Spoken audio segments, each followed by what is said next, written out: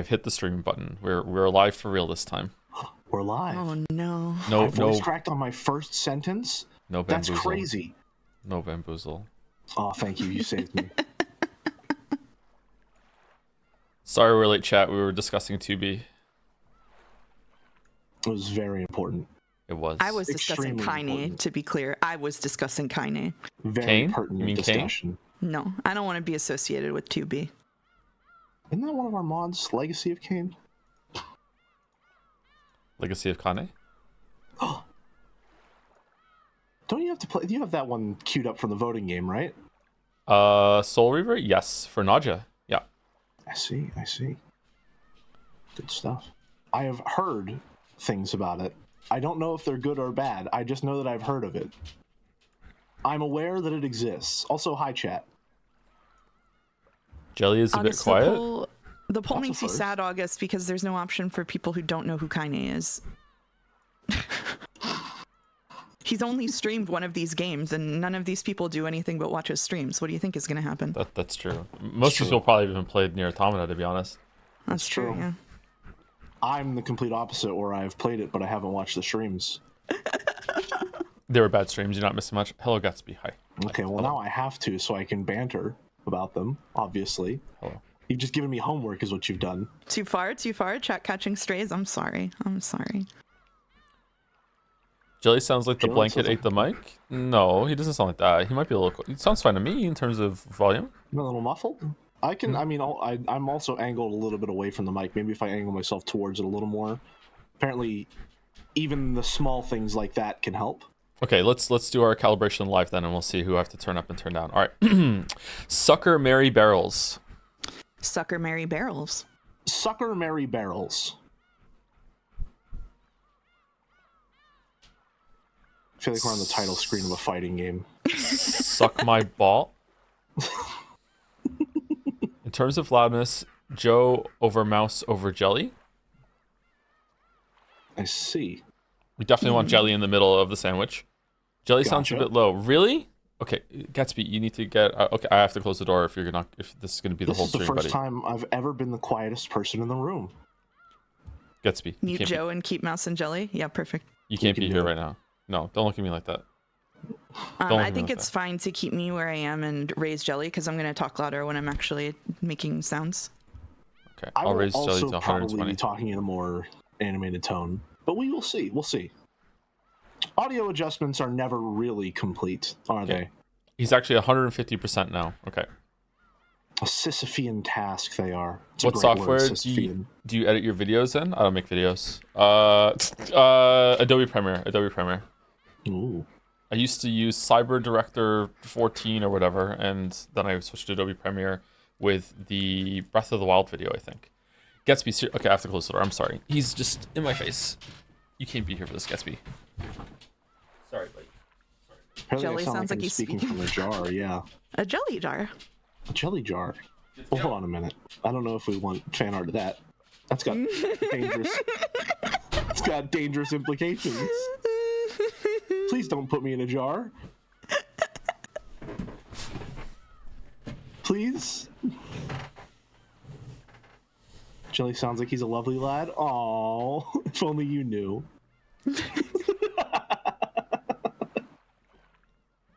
How often does it crash with a 12-hour video? I don't make 12-hour video in one file. I do it in around like 60 to 90-minute increments, and then I just piece that together at the end. However, there is way more than 12 hours of like paint palette like clips ready to be used as examples. So I guess there is more than 12 hours in the timeline. I think it was like 20, 23 hours, something like that. It doesn't crash that often, actually. We have a bit message from Dolmec that I think I told him I would read, if I'm remembering correctly. Let me get confirmation from him before I snipe that one. Everyone's very excited about it. You can go ahead. All right. All right. I need to. Yeah, hello, Josephu. Konnichiwa, what's up? And Gome Nasari if I call you Tom. I know we shouldn't bring up past lives, and Josephu graduated. I just wanted to make sure you know you're still my Oshi. I hope everything is daijobu fine. What? Save the animals. Save the. Domic's on their Wii bark? I don't understand what's going on. Domic's always been on his Wii bark. Boulder said if you want to turn us both up, do it in OBS instead of on Discord, and also you didn't put the stream announcement in Discord. Oh no. Good thing I posted mine. Yeah. And definitely didn't just remember to do it when you said that. Yeah. I was interrupted by Gatsby. Do I need to turn both of them up or no? I think it's okay and just turn Jelly up, but I don't know. Jelly's already turned up, so do I still need to turn Jelly up more or what? I don't know. I'm not chat. Let's ask chat. Blame it on the dog. Don't. Boulder said no. Don't tell Jelly up. Don't turn Jelly up. Okay. All right. Post your damn announcement. Jelly, have you heard of Updog? No, I'm not familiar. What is it? What?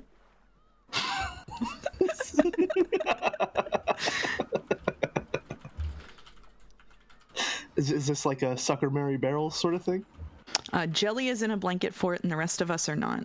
Well, no, sorry. Joe is also in a blanket fort. I'm the only one not in a blanket fort. Sorry, I forgot. Sorry, my bad. Is Jelly in the idiot foam sandwich? Not today, no. I meant to build my contraption today, but it wasn't in the stars. I did, however, pilfer a massive cardboard box from a local auto parts dealership. So we're good to go there. And we love that for him. We love that for him. Am I echoing into your mic, by the way? On Discord? Like, can you hear yourself talking? No. No? Okay. Good. No, but you were echoing Jelly a little bit earlier. Yeah, so if anything, I feel like Jelly's too loud now on my end, but it's fine on the stream. Loud? Yeah. Mm-hmm. Jelly sounds like he's 1 foot from the microphone. I'll try and turn towards it more. Hold on, can I angle it more? Slight adjustments. Okay. Please don't make loud noises. Okay, that should be fine. That's probably good. Boulder said turn Jelly down to 100%. Jelly, can you do a front flip? Not here. I don't have that kind of visual comedy available.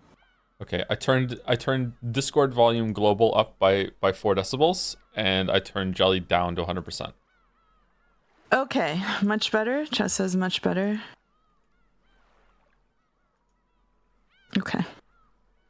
I'm done watching the ad. You can start now. Okay. How cool. Can you hear the seagulls crying? Why is audio so much trouble? It's so much trouble. I don't know. It's so much trouble. It's not. Half the time it's just chat trolling you. They wouldn't do that. Barely. Okay. Let me turn it game capture all the way up to like max, and you tell me if you can still hear the bells. Here we go.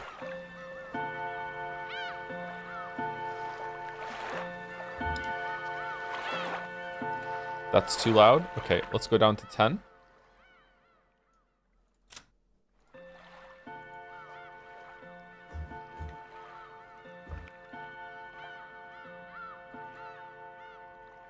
Okay, now let's say Sucker Mary Barrels when we hear the bells. Sucker Mary Barrels. Sucker Mary Barrels. Sucker Mary Barrels. Okay, apparently it's perfect and good. Okay. Okay. Okay. All right. There we go. Retinas. A bit low. Professional streamers, by the way. Just ignore it. Just ignore it. It's enough. It's enough. We'll figure it out. Don't worry. I sound quiet now, but it'll start to get grating in a bit.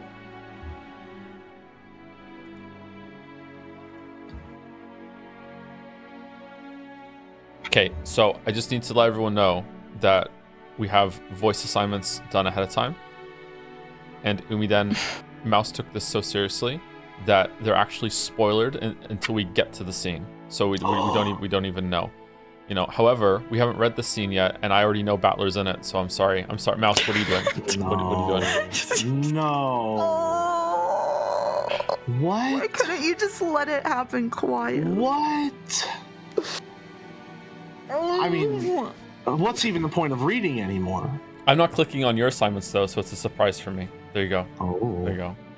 So well done. It would have been a surprise for Jelly, but now you spoiled him. Come on. Oh no! I told now Jelly knows. In the story. I only said Battler though. I only said Battler. I didn't say Kraus, Rudolph, Fernando. Oh oh no! Oh no! Shit. Okay, just skip the scene. Maybe we'll get it on the next one. Yeah. Just skip there. Just skip the entire chapter or whatever. Just get through it. Yeah. This isn't fair. Joe was supposed to be born in a tube and experience zero media until he could read Umineko. This sucks. No, we need to lock him in a room and only feed him rice and then never let him talk to anybody else because they might tell our beautiful and precious Joseph Anderson what characters are in the scene. But then he might think that rice is in the story. Yeah, why rice? Yeah, that's true. That's true. Interesting choice. Just to acclimate you from childhood. Much like there are multiple members of the Ushiromiya family, there are also many grains of rice in this bowl.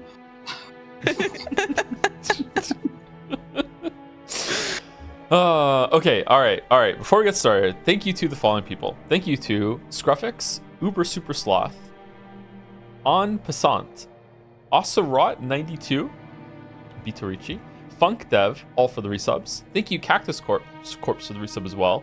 With the message, hi Tosif, sad to say I missed the name reveal stream, but no need to worry. No matter what happens, you will always be Piss Boy to me, with a heart. Thank you, Cactus Corpse. Thank you so much. Meaningless name has resubscribed with the message, thanks for all the streams, Mouse and Jelly. Guest gratitude. Wow. Thank you, Rathulian, for the resub. Thank you, Kalit Karma for the new sub, I think. Welcome, Kalit Karma. Maybe I'm saying your name wrong, I'm sorry. Thank you, En Passant, for resubscribing again right away. How's that work? Oh, the other one was continuing their sub, and then they got another one? I don't know how that works. Okay. Thank you, Manic Derek, for the resub with Sucker Mary Barrels. Sucker Mary Barrels. Everyone's favorite phrase. Left toe or right toe? I don't understand the question, and I refuse to respond to it. Thank you, Shower Pisser 007 for the resub. Iron Wrath for gifting a sub to Mouskateers. That's us. It's us, the Mouskateers. Dalmek for the bits with the message that Jelly read already. Thank you for doing that, Jelly, so I don't have to. Thank you, Voltborg for the resub. Wawafi 3 for the resub also. Hi Joe, can you please stream Umineko at the beach so we can get the live Tan Joe reaction? Oh my god. Alright. Thank you, Iron Wrath, for gifting sub to Kill the Animals. I wonder how many people don't know this meme and are like, what the fuck are they talking about? Iron Wrath also gives the sub to Save the Animals. Thank you, Iron Wrath, for getting both sides of the meme. Watching the sorry, you first, sorry. No, it's okay. You read the subs. That's their fault for not watching the required reading Helldiver streams on Mouse's channel. Thank you, Taxid14 for the resub. I live for these Jelly Jonah Mice streams. Thanks for all the years and or months of fun. You have no idea how much it means to me and many others with some emo I've never seen before. Thank you, Taxid. Glad you're enjoying it. Oh, there are more. Thank you. I thought it was near the end. Thank you, Parkir and Honda for the resub, and also for all the fan art. Hi, Joe. Tajome.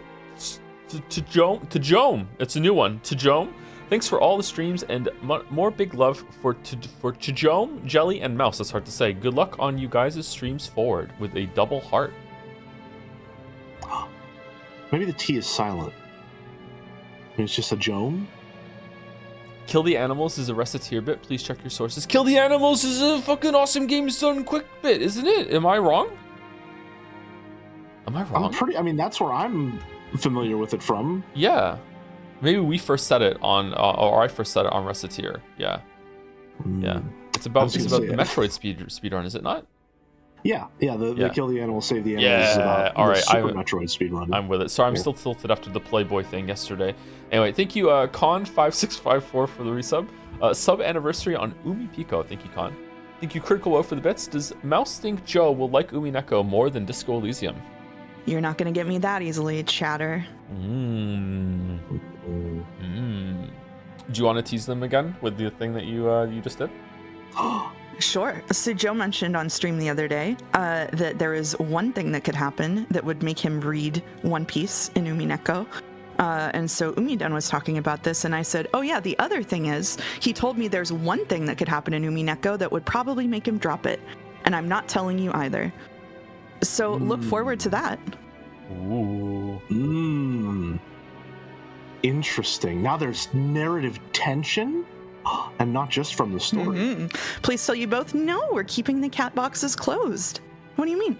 Cat boxes all over the shop, I know. Yeah. Yeah. Not a bamboozle, by the way. It's legit. It's legit. There is something that if they did that, yeah. I'd be very mad. Very mad. Thank you, Fides, for gifting us up. No Kegels today. Thank you, TT Sunday, for the resub. Thank you, Star Luminaria, for the resub also. Toms. Thank you, Julie Gordot, for the bits. Hi, Joe. OP fan here. I finished Umineko, and after seeing the people talk about One Piece in Umi chat, I've decided to jump ship. I can't possibly deal with a One Piece chat in Jad, so I'm on the Don't Read One Piece team now. That was your biggest fan, and you guys fucked it up. How could you? He was your biggest advocate. What did you do? No. What did you guys do? Umiden, do we need to have a talk? Uh-oh. So many plot twists on the stream today. Thank you, Earth B, for the resub. Thank you, Pincerata, for the bits. Hey, Joe. I've been working, so I haven't caught streams live, and I'm working today, so I'll still be gone. So hopefully Jelly waits until the very end of the stream to talk about his method of gifting a marble so I can lose fairly later. Oh, that's all. They don't know. This chatter doesn't know. They don't know. It's already been out, yeah. The marble has already been given away. It's already out of the bag. Everything, you missed it. Yeah, yeah. What was the marble again? It was Pluto, wasn't it? Pluto, yes. Hey Joe, long time watcher, first time chatter. I usually catch all the streams, so I'm pretty up to date. But I have to ask, what's the Kegels mean? Thank you, Dominic. Thank you. Have you checked the stream fan art channel? You'll probably figure it out. No, there isn't. No. What? No, listen. Not now. It'll be another month before you see it. Don't worry. It's fine. Is it fine? Are you sure it's fine? You sure it's fine? We'll talk about it later. Okay. All right. Thank you, Donut Enjoyer, for the resub. Yoshi Monkey 64 for the resub. VOD viewers still on episode 3. Can't wait to catch up. We have a Koru post. Okay. Koru post this at the chat room. Oh, who wants to read it? I'll read it.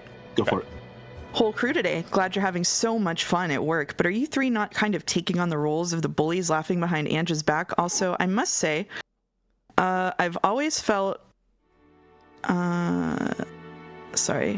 it was more appropriate for Joe to read Rosa, since much like her, Joe is both the abused and the abuser in his relationship with Chat, and while the lines can get blurry on what's his bad behavior versus him reacting to bad behavior from others, responsibility ultimately lies with him as the mature adult in the room. It's true. So true. This one isn't even Joe. This one isn't even funny. This one's just like biting criticism. What the fuck? Yeah. What, damn. Unlike Joe, I won't reveal that Rosa is in this scene as well, so we won't have to swap roles. Blame Joe. Okay. Thank you to Assistant Weeby for the resub. Streams are incredible. I'm sorry for the cringe Umi chatters. Hope it gets better. They're not so bad. Right? Not so bad. Could be worse. There we go. Yeah. the mark of everything being okay. Could be worse. Thank you, Dora Miyamart, for the resub. Hi, Mouse and Jelly. I don't know who this Joe is, but hello, I guess. Oh, hello. I'm here too. Thank you, GoPod11 for the resub. Hey, Joe. Tom, loving Umi Pico. Was wondering if you have had an estimate on where you will be playing Pathologic 2. Pathologic 3 is set to release this year. Is it really? Or is it just the continuation of Pathologic? I don't know. I don't know when we're going to do that. Hopefully it's going to be this year. Yeah, we should do it this year at some point. Now, is Pathologic 3 just going to be the same as Pathologic 2, where it's actually just the first game, but a little better? I think that's the exact same joke I said when they first mentioned Pathologic 3 months ago. Yeah.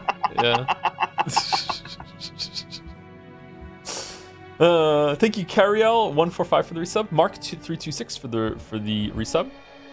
Top Joe versus Bot Tom. Nice, thank you. Thank you, Mediocrities 86 for the bits. Shout out to Avarissi for making sure Tom's Kegel knowledge made it to the YouTube as quickly as possible. Hey, just to be clear again, Kegel knowledge, you should still like look it up yourself and don't take like medical advice from a streamer who can barely read the VN, okay?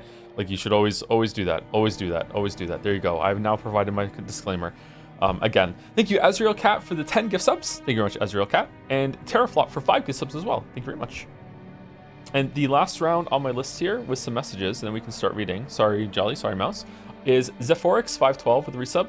Hi, Joe. I mean Toe. I mean Jelly. I mean Mouse. Anyways, I have my entire computer and browser set to Japanese, not to learn the language or anything, but so that I can approach but a single iota of the weepery that Joe lives on the daily. Wow. That's true. That's true. His second monitor is still 2B. Wow. Hey, low, you're leaking mod chat. What? Shh. What? Thank you. I feel like mod chat has been a little extra leaky lately, oh, especially with the microwave pictures. Oh, sorry, the nano wave. Sorry, who was it that gave me the code to turn the automatic unlock off? Because lock off, because it works. So they get a marble. Who was it? Phoenix? It was Phoenix, right? Phoenix gets a marble. Yep. It took me 3 tries to do it. Phoenix Furion. Yep. Gets a marble. How did it take you 3 tries? Because wasn't it like a combination of like 7 different buttons in a certain sequence?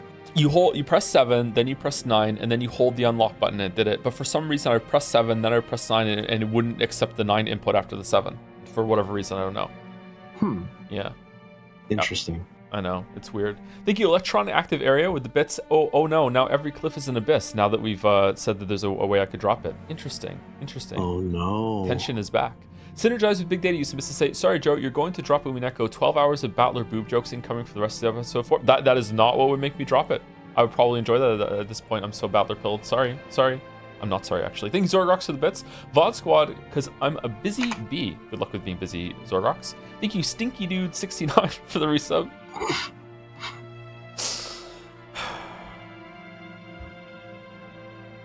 Can you write an epitaph for Mouse's X and Y? I don't know what that means. Sorry, Stinky Dude.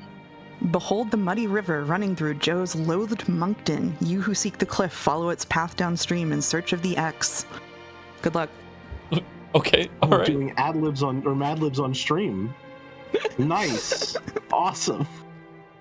Thank you, Pincer, for some more bits. Okay, I have lost unfairly now. Yeah, sorry, it was during yesterday's stream. But it was day before stream was the Jelly's epitaph. Thank you, Mr. Kiwi, for the resub. 25 months, bruh. It's been so long. 25 months, this is a pretty long time. Thank you, Amicordian, for the bits. Hey, Joe, I feel like the streams have been really parasocial lately. Very true. So I just wanted to say you are a great commodity that I consume on a regular basis. I hope that my contribution will enable you to produce more content for the sake of consumption. Regards, me. Beep boop. Beautiful. Are you one of Tanaka's amazing commodities, perhaps? Great furniture.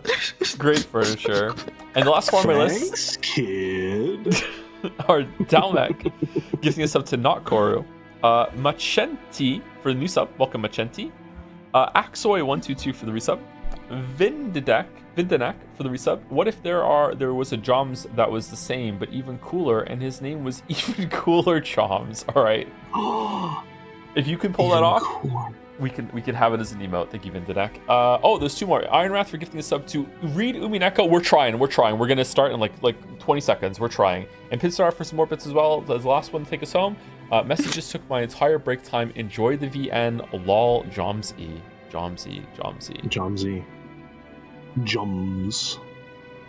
Oh, Jamouse in the chat. Mm-hmm. Okay. So many variations. We are ready. Damn, that is a pretty cool looking Joms in chat though, with the sunglasses. Oh yeah, that's true. Damn. That's true. We are ready. Okay, does everyone know their reading roles? Yup. Okay, all right. So I will try to remember who I am. Okay, you know what? Maybe I can move the screen down a little bit and then I can see my roles. Oh, the tech. All right. All right, ready? In 3, 2, 1. 3 months left to live. It was last year when you said that, right, Dr. Nanjo? I only spoke of what I could comprehensively determine from his physical condition at the time. As a result, this year too, it just so happens.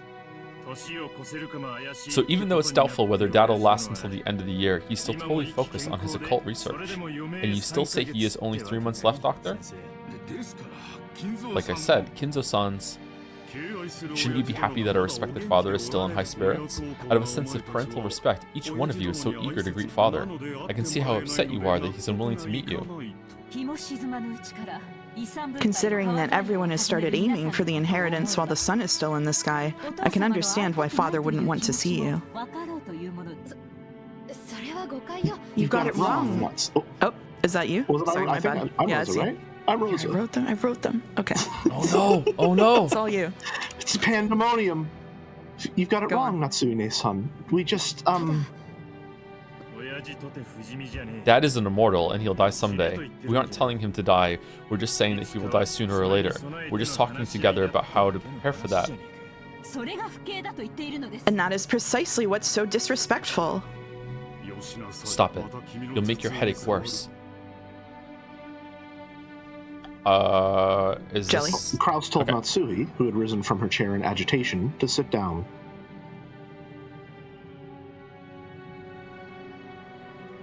Trying to smooth over the atmosphere, which had suddenly become filled with suspicion, Hideyoshi put on a forced smile and motioned for everyone to calm down. Oh, I didn't listen. You can have him, Joe. Okay. Natsui-san, don't misunderstand. People say you should always clean up after yourself, right? We're just talking about seeing him off. We're discussing this so we can see father off neatly when he takes off on the journey he's eventually gonna make. That's just like you, Hideyoshi-san. Even though you're saying the same thing, you make it sound so intellectual. Yes, that's right. Unlike you, Nissan. Quit it. We aren't getting anywhere. So like we're saying, Iniki, forget all this about the inheritance. I don't even care if Dad hits us. To make a long story short, we want to meet Dad directly and say hello. Even if he says he doesn't want to. If he's locked up in his study, we don't care if we have to borrow a key from Genji-san. Right, Rosa? Oh, well, it's not like we're forcing you. It's just... we haven't said hello to father in such a long time. If his remaining life really is short, then there's a chance we might never be able to see him again. Today might be our final opportunity to exchange words with father. That's right. Just like Rosa says. If he only has 3 months left, it wouldn't be odd for him to pass away any time now, right? Are you saying that despite that, we don't even have the right to talk with him one last time? Regardless of the circumstances, isn't that just a bit too much? If greeting father were truly what you wish to do, I'm sure he'd happily allow you to meet with him. But father has already heard about the disrespectful topic you hope to raise. No one would want to meet with you under those circumstances. The reason you cannot meet with father is because of your own doing and nothing else, is it not? Jelly. Ooh. Jelly. Huh, I'm scared. How unreliable do you think some of the scenes are? Oh boy. I mean... Because my brain is on fire right now with something that's going to sound crazy. Hit me. Is Kinzo already dead? I don't have a lot of solid evidence to believe that's the case, but I don't think that's an insane thing to think. Like, is that because remember in was episode 2 or 3, like they had this whole entire like wall built up to keep everyone away from the room, right? Yeah. Yeah. The reason why I think it's crazy is because Nanjo would have to be in on it, and we saw those scenes with Nanjo playing chess with Kinzo at the beginning, right? And then also at one point at the end, Battler goes in and sees Kinzo, right? Well, here's the thing. That's the end of episode 2. Battler is drunk at the end of episode 2. So even the stuff that Battler sees, I consider to be unreliable in that moment. And I don't think Battler has ever seen Kinzo outside of that one scene. Yeah, well, he wasn't drunk until he went. Well, was he drunk before he went into the room? He was drunk at the start of the scene whenever Genji came to get him. Okay. Oh yeah, Kinzo's room. He was drunk at the They had a drink in this room, right? In this room, and then they went up. We all remember the boot sommelier sign or line. Yeah. Yeah, okay. Do you think it's possible? I think it is... I might go so far as to say that it's plausible. Because if that's the case, then that means I don't know if you can see the screen right now. Should I share my screen with you guys, by the way? Just No, I can see. We're good to go. We're good to go. Okay. There. I'm I can just see it watching on stream. Because Yeah, on stream. that would make it so I'm sure that there is like actually 18 people on there, or less than 18 people, but like one of these people doesn't count, and if that's that, then that means that person doesn't count, and now the dead body is still here, right? No, that's not it. It can't be it. Shit, I'm wrong. I'm wrong. have a Fuck. No, I'm wrong. Pretty solid theory about who, like the where the trickery is going down. But I know you didn't want to theorize too much. Yeah, let's. I think we should theorize some, but not too much, because I don't want like two cooks in the kitchen and we solve the whole fucking thing. Okay. Well, do we want to do that? Do we want to do that? I mean, I'm gonna go by your call on this, because I have one that I think is pretty fucking massive. Okay. But all right. I don't know. Let's wait until it brings up organically then, okay? All right, Okay. unless it comes up organically right now. If it comes up organically. Okay. All right. The reason why I just freaked out and said I'm wrong is because in the last episode, Kinzo died at the beginning, and then a red truth was that all the deaths were homicides. But then I had the next thought, like 2 seconds later, while you were talking just now, that that Kinzo's death can still be a homicide. It's just that he was killed like 6 months earlier, right? Like he could have been, like, he didn't have to be killed right then and there. So, Like if he was poisoned So I have or a something question. like that. I have Okay. a question. sure. When you were first reading Umineko way back at the beginning of the stream, you said, if it turns out that Natsuhi's scenes with Kinzo are unreliable, I'm going to be really mad. Is that still true? No, it's not true anymore, because I didn't realize how many scenes, how much they're going to play with the unreliable thing now. Yeah. I've been thinking about Natsuhi's scene as well. And Natsuhi's scene is one of the reasons why I was thinking it in this scene, because I remember her going in there and it seemed like something that was just made up in her head. I don't see Kinzo saying that to her. That almost seems like a remorseful, like, oh, I wish this could have been, as she's walking around the fucking empty room, like imagining that Kinzo's in there. Right? Like, I don't know. Yeah. I fully agree, because doesn't he also, like, essentially hand her headship of the Ushiromiya family as well? He gives her, like, a pretty sizable amount of power in that scene, which, from everything else we've seen of Kinzo, if that's believed to be reliable, seems like the exact opposite of the person that he is. Mm-hmm. Like, he says that you have the one eagle on your heart or something, which is, that's just an insane thing to say. Yeah, I don't know. So if Kinzo is already dead, and I don't know when that would happen, that would open up like a free person on the board in order to be this agent that Battler needs to solve some of the mysteries, right? I think. Right. Yeah. I definitely think the phrasing of there are no more than 18 people on the island, I think that's the specific phrasing, if I'm remembering correctly. Yes. The natural assumption is that means there are actually less than 18. Mm-hmm. That's what I think too. Yeah, but I don't know how to get there. Gotta be it. But I'm just trying to find room for just one person at the moment, and then we'll see how we go. I've got some pretty well. If it comes up, it comes up. Okay. I have room. Okay. Great. Okay. Here's a question. Sure. If you here, I'll ask you your preference, Joe. If you misremember something from another stream, do you want me to correct you, or just let you keep thinking that it's wrong, or that it's right?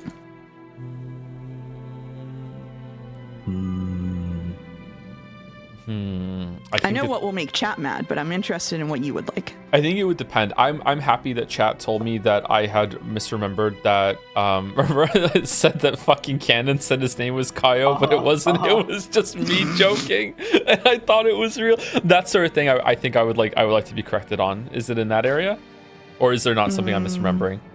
And you're just asking hypothetically.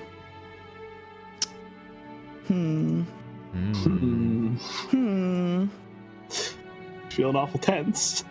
If I'm misremembering a red statement, I would like that to be corrected. Okay. Then you are misremembering that they said all of the murders were homicides the last episode. Didn't I just say that when I said that? That's why I was wrong with Kinzo, right? Oh, I don't know, but they didn't say that. They didn't say that? No. They said Right, I think. Oh, Battler sorry. None of the 6 deaths are a suicide. They said none of the 6 deaths are a suicide. Yeah. Battler was trying to corner Beatrice with that, and then she tried to weasel out of it by saying that none of them were suicides. Yes. And then Virgilia caught it and said, "That's not what you told him to say." Isn't it like 5 are homicides, or was that my conclusion? 5 was homicides, or was that Battler's conclusion? 5 were homicides and That one was someone's conclusion, but that was not said. I think Battler said that it was 5 homicides and then the killer died by accident. Or yeah, Battler said that, but it might not have been true. Okay. Yeah. They said Rosa and Maria's deaths were homicides. Ranave said that. And Nanja's death was a homicide. Okay. I feel I was at like 50-50. Now I'm up to like 60-70 that Kinzo's dead. I think Kinzo's dead. Ronnie says, could you please stop theorizing? I'm here to pirate the VN, not to have it solved for me. Joe, do you think it is hubris to believe that if you and I like cooked for an hour, we could solve this shit? No, it's just true. No, I think that's reasonable. Honestly, I don't think we could get 100%, but I think we could get a solid 80%. Yeah, I think so too. Point. Yeah, I think we could. Yeah, I think we could put some pretty large. Like if we were building a puzzle, we would have all the edge pieces. Bring up edging again? What? I mean, it's part of your brand. I'm just trying to appeal to your chat room. Okay, that's true. Umiden suggests doing that at the end of episode 4 between the questions and answers arcs. Ooh. Chat thinks it's hubris. Oh no. Well, they're wrong, but chat is often wrong. Yeah, true. I think we're both a couple cool godas here. I think that we could cook up something really good. Don't you think? I think with Mouse's help, we could probably solve it. Mouse providing the red statements, the red truths, yeah? If we misremember something? Okay. Mouse, if we morb a red statement, can you confirm it for us? No. Funny you say that, though. We should keep reading. Huh? Okay. Exactly. You shouldn't have to rack your brains to understand why Father doesn't wish to see your faces, right? Father has seen through all of your tight financial situations. What are you talking about? I don't have a clue what you're going on about, Nissan. Did you really think I didn't know about the state you're in? Eva and the rest realized that he had seen through their current lack of funds, and alternating between bluffing and returning to the point at hand and arguing back, they repeatedly pressed Kraus to let them meet with Kinzo. The sweet smell of black tea Rosa had gone out of her way to buy had been completely wasted. The only thing she was glad about now was that the children weren't here for this. The fact that they had gone to play at the beach right after lunch had been their only salvation. TikTok. Uh-oh. Eva made as though to tackle Kraus, and Hideyoshi and Kyrie cut in between them, trying to calm both sides. Then, Kyrie took a deep breath and spoke. I'm sorry, Kraus Nissan. I know I'm an outsider, but I wonder if you'd let me say one thing. I have a proposition. Best Girl has entered the stream. Mm-hmm. What is it, Kyrie-san? First, and this includes my husband as well, for many years, we have belittled the efforts you've made by living with Father and taking care of him. Isn't that right? Chrono Trigger music is back. That's, well, we've got it easy since we get to go outside, but Aniki's been babysitting Dad for decades now, and that must have been a lot of work. I'll accept that, but what's your point, Kyrie? Kyrie's off script? We must acknowledge that Kraus Nissan is Father's caretaker. Isn't that right? We've always feared Father, and pushed the task of caring for him onto Kraus Nissan. Everyone should acknowledge his efforts. Isn't that right, Eva-ne-san? And so what? Nissan is Father's caretaker? Don't decide things on your own, outsider. This feels scripted. This feels very scripted right now. Hey now, calm down. Kyrie-san, what are you talking about? Kyrie, please continue. We should be more grateful towards Kraus Nissan and Natsuine-san. We should thank them for always taking care of Father. It's our lack of gratitude that's to blame for these wasteful conflicts we keep having. Isn't that right, Kraus Nissan? I'm surprised. I did not think you, Kirie-san, would be able to understand our efforts, which even my true siblings have not stopped to consider. It's a natural duty for the successor to the Ushiromiya family headship. That's right. It's your responsibility as the successor to the headship, isn't it? It's because you take care of father that we must acknowledge you as the successor. Hey, why are you bringing this up all by yourself? You're just an outsider. Wait, Aneki. That's right. It's just like Kirie says. Because you take care of Dad, you're the successor, Aneki. Am I saying these right, by the way? Is it Aneki and Aneki? Aneki, yeah. Aneki? I think it's Aneki. Am I wrong in my order there? No, you were right. I was right? Okay, so... And Aneki, Aneki... Oh my god, I did... Okay, it's just as you said. Oh. Rosa noticed, and then Ava did. Eva? Ava's barking demeanor towards Kirie for advancing the discussion on her own disappeared in a flash. And she instead stared at Kraus and Natsuhi. Look at that fucking... I love that expression on Ava so much. It's so cheeky. Natsuhi couldn't understand that sudden change and was slightly flustered. Kraus-ni-san, if you'll accept just a few conditions, we won't ask you to let us meet father again until he dies. Of course, we won't demand to be present on his deathbed. We wouldn't even mind being absent at the funeral.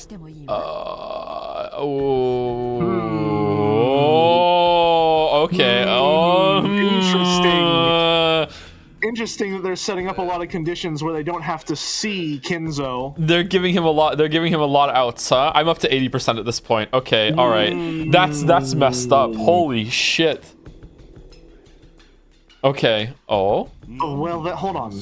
So then, if we're going forward with the theory that Kinzo has been dead the entire time, is this a situation where Kraus knows and he's manipulating that information himself? I think yes. I think the reason I just don't see Nanjo going along with it, man. Like I listen. I like Nanjo. He's a great guy. I respect a man with a doctorate. I don't trust the guy after episode 3 and after some of the stuff that I've been considering. I think, willingly or not, I think he's roped into it. Really? Do you think maybe he's getting paid off, or like he said something about having a sick grandchild, didn't he, in one of the scenes? I think so. Yes. Yeah. Like how yeah, whenever sick? In episode 3 when he was about to be killed, he said that his grandson was sick, I think. Yeah. My next question then is Natsui in on it as well? Does she know that Kinzo is dead if that's the case, or is Kraus keeping that from her as well? I don't know. I would say because of that scene where she goes in and like maybe has that unreliable talk with Kinzo that maybe is, maybe isn't, not sure. But that did give me a weird vibe even when I read it the first time.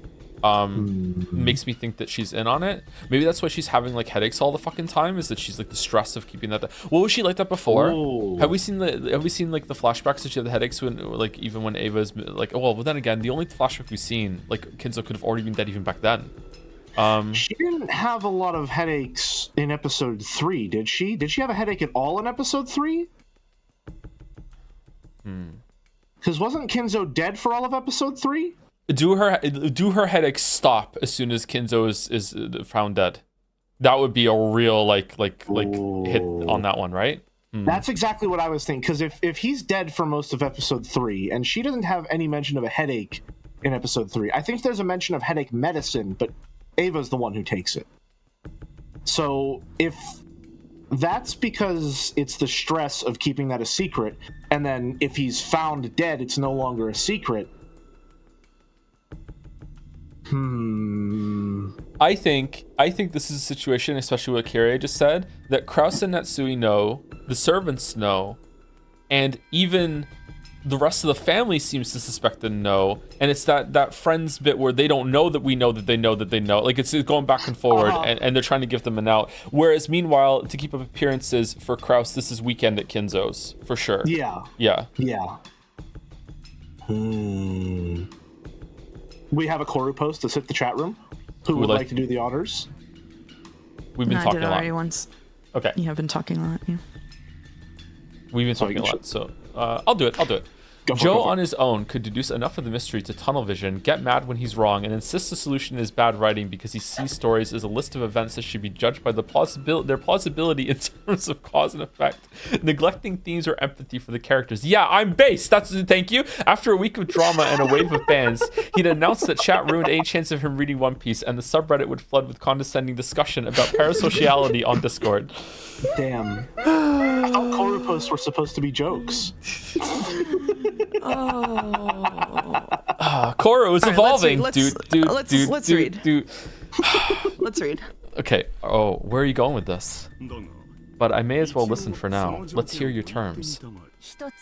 First, the term successor to the headship refers to the caretaker of the current head, Ushiromiya Kinzo. And then? Second, the duty of the caretaker is to look after Ushiromiya Kinzo for the rest of his life. Oh, I feel like she's leading into his life has ended, so you're not the successor anymore or something like that. To make things simple, the caretaker's job is to care for him until his final moments. You were prepared to do that from the beginning, Kraus Nissan, so that won't cause any problems. Naturally. I have no objections to either of those terms, and I'm already carrying them out. Third, on the off chance that the caretaker is neglectful in his responsibilities of supervision, he shall be deprived of his rights as a caretaker. With that sentence, all slack disappeared from Kraus's face. Natsui alone was still having trouble figuring out what it meant. Is she accusing him of like neglecting Kinzo? That's what it seems like to be there, yeah. Or allowing him to be killed under his care. Yeah. Oh. And just what are these responsibilities of supervision that the caretaker bears? It means supervision so that father can live the rest of his life in the best possible health. I'll be more detailed than that. In the case that father dies I assume father dies to or of anything other than a natural death, the caretaker will be deprived of his rights as caretaker, and his status as the successor to the headship will be lost. If that happens, the next highest in rank, Eva-ne-san, will be selected as the successor. What did you say? How can you shamelessly speak such nonsense? Oh. My, the caretaker certainly has a heavy responsibility. However, people can die in many ways. For example, senile old people sometimes die when food gets caught in their throats.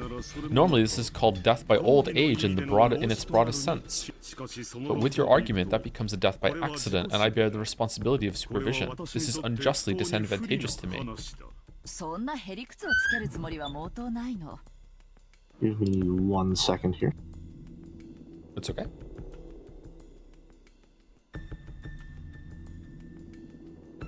How are you today, Mouse? I'm doing okay. A little tired. How about you? I'm the same, actually. A little tired today. Yeah, we're always tired on this stream. Getting into it, though, more. Yeah. Okay, good. I'm back. Sorry, Ruby literally pushed her way into my room. Ruby? Ruby. My dog.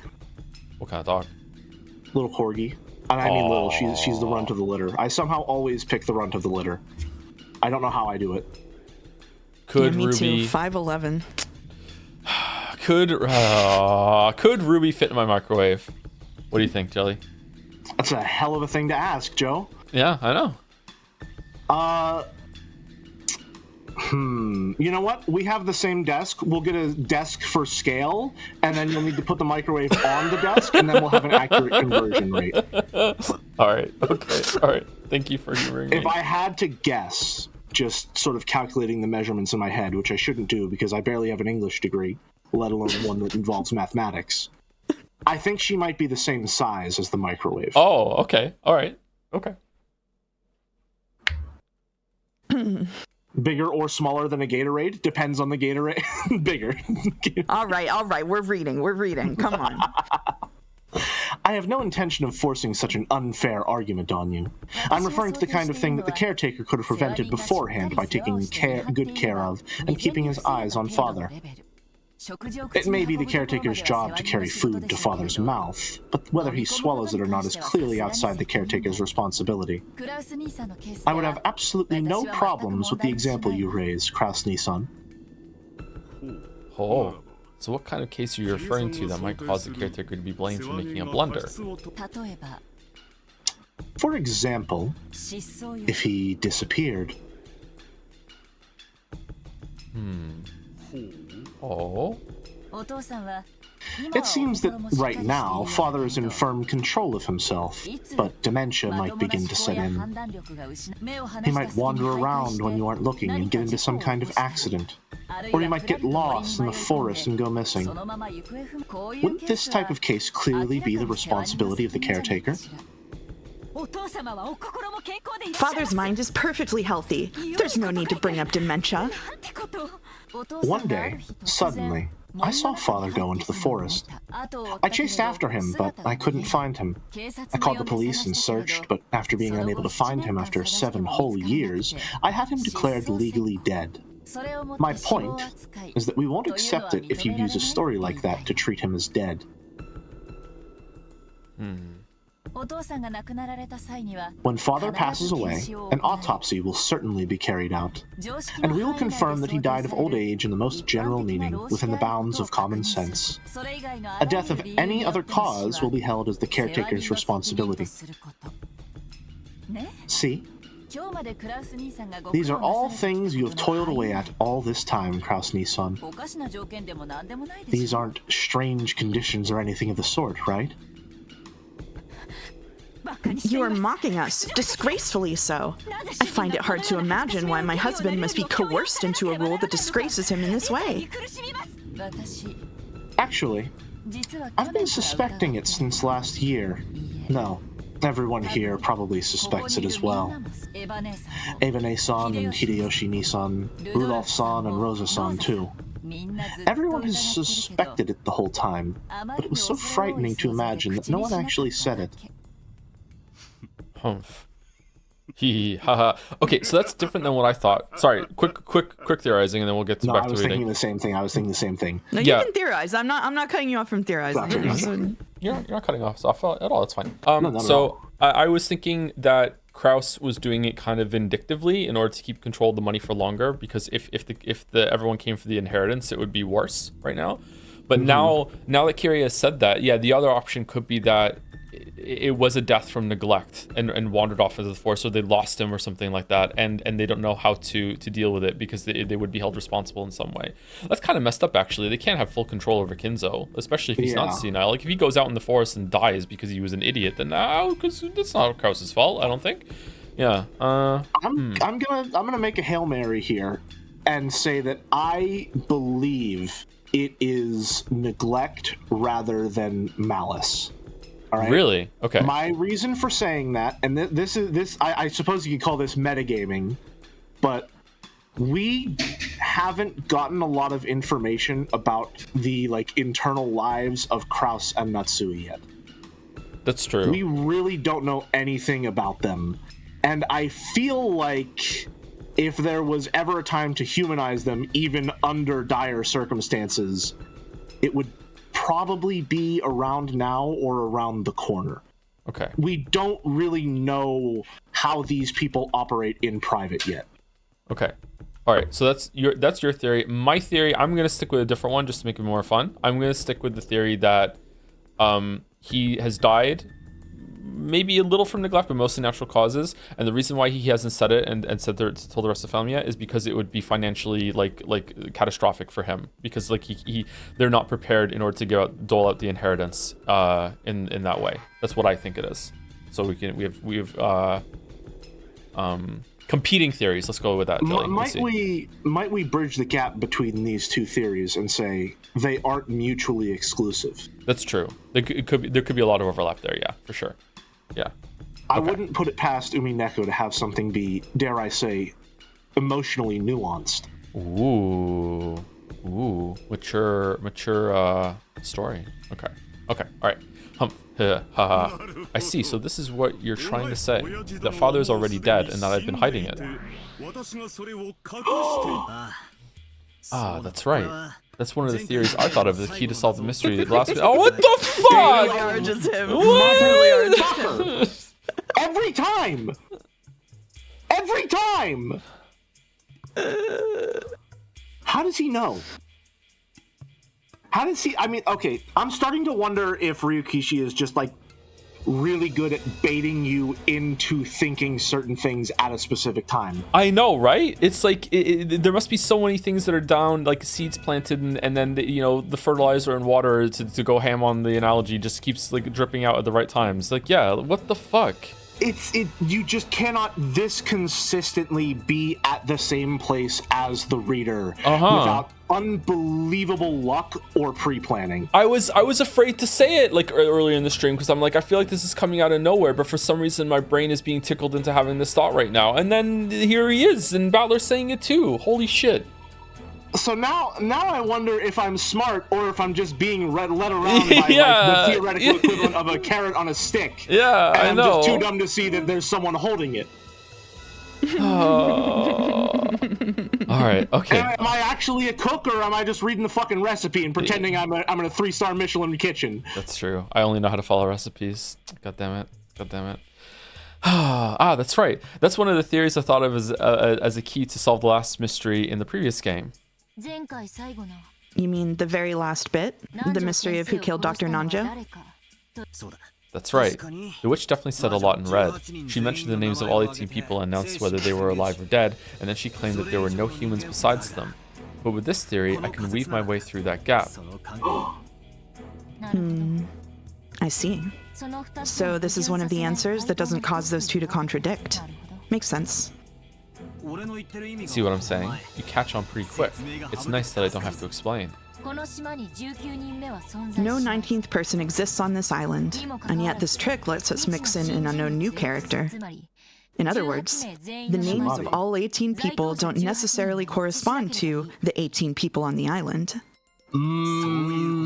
Interesting way of phrasing it. That's it. The witch mentioned the names of 18 people one after another and announced whether they were alive or dead, and on top of that, she announced that there were no humans other than the 18. There was a single illusion in there. I think these are mine, right? This is Battler's narration. It wasn't guaranteed. I think it might be. It wasn't guaranteed that the 18 names of people equals the 18 people on the island. Okay, then why didn't you say that then during that scene, idiot? Like you didn't think of it. He didn't think of it till right now. He's only just realizing it. He's under a lot of pressure. Okay, he's lying. At the end of his anime arc, all right, his like girlfriend was gonna sacrifice herself, and then he got Beatrix. A lot has happened. Okay, cut him some slack. He's just a little guy. Okay, all right.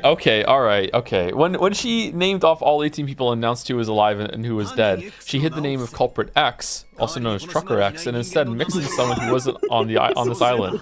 By doing that, even though the culprit was on the island, she was able to leave him out of the list of living or dead people. The person who was mixed in wasn't actually on the island, so he didn't count towards the total number of people on the island.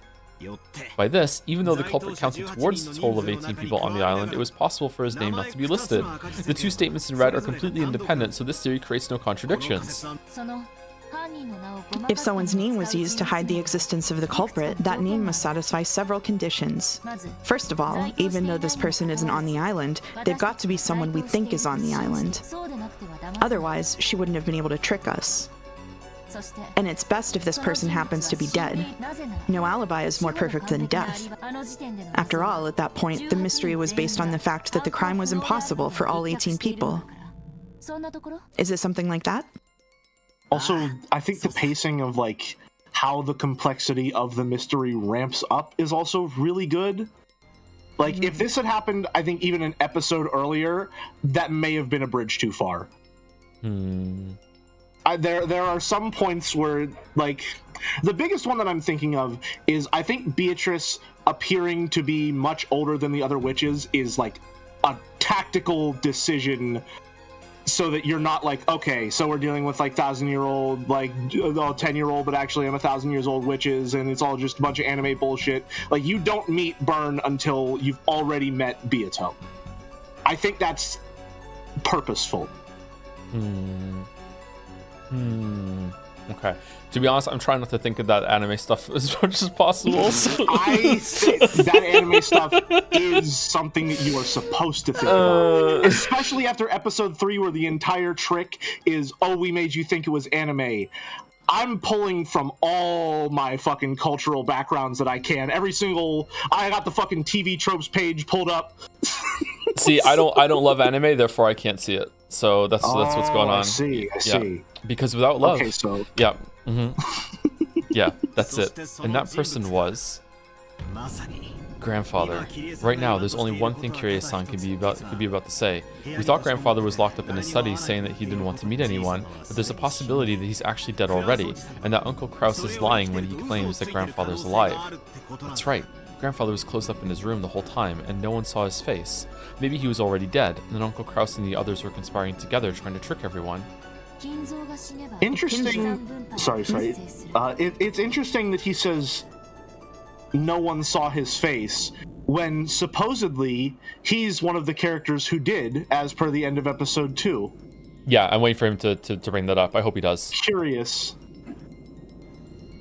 If Kinzo dies, the distribution of the inheritance occurs.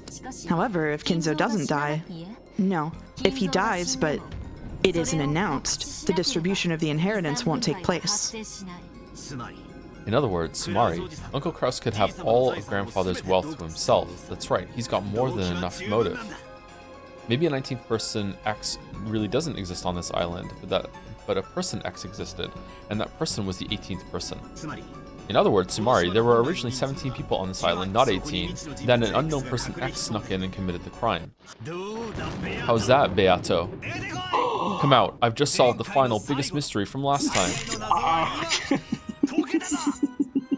As Battler claimed that forcefully, the crisp sounding of clapping came out of nowhere, and their surroundings turned bright, becoming the usual witch's tea room.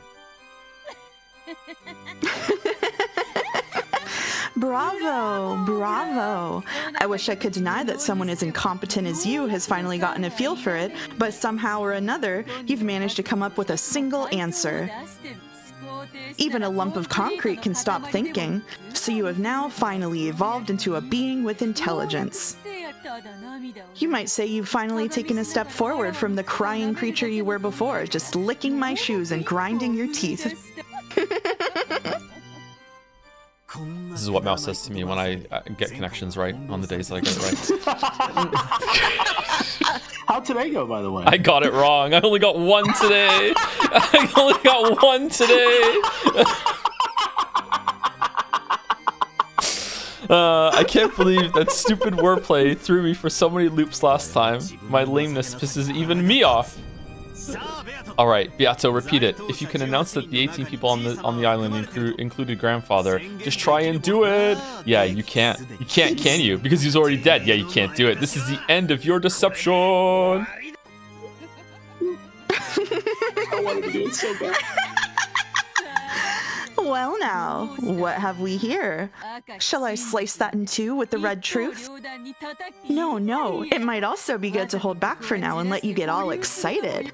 If I'm gonna push you off a cliff anyway, it would be more interesting to lure you to a higher place first. One might say a peak. As Beato sneered obnoxiously, she looked like she was searching for an expression that would tick me off even more. As though she was saying that the answer I'd reached was impossibly ridiculous.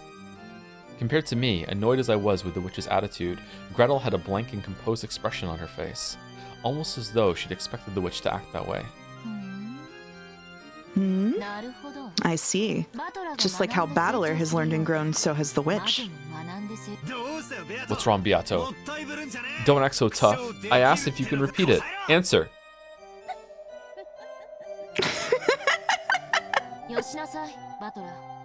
Stop it, Battler. The witch won't answer so easily. She won't do it until she thinks it'll benefit her. What? What do you mean? You've been toyed with by this red truth in the games up until now, so the witch has used it many times. But now, the situation is different. You're trying to draw the red truth out of her, and are instead using it as your weapon. In this situation, there's no way the witch will keep firing off the red without reason. Right? Gretel, or whoever you are, it seems your mind is quite sharp, unlike Battler's. What a fearsome enemy I've welcomed in.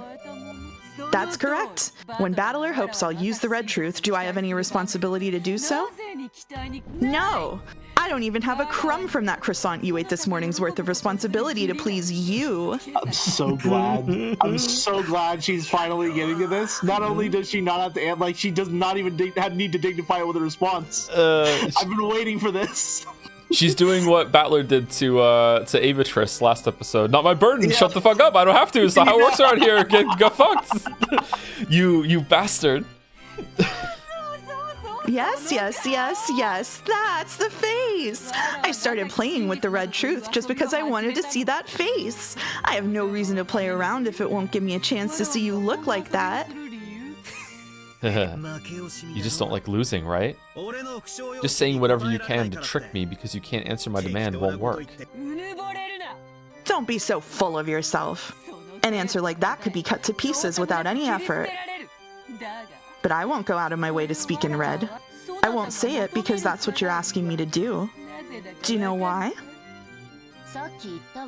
You just said it. You want to push him off at the sweetest spot.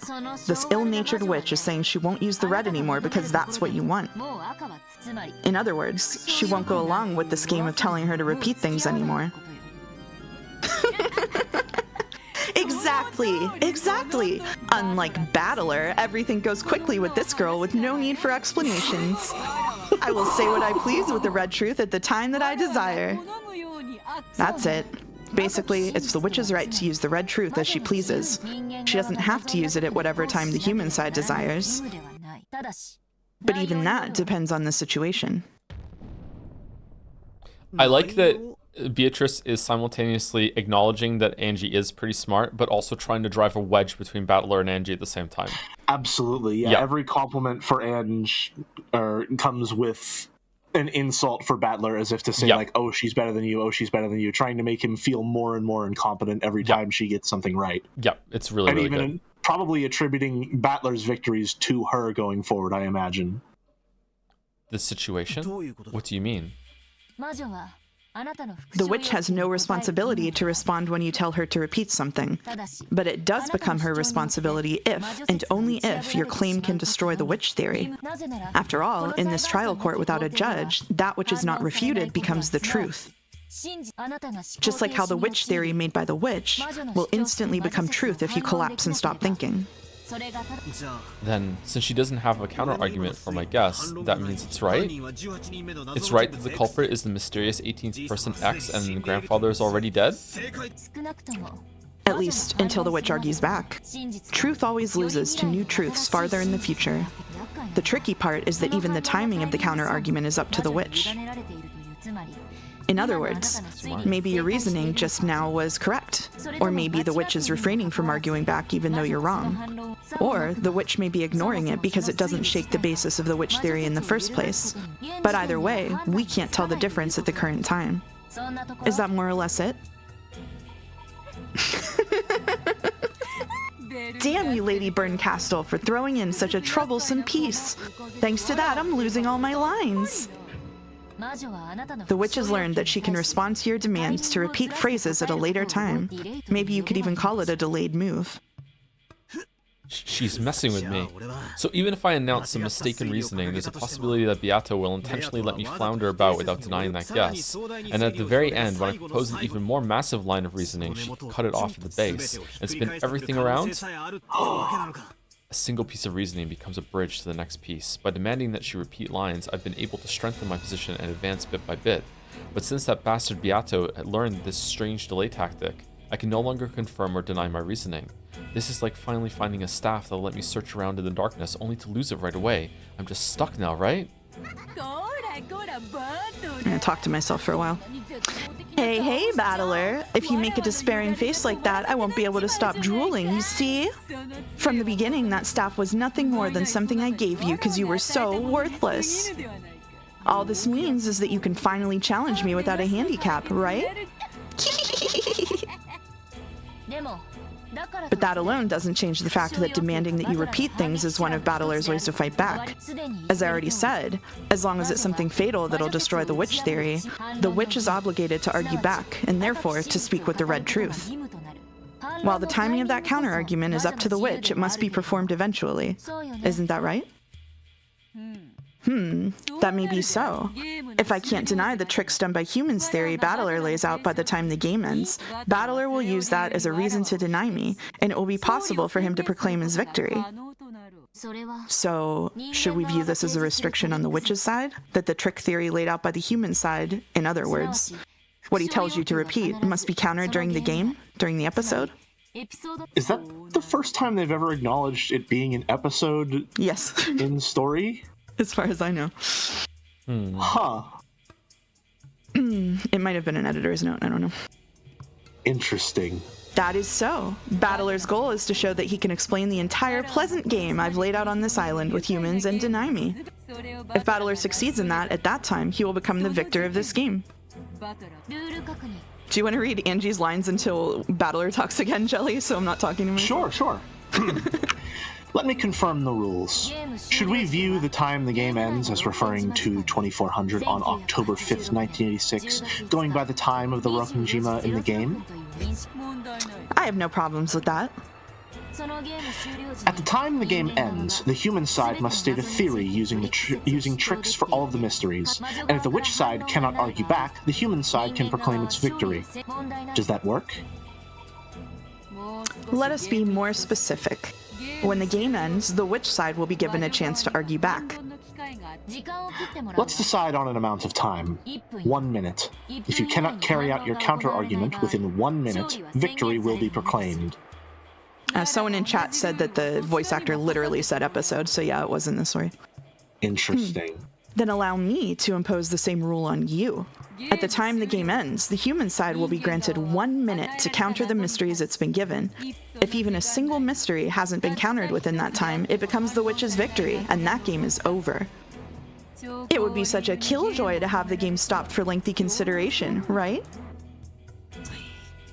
So in our chess metaphor, they've just now introduced a stop clock. Yeah. Yes. Yeah. I'm not really feeling this scene, actually. I feel like they're going over things a little too much. I feel like they could have cut this down a bit. Maybe it's for Angie's benefit or something, or maybe it's something hiding in this description that I'm not picking up on that's more important. I feel like the time limit might be... I think this might be setting up for whenever the time limit actually happens, just to establish the stakes. Yeah. But yeah.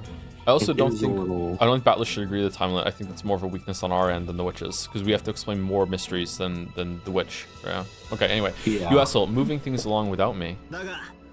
But I more or less get what's going on. Even if the lines I demand that you repeat aren't counted instantly, they've got to be counted eventually. Yes, that's right. And that must happen before 0001 or 12:01 a.m. on October 6th. But be careful. She only has to cut up one of the things you tell her to repeat. You can't proclaim your victory unless you solve all the puzzles. Chat when you're playing a puzzle game and accidentally break one. Just as I can use the red, from now on, I will allow you to use the blue, Battler. Whoa. Okay. Blue? All right. I was this entire scene. I had been fucking holding back a joke of like, oh, so when does Battler get the blue truth and he can confirm things that aren't true? When explaining my magical murders with human tricks, you may state your claim in blue. I am responsible for countering your blue with the red by the end of the game. Blue. So I'll talk in blue when I tell you to repeat things? Not quite. When you told me to repeat lines, you were able to do it for any trivial thing. But the blue is a little more restrictive. Unless it by itself denies witches, it will not be valid. Huh.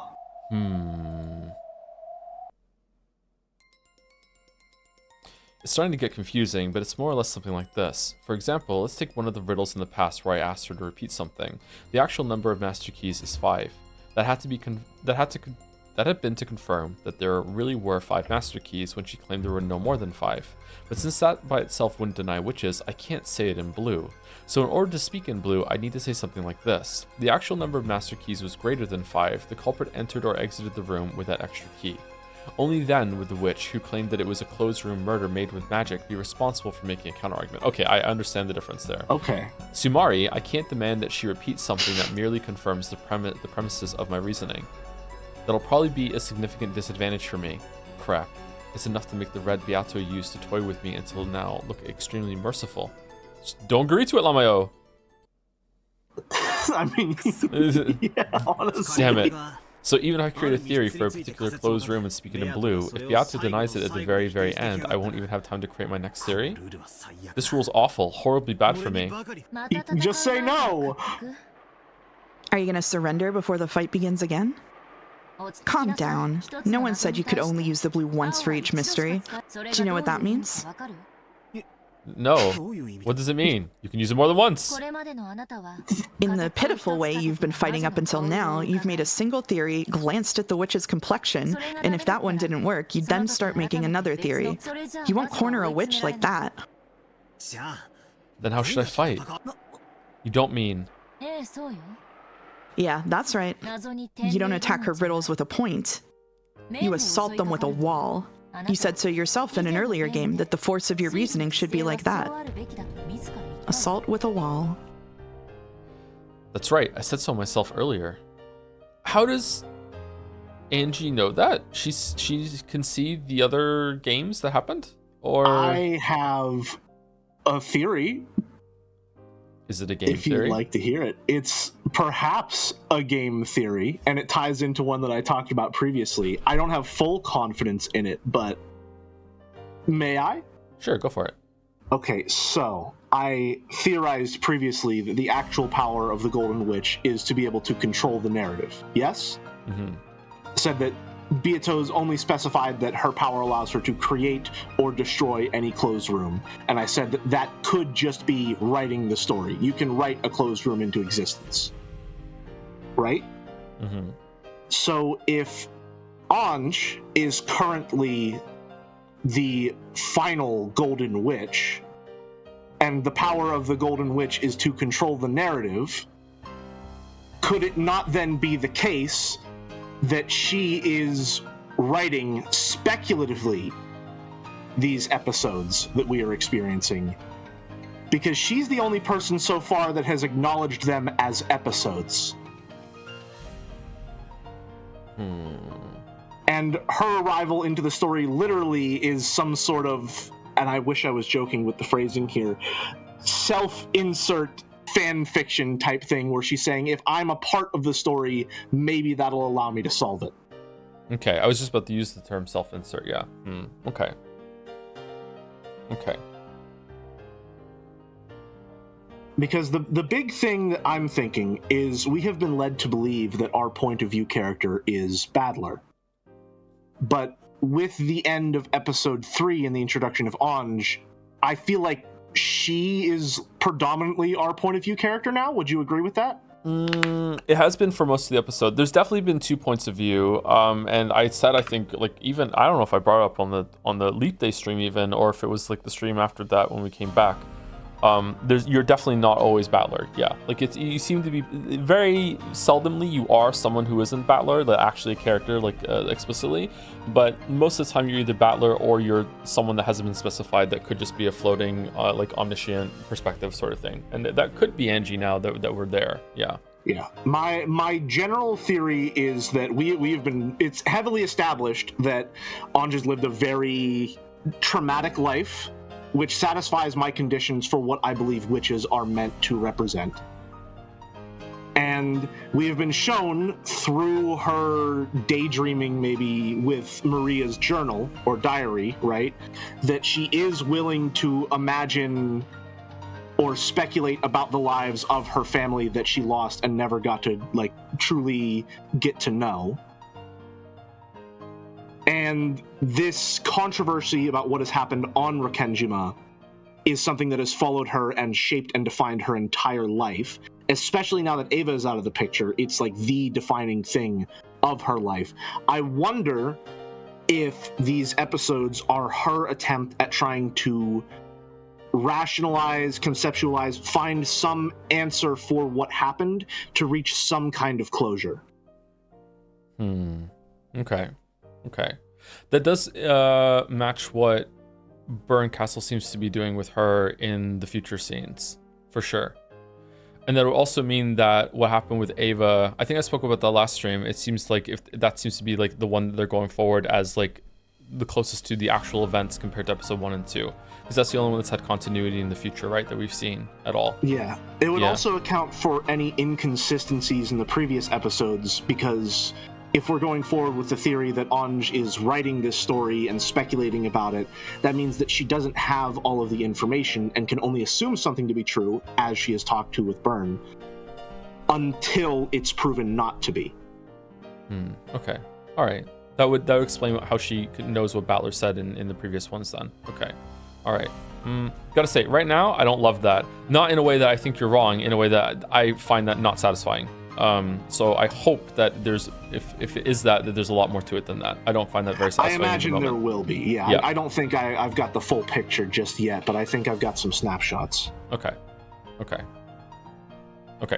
Let's continue. Yeah. Guessing and trying to expose the mystery is like trying to shoot a distant target with an arrow. Until now, I've just been shooting off arrow after arrow, asking the witch if I scored a hit, and then preparing my bow again once I'm told that I've missed. There's no way I'll hit at that rate. Bullets might be a better example than arrows. If you take one shot after another at a distance target with a handgun, you probably won't hit easily. So how can you hit it? If a handgun doesn't work, use a shotgun. Instead of a single bullet, beat her down with shot comprised of countless projectiles at once. Shot scatters, so it impacts a wide area. That makes it optimal for shooting small, fast targets like birds. That's right. There's no rule that says I have to guess like a pistol, shooting one shot off at a time. Making a single theory and just hoping that it hits is no better than stopping your own thinking. Blast away with a massive number of bullets of guesses and make them impact like a wall so that only one of them hitting the target is enough. This is actually how theory crafting should be done. I believe this is how you do it. If you want to know why I seem to know what the fuck is going on, it's because I'm firing until something hits. All right? I don't know shit. I'm just blasting into the darkness here. Blue, huh? I get it. If your red truth is a razor-sharp katana, then it looks like my blue is a shotgun. No, a machine gun whose firepower will turn the witch into a honeycomb. It's a machine. I see, so it's an awkward gun that fires many shots. That sort of crude analogy is just like you. Where's Dirk? Where's Dirk? The climax of a detective novel is always the same. The famous detective gathers all the suspects at once and displays a single trail of logic that works splendidly. Almost like William Tell spectacularly shooting through an apple with a single arrow. That's why I mistakenly took that to be a virtue. It probably would be splendid if I could shoot through the truth with a single guess. But that isn't realistic. Look at real wars. Do they really have everyone pull long guns out of the trench, aim really well, and take shots at each other one at a time? What do we do in Battler? They don't, right? They fire rapidly. They fire all over the place. They pin down the enemy with a barrage. Reasoning is the same way. Because of that weird virtue, I've been stuck thinking it's better to take one line of reasoning at a time. We humans can fire off countless guesses and possibilities. The bullet is the power of imagination. This suspension of thought is a clogged barrel. The pathetic way I've been reasoning up until now is like a pea shooter. All right. First metaphor. Truth bullets definitely came from this for Danganronpa. I've been so lame, weakly firing off shots, getting them denied in red, and then taking the next bullet and reloading. My blue truth, which claims that humans and tricks are what's real, will overpower its target, the illusion told by the witch, with its firepower and the force of what I can imagine. This is my Ushoromiya Battler's fighting style. Okay, dude. Thanks to you, I figured out my true fighting style. Thanks, Gretel. He's such a fucking idiot. He's such a fucking idiot. You're welcome. You're so right, I forgot I was reading her. Makes me think of how pathetic I was before. Yeah, That's as okay, I'll take care Beato of you. said, I've had a handicap up until now. I'll acknowledge that. New rule, understood. I have my own way of fighting. I'll show you it. That willpower is good. I like it. Then try using it right away, this blue truth of yours. Yeah, I'll use it. With this fell blue for truth, I'll break apart your witch theory, which states that only a witch culprit is possible because everyone had alibis. This is my truth. Ushiro Miyakinzo is already dead. Therefore, the true number of people on the island is 17. By adding an unknown person X to that, it becomes 18 people.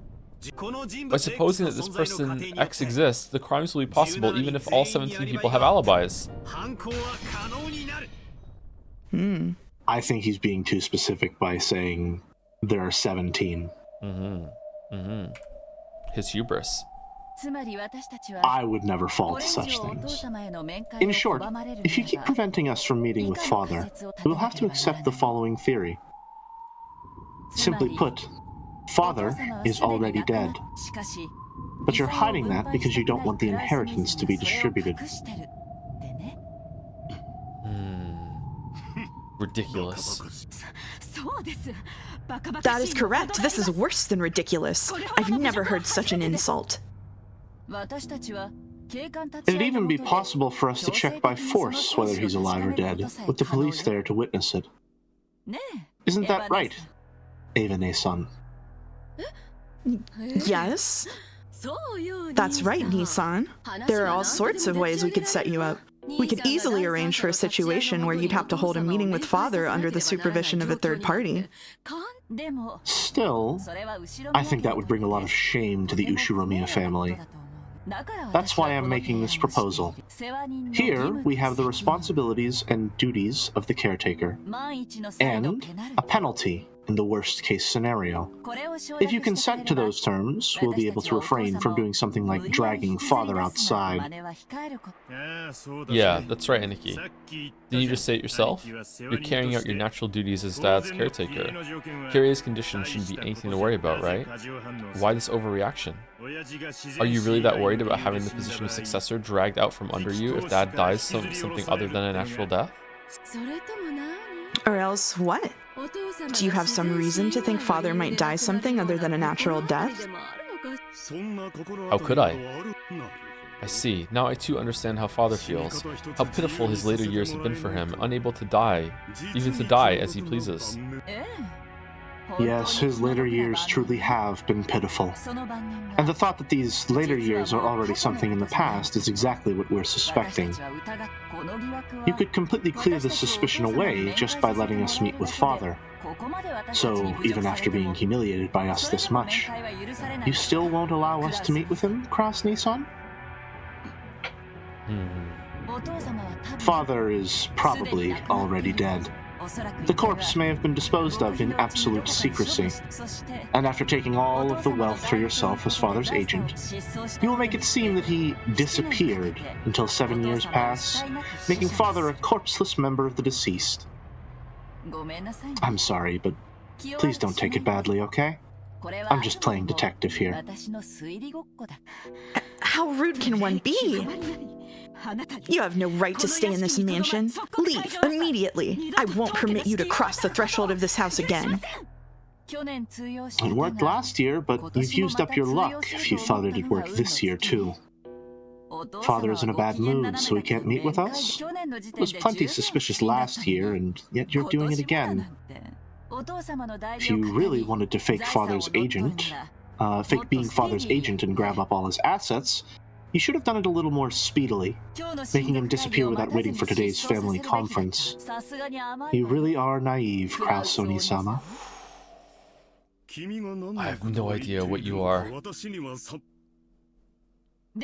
However, if it's a fact that Father is in a bad mood and you're preventing us from meeting him as part of your responsibilities as his caretaker, then it's a very wonderful thing you're doing. In that case, if you just accept our conditions, everything will be settled here and now.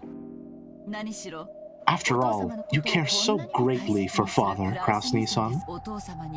There's no way Father will die in a manner that leads to trouble during the autopsy. After all, Father hates hospitals, so he'll pass away in his study, right? An autopsy will certainly be carried out no matter what happens. The only way to kill him without an autopsy would be for him to disappear.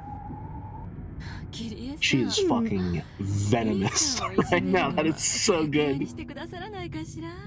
Enough, Kyrie-san. I think you've bullied Nissan enough. Eva rebuked Kyrie in a sickeningly kind voice. Ava's impressed. Very much so. Considering yeah, you can see the situation, where she picked up on it. that was impossible. Which is why it was sickening.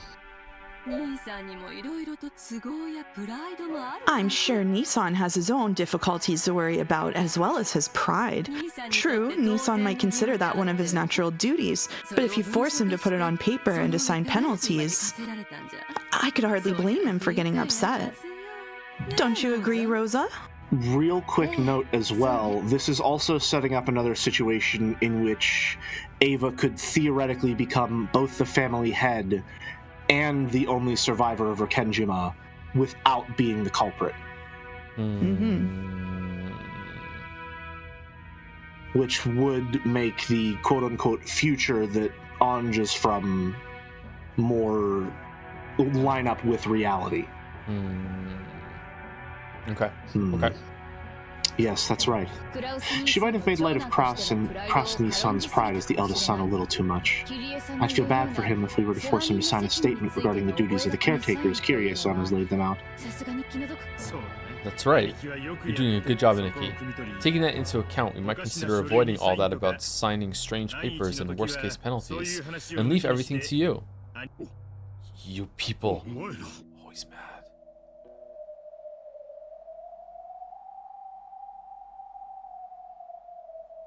Not just Eva, but Rudolph and Rosa as well, with unnerving smiles on their faces as though they'd planned this beforehand, began closing in on Kraus. They now understood perfectly how Kyrie had cornered Kraus, and exactly where she was prepared to compromise. We were talking about a signed statement regarding the responsibilities of the caretaker, but even without signing such a thing, you can make it so that we'll never demand a meeting with Father again. If you can prove your fitness as Father's caretaker with a form of guarantee other than a signed statement, that is. Are you telling me to pay security money? Hilarious. The security money will be paid to Eva-san, Rudolph-san, and Rosa-san, 3 billion yen each. As a deposit, you will transfer 10% of that, 300 million yen, before the year is out. 9 billion? I don't have that kind of money. After Father passes away, you should be able to work it out. We've managed to investigate at least that far. You should be able to handle the deposit of 900 million yen in your current financial situation. It should even be possible for you to borrow it from Father, right? There's no need for obvious charades anymore. How unpleasant. Truly unpleasant. It is, at that. Even just the discussion of Father's inheritance was far too disrespectful. Father is already dead? My husband is hiding that and keeping all the money for himself? I've had enough of this. None of you are qualified to bear the name Ushiromiya any longer. Okay, so is it possible that each of the episodes have different conditions? Could Kinzo still be alive in episode 1, do you think, Jelly? Because this is a different... If they've always known or suspected that that Kinzo was dead, was Kyrie... No, Kyrie was still in the room. Why wasn't this brought up in episode 1? Would they have, and it just didn't... They didn't have time to before, the letter was delivered or something? Because it feels Yeah. It's another question of how much information is actually carried over consistently between episodes. Which is really becoming a focal point since a lot has been carried over from episode 3 to episode 4 here, especially in terms of direct continuity. But yeah, is he alive in episode 1? And how does it tie into the chapel scene they had in episode 2? I guess this what time is it right now? I guess this is what did they say, this is when the kids were at the beach? When the kids were at the beach, did we see that scene? Was that the scene in the parlor? Because it went parlor, then when in the beach. I think those scenes might have happened concurrently. But there was also that they stayed up late in the night talking about a bunch of shit that we didn't see that scene either, right? So it's possibly that it did happen and we just didn't see it in those other episodes. Yeah.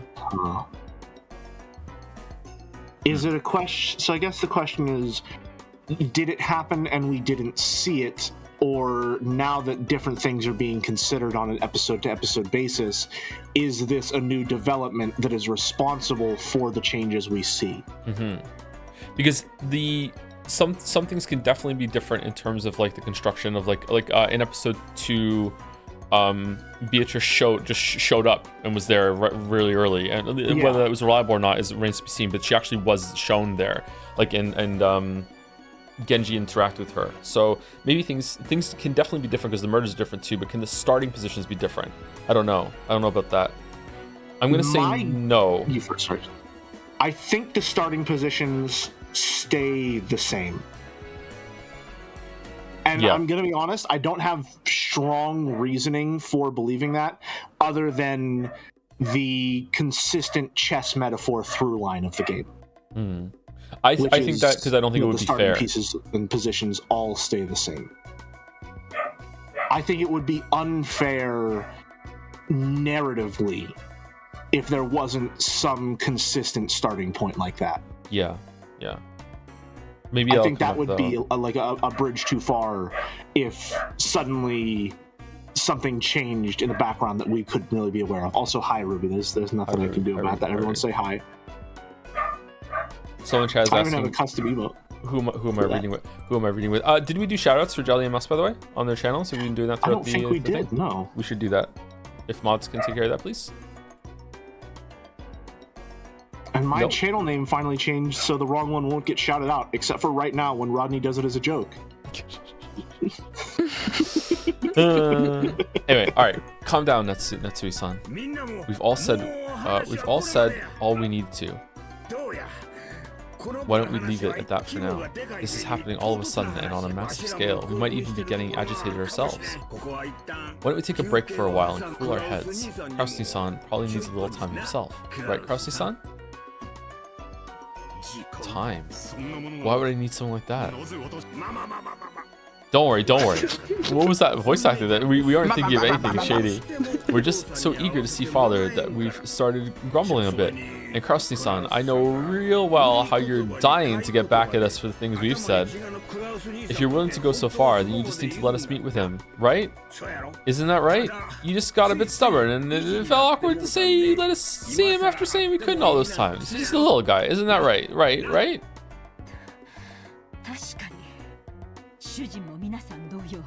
It certainly does seem that my husband has lost his composure slightly, just like the rest of you have. We were only refusing stubbornly out of respect for Father's desire not to meet with everyone. Indeed, that's right. It was turning into another sibling fight like the old days, and I started feeling stubborn as well. Let's cool our heads. I understand how much you all want to meet with Father. I will pass it on to him. I'll find some way to convince Father to meet with you. Will that do? Interesting. Yeah. I think it'd be okay to give Krasny-san some time to persuade Father. Yep. Counting on you, Nikki. Please persuade him to meet with us. After all, you're Dad's caretaker. And as for persuading him, let's set a limit on it to sometime tonight, okay? When tomorrow comes, we'll confirm Father's well-being, even if we have to break down the door to his study. You have no problems with that, I take it, Nissan. And then later in the episode, suspiciously, Kinzo-shaped corpse gets wheeled out of a dolly at the top of a large staircase behind a light. And it's like, oh, hi, everyone, it's me, Kinzo, patriarch of the Ushiromiya family. I'm just here to say, hi, I love you. You're all my children, and I care for you a lot. Anyway. No, don't come up the stairs. Match with Nanjo, and I have a pizza coming. Let me know if it gets here. Bye. I'm also really alive, I promise. All right, bye. Do as you like. I see. It seems even the time I've been given to persuade him is short. Let us go, Natsui. We shall ask him to join us for dinner at least. Right. Kraus left the parlor with Natsui. Once their footsteps disappeared, Hideyoshi took a deep breath, smirking and flopping onto the sofa.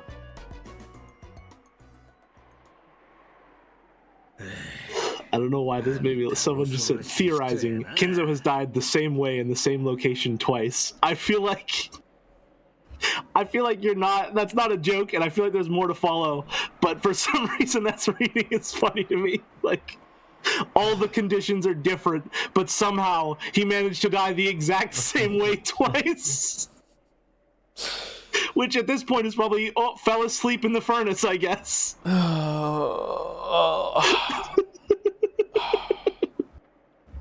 There's a weird smell in this study. I wonder if they're covering up a smell of a corpse. I don't know. That might be it, yeah. Kiryu-san, you're a frightening person. Sorry for speaking out of turn. I apologize. No, you didn't corner him like you'd originally planned, but in the end, this was even better. Just like always, I've got to bow my head to you. But can he really prepare 900 million? I believe we estimated that 750 million would be most Kraus-Nissan could afford with his current financial situation. Isn't 900 million gouging him too much? If he can't do it, that's fine too. If we do something like lowering it to 750 million so Kraus-Nissan can save face, it'll look like we're compromising and it'll be easier to settle, right? So fucking smart. Part of the deal. And if he really does come out with 900 million, that's even better. Nissan is probably having a strategy meeting with Natsuhi-san about now. It really will be interesting to see what kind of twisted logic our proud Nissan comes up with as an excuse. Convince father? There's no way he can. There's no way to convince someone who isn't even there. Unless time to have a scene with Kinzo, and then Bieto is like, actually, he's alive. Yeah, the right truth. Yeah, Kinzo's alive. Yeah. The siblings have all come despite the various circumstances for this annual family conference. Kraus and this is you, Jelly. Kraus and Natsuhi could be seen in Kinzo's dimly lit study. Every once in a while, thunder could be heard, and the dimly lit room flickered with light. It seemed that the island would be closed off by the storm very soon. Father, please, just this once, show those disrespectful people the majesty of the head. It's useless. What?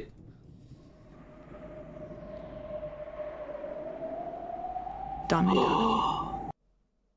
That's his only line. That's his only line. Oh, no. Okay, the large shadow of a person standing by the window, his majestic back facing them, answered quietly and forcefully.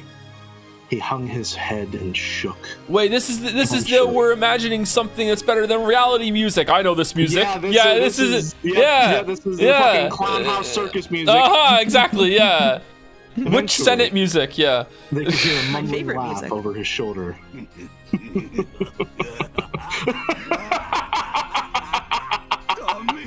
It's useless. It's all useless.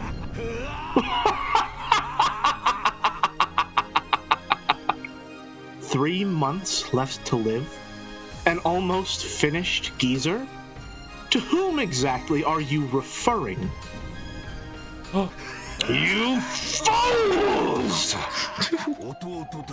Did you wander over here because your siblings threatened you? Know your shame! As Kinzo turned and brushed his cape, it flashed forcefully through the room's stale air. That air pressure truly signified Ushiromiya Kinzo's majesty and willpower itself. After being blown back by that wind, it wasn't strange that Kraus landed on his butt. As though showing consideration for Kraus, who looked as though his legs had been swept out from under him, Natsuhi also crouched down. Then, with a thunk, Kinzo's footsteps approached with a heft that signified his dignity. Ooh.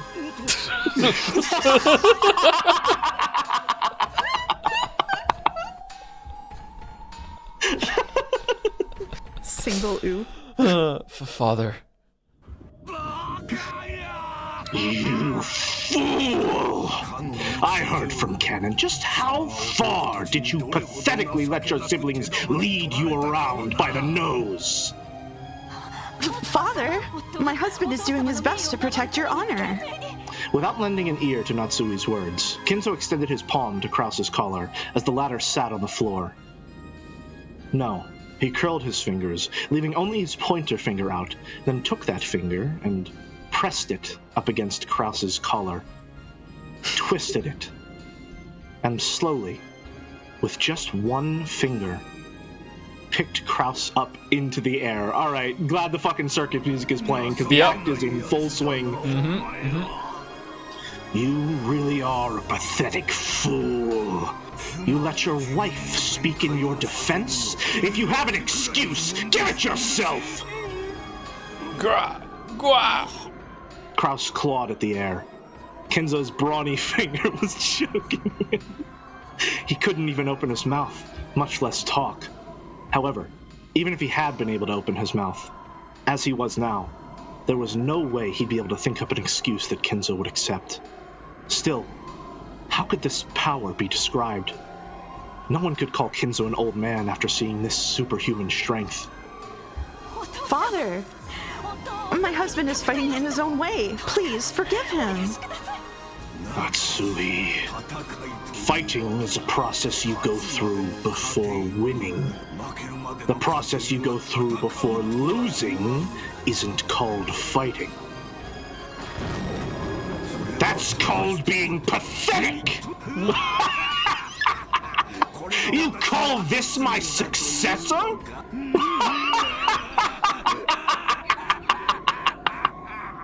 As thunder roared, Kinzo laughed heartily as though nothing could be more pleasant. And when he finished laughing, he threw his son away like he was a scrap of paper, slamming him against the wall. Jesus, man. Okay, so is this just Krause thinking about this, how pathetic he would be in his father's eyes or something like that? Or is Natsui in here too? Do you think they're both like having a combined like speculative meltdown? Or something like that? Yeah, I'm thinking that this is more so meant to represent like the mental power that Kinzo has over Krause. For sure. Like in his mind as this abusive, all-powerful, all like everything father figure. This is what like the level of strength that Krause has imagined Kinzo to have, and the level of control he has over him, even in death. Yeah. Also, damn, he was never the same after switching to Pizza Hut. Says the pin. Pizza Hut's better though. Anyway. Whoa. Okay. Yeah. I guess I think I could even see Natsui viewing this from her perspective, like considering how much she's built like Kinzo up as this like monolithic figure in her mind as well. It could be either of them. It could be both of them. But for some reason, I'm leaning toward this is in Krause's head right now, not Natsui's. Well, that could also be the case that. Again, I am expecting somewhere down the line we will get some Krause Natsui humanization. It could be the case that, like, he has been living his entire life as the sole successor to the Ushiromiya family under an incredibly abusive, incredibly aggressive patriarch, and maybe Natsui is the only person that he is allowed himself to confide in on any level. And so she understands fully how he views Kinzo, and maybe as an extension of that also views Kinzo as that. Jelly, so as to not kill Boulder, can you do me a favor and leave Discord and then rejoin, and I'll drag you back in here? Your sound is more distorted on stream than on here. Huh, sorry. That's fun. Is it really? Do I have to change Back in a tick. Yeah. Okay. I was going to wait till on break, but then the Kinzo is happening, so I want to have good Kinzo. Hello. Any better? I don't know. We'll find out. I suppose so. Could also be that they're experiencing a ton of guilt and they've built this up in their mind that maybe they did lose him and they're like, we let him down, we let him die like in this undignified way in his final years when we should have looked after him better. Yeah, it could be that. Okay. Either way, I feel strongly that the presence and strength that Kinzo has in the scene is purely metaphorical. Yeah, oh for sure. For even his eyes are different. Like he's a different character in here. Yeah. It's definitely yeah. Anyway, Gwa, ooh, oh, it's back. Ooh. Dear, are you okay? Krause slid down the wall, rubbing his throat as though in pain. Natsui ran up to him and looked after him. But without showing any interest in the two of them, Kinzo returned to the space near the window, as though he had been there the whole time, and looked up at the thunderclouds of misfortune. I thought I would have no regrets in my life, if only I could meet Beatrice. But it seems it won't go so smoothly. It was promised from the beginning that nothing received from the witch would remain. However, the Ushiromiya family name is not the property of that witch. Who is fit to succeed that name? It seems that this alone must be resolved by my own hand. Rejoice, Kraus! I have changed my mind. Father? So? I have no desire to have dinner with you, cowards. However, I will attend the family conference afterwards. Father, thank you very much. There I shall make a great announcement regarding the succession of the head. I will resolve your foolish quarrel myself.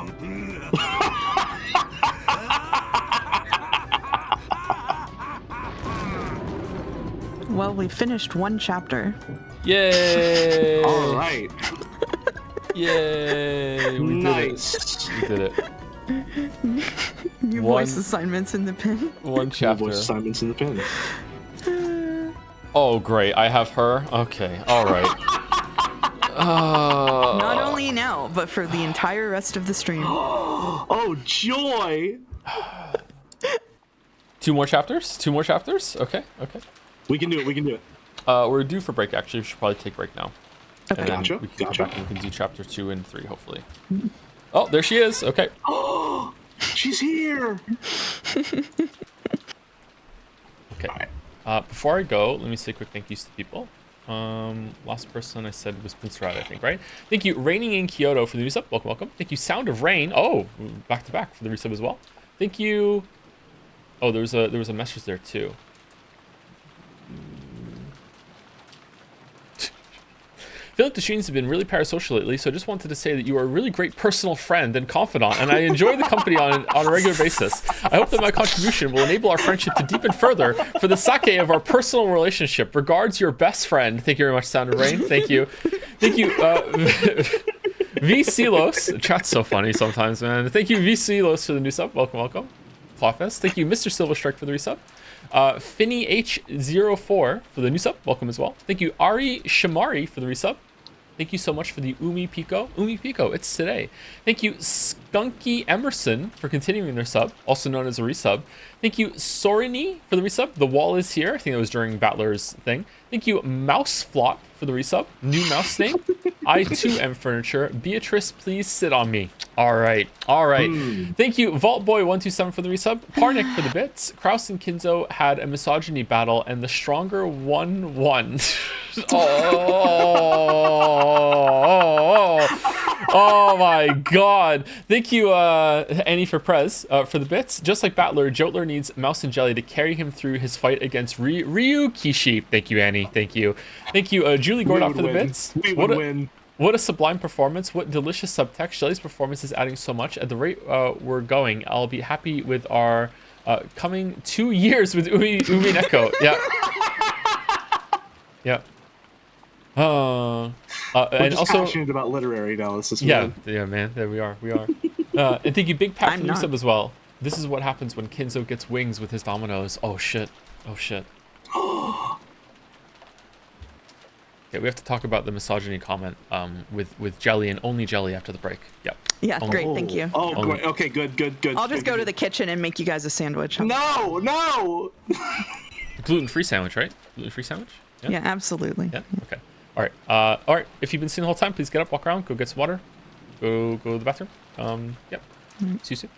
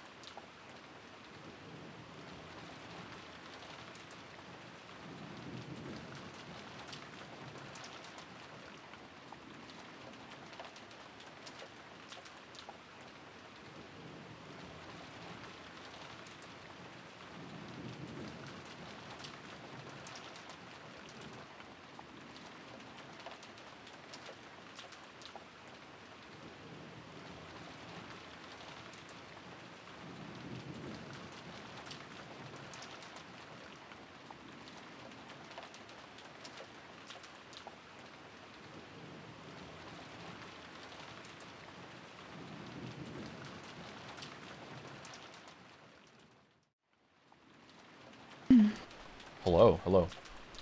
Ooh. Hi. Trying new tech today, chat. I only steep the tea for like 2 minutes, and we're gonna see if it's a drinkable tea instead of having to take a second break after I mean, the it's first break. tea, so how could it be drinkable in the first place? You don't like tea? Not a fan of tea, no. Too subtle for my palate. Wow. I will read the Koru pin. By the way, am I louder than Joe now? We did some audio adjustments. How are the sound stuff? I will read the Koru pin. We all like to have fun here in chat, and you can't begrudge people who are friends, IRL, having chemistry on screen, but I'm going to be the bigger man here and say that Mouse's sandwich comment was completely out of line. That kind of talk in DMs is one thing. You're all streamers, so I assume the worst about your private lives anyway. But there are little girls who grew up watching Joseph Anderson, excited to finally see female representation in the series. Think about the example being set. You're right, Koro. It wasn't my place to make that joke. I'm sorry. I'll be quiet from now on. Oh man. Oh. The silence speaks volumes. Balder says can afford to turn OBS capture down 1.5 decibels. It's so specific. How is that even a measurable thing? Oh, they said I'm a bit loud. Yeah, you can probably turn me down a little bit too. Meow? Is that a meow? Yeah. You guys are way too loud now. You were good before. All right, there's a volume slider on twitch.tv. Stop listening to Balder. My weeb, we specifically set up like meetings with Balder to do audio tests. Like we're gonna listen to Balder. We're asking him to do this. Balder getting a little bit of the mouse experience for stream, huh? Like whole damn. God damn. Main characters often come under fire. You want to sit with me and read? Come on. There we go. All right, you're part of the show now. Part of the show. Professional cat fan says cat. You're correct. Casey? Orange cat. Yeah, Casey. Yeah, I got it right. Okay. We have a tier 1 sub. Can I read this tier 1 sub here from Devoidy? Sure. Joe and Mouse gotta face reality at this point. Fact is, the overwhelming majority of self-identified weaves have never touched a VN in their lives. They easily sit at the deepest level of weebiness, and here he is reading a 140-hour-long one with the protagonist screaming about his fighting style and Bunny Girl shooting guided missiles. Truth can only be denied for so long. Yeah. I don't know if I take kindly to being automatically lumped in with weebs. I mean, it's true, but I don't know how I feel about it. And yet, Steensgate was worse. Oh no. And yet, you still have a microwave.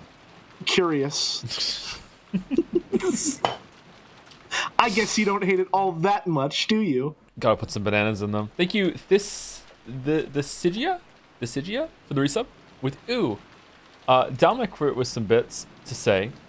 I'm in the middle of carrying a feminist discussion about to close it out, and my muted witch co-host brings me a gluten-free sandwich not asked for with a singular french fry as I hit the generational misogyny talking point. So how is your day going? Very nice, Dominic. Very nice. I recognize this tweet meme. I recognize it. Thank you, Julie Gordot, for the bits as well. Hey Joe, I have some criticism I hope you don't take the wrong way. I love this game, but I wish y'all didn't spend so much time reading.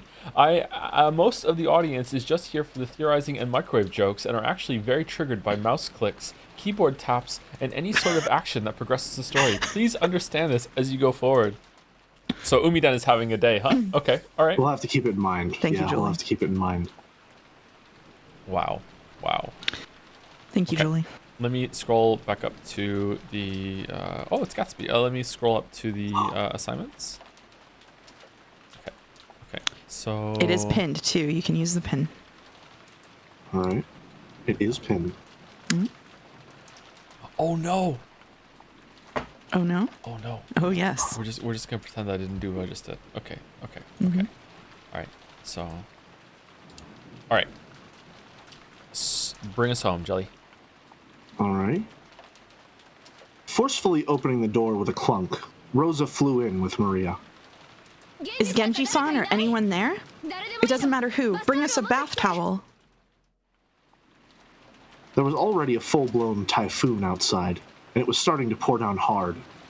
Even though she'd had an umbrella, Maria had been in the rose garden amid all that wind and rain the whole time. She'd grown ice cold. Maria had gotten into a minor fight with Rosa in the rose garden and had been told to stay there. She had done as she was told and had continued to wait in that spot, even though rain was pouring down. So it seems like that happened again. Rosa certainly had gotten a little emotional and angry, but Maria's stubborn whim was probably more to blame. Interesting. The cousins, who had seen that exchange, were relieved to see that mother and child were close to each other again. Rosa scrubbed Maria's head with a towel. She seemed overcome with worry that Maria had caught a cold, but Maria herself was nonchalant. Are you okay? You didn't catch a cold, did you? Maybe we really should go back for now and get a change of clothes. Ew, I'm just fine. More importantly, I'm hungry, so food's better than changing clothes. Ew. Haha. She looks okay, Aunt Rosa. She's gotta be if she's this spirited. It's a really good thing she had an umbrella. I was thinking she might be soaked to the bone. The fact that she had an umbrella certainly is a silver lining. But Maria, even if you don't have an umbrella, you gotta get to shelter when it starts raining so hard, okay? I'm not doing that voice the whole time. Little girls definitely shouldn't let their bodies get cold. Ooh. It's okay, Jessica-chan. It's Mama's fault for telling her to stay there. I'm really sorry. I'm really sorry. Ooh. I'm a good girl? I'm a good girl for doing what Mama said? I stayed there. What? We're fine. We're so chill. I stayed there even though it was cold. Stayed there until Mama came. Ooh. Yes, you really are a good girl, Joe. You did exactly what Mama said. Very well done. No, I didn't know this was But a next tricycle. time, even if Mama tells you to do something, find some shelter if it starts raining like that. Okay? Promise, Mama. Ooh. Promise, Mama. Ooh. As Rosa gently held Maria, they joined their pinkies together and promised. Battler and the others realized that by touching her mother's pinky, the warmth had started to return to Maria's body. Canon-kun, thanks for the towel. That really helped. Then, if you would excuse me. As Kennen bowed with a blank I expression. think I'm canon, as by the though way. he'd done nothing required. Yeah, Joe's canon. I'm I'm okay, canon? gotcha. Alright, I am non-canon. It's okay. My apologies. 1 second. Biscuit time. As though he'd done nothing that required gratitude, he left the parlor. Okay, it's already dinner time. Let's all go together. I'll even give Maria my dessert for being so good. Okay, so it feels like she didn't hit her in the garden this time? Right? Maybe? Depends on how you define a minor fight. Wasn't she Yeah. completely despondent last time? Like she's not despondent this time. It seems like they're getting along quite well. Did we? Yeah. Yeah. It seemed pretty dire. Yeah. I don't know. Possible. Yeah. Anyway. Ooh. Really, Mama? Ooh. Get dessert. Ooh. Love Mama. Hey, Maria, don't jump around. Mama loves you too, Maria. Love Maria. I love Mama too. Love Mama. Ooh. Ooh, woo. What is happening? Rosa and Maria looked really close. Even the cousins who watched started to feel a long-forgotten warmth fill up their chests. You know, that might be the age when you're on your best terms with your parents. It wasn't like that for me. Mom was always yelling at me to study. That's because they love their children. Parents' love isn't always gentle and indulgent. My mother was strict with me too, but now I realize it was just because she treasured me. So shut up, George. Ooh. Love Mama. Love Maria. So shall we get some food? Let's be friends and hold hands. Ooh, be friends and hold hands. Mama and me, friends. Yes, that's right. Maria and Mama are friends. We'll always be like this. I love you, Maria. Okay, alright. I'm glad something is happening, because what the fuck? What's going on all of a sudden? What's up? The sudden sound had come from the teacup Gretel had been holding, which had fallen and smashed. Oh, the glass actually... Okay, nice. Sorry. I got careless. Sorry for dropping it. The cup on the floor had smashed to pieces. Would it really have made such a sound and smashed to pieces just by being dropped from that height? Even someone as thick-headed as Battler could realize that she was in a bad mood over something. But he couldn't understand why she had grown suddenly grown so displeased. When she made to bend over and pick up the fragments of the cup, Renove appeared out of nowhere and stopped her. Apparently I'm Renove this time. Oh, you're Renove? My bad. I think I need to... Am I? Let me reread. Yep, okay. We're all scrambled up this time. We're all scrambled. You will injure yourself. Leave the cleaning up to me. Shall I bring you another cup of black tea? I don't need it. I guess a demon's black tea just doesn't match my tastes. Oh, to think there's someone whose tastes aren't satisfied even by Renove's tea. I must respect your discerning palate. I'm getting bored, so I'll go out for a second. Bored? Wait a sec, this is where things start to get interesting. About now, Maria's probably going to say that she got an umbrella and a letter from Beatrice again, right? This is the essential part. You're missing the Excuse best me. part. Sorry, I'm counting on you to clean this up. Leave it to me. Without saying anything else, Gretel disappeared of her own accord. Her form literally melted and disappeared into thin air. There was definitely a displeased expression on her face. But neither Battler nor Renove, and of course not Beato either, could understand why her mood had so suddenly worsened. All that remained was the scent of the black tea she'd spilled.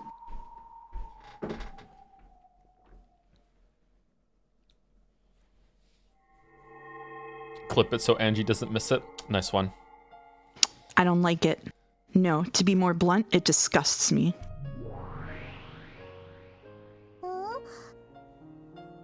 Ooh.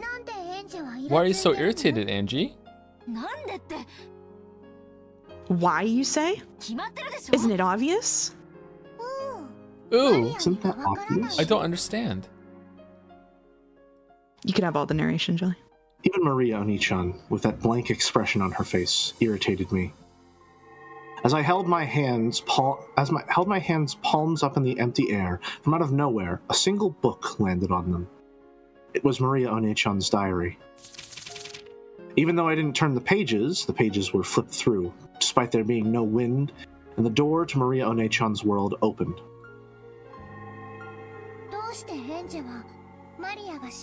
Why do you think I'm not happy, Angie? Think about it objectively. By objectively, you mean from your viewpoint, right? That's how it works. Yeah. Are you trying to say that the truth is different for me and you, Maria One-chan? Truth can change its form depending on the observer, and observers from the future always overwrite that form. Angie, what are you trying to do to my happiness? Pages of the diary were flipped through at greater and greater speeds. Then, a brilliant light poured out from the depths of the diary, swallowing everything up and painting over everything with white.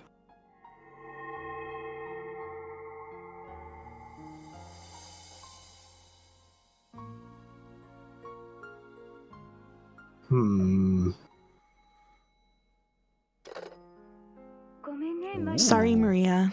Mama has to take care of some urgent business that's piled up, so I need to stay holed up at the company for a while. I probably won't be able to come back home until late at night the day after tomorrow. Does a candelabra count as a chandelier? Ooh. Sure, why not? No. Then what about your promise to go to the movies with me on Sunday? The movies? Judging by Rosa's tone, she had clearly forgotten that promise. But Maria's response to that was an apology for asking. I'm sorry. Maria apologized for troubling her mother by asking that question. I'll stay home. I'll definitely wait patiently. I'll take a bath every day and change my underwear. And I know where the money is. I'll go to a different store every day. I'll try not to go out too late. If a policeman asks, I'll say I'm running errands for Mama. I'll do what Mama says, like Mama says. That's right. You really are being a good girl. If you do that, I'll buy you a present, okay? Go to bed by 9. You mustn't tell the teacher or any adults that Mama isn't coming home, okay? Yes. So, Mama, do your best work. Sorry, do your best at work. Do your best, finish your work, and come back as soon as you can. I won't cry all night and annoy the neighbors anymore. So come back quickly. Well then, I'm busy, so I'll hang up. Be a good girl and wait. Don't do anything you shouldn't. Goodbye. Click. With a tone of finality in her voice, Rosa hung up the phone without waiting for Maria's answer. Maria politely set down the receiver and returned to the sofa. There sat the stuffed animal Sakataro, with whom she'd been watching TV until a second ago. Sakataro was holding the remote control to the TV. The TV had been turned off because of the phone call. He looked like he was telling her to push the switch because he wanted to watch TV again quickly. Sakataro, wanna watch TV? Who do you? You don't want to watch anymore, Maria? If the actors' team gets all the questions right, they can still make a huge comeback. Who do you? No, that's enough TV. Again, Mama was busy with her work and didn't come home. Mama works so much overtime that she doesn't come home until late. Because she has dates or something, she always comes home after drinking a lot of alcohol, even though she's not good at drinking. And with a pale face, she'll go straight into the shower and then to bed. And because she has overtime, even on the weekends or something, she says she has to spend the night there and almost never comes home. Recently, she started saying something about how she's got a big job she's working on, so this sort of thing happens a lot. The pictures I did my best on during drawing time were laughed at by everyone. But even so, I wanted to show them just to Mama, and once again, she won't be able to look at them for me. And I could talk about the time everyone pushed the job of cleaning up onto me, but I did my best by myself and was praised by the teacher. Or the time I went shopping, and the man at the shop said I'm always such a good kid and gave me a free canned coffee. Then there was the time I wanted to encourage Mama because she worked so hard on her job, and did a card for her under her pillow. And there's a lot of other things I want to talk about. Mama's working really hard at her job. She's working with all of her strength so that we can eat every day. I hate her job. If only she'd just quit. Job is an important thing for adults to do. It lets Maria eat, buys clothes, pays for school lunches, and pays the deposit for summer camp. All that happens because Mama works and earns money. I don't need food, don't need clothes, don't need school lunches, and I don't want to go to summer camp. It's not like any of the groups will let me join in. Who do you? Just now, on the phone, Mama promised that she'd buy a present for us when she comes back from work, right? I think she made that promise because you're important to her, Maria. And she'd feel bad if she made you lonely. You think so? Who do you? It definitely isn't a pain for her, or annoying, or anything. Mama also wants to be by your side all the time, Maria. It's also painful and sad for her, since she can't do that. I remember she spent the whole night by your side, crying. Yeah. I didn't understand why she was crying, but she was so sad, and I couldn't do anything but stay silent by her side. I remember the last thing Mama said then. She said, "Thank you, Maria." She said that just by being by her side, you are her only ally in the world. Do you remember? Yeah. I'm her only ally in the world. She said. Sakataro set the remote control on the table, crawled up onto the sofa, sat on my lap, and spoke to me, gazing into my eyes. I'm sure Mama feels the same way you do, Maria. The designs Mama draws are the only ones laughed at by her clients. Only Mama's company has troublesome jobs pushed onto it by other companies. Mama's the president, so she has to take care of everything by herself. Only Mama's company never gets included in the business of other companies. Mama's only ally is Maria. If you tell her to stop doing her job, where in the world could she find an ally? Sakutaro. The only person I have in the whole world is Maria. The only person Mama has in the whole world is Maria. What about you, Maria? I've got Mama, and I've got you too, Sakutaro. So Maria, you aren't lonely at all. Who do you? Ooh. Since Mama's busy with her work, she can't be together with you very often. But please, don't blame her for that, Maria. In exchange, I'll always be here. We'll be by your side forever. So don't cry, okay? Uryu, can't your sadness be stopped if I'm with you? Ooh. Ooh. Sakutaro. Ooh. Wow. Wow. All right. I can forgive the Anj, but I have a huge issue with the Uryu voice acting. It should be a powerful and loud roar, appropriate for the king of the jungle, Sakutaro. I'll do better, I'm sorry. From the corner of Maria's heart, which she had been doing her best to seal up, drops of sadness finally dripped down. Drip, drip, drop, drop. Drip, drop, drip, drop. Hitting all those plosives on the way down. Mm-hmm. Even though weekends when Mama didn't come home weren't that rare a thing, it wasn't as though that night was particularly painful or sad compared to other nights. And yet, Maria's tears poured down. Uryu, Maria, don't cry. I'll always be with you. Even if you cry, Maria, I won't. I'm a lion cub, so I won't cry even if I'm lonely. Even though I want to cry too, I won't. Why won't you cry, Sakutaro? Even though you're so sad that you can't hold back the tears, you won't cry?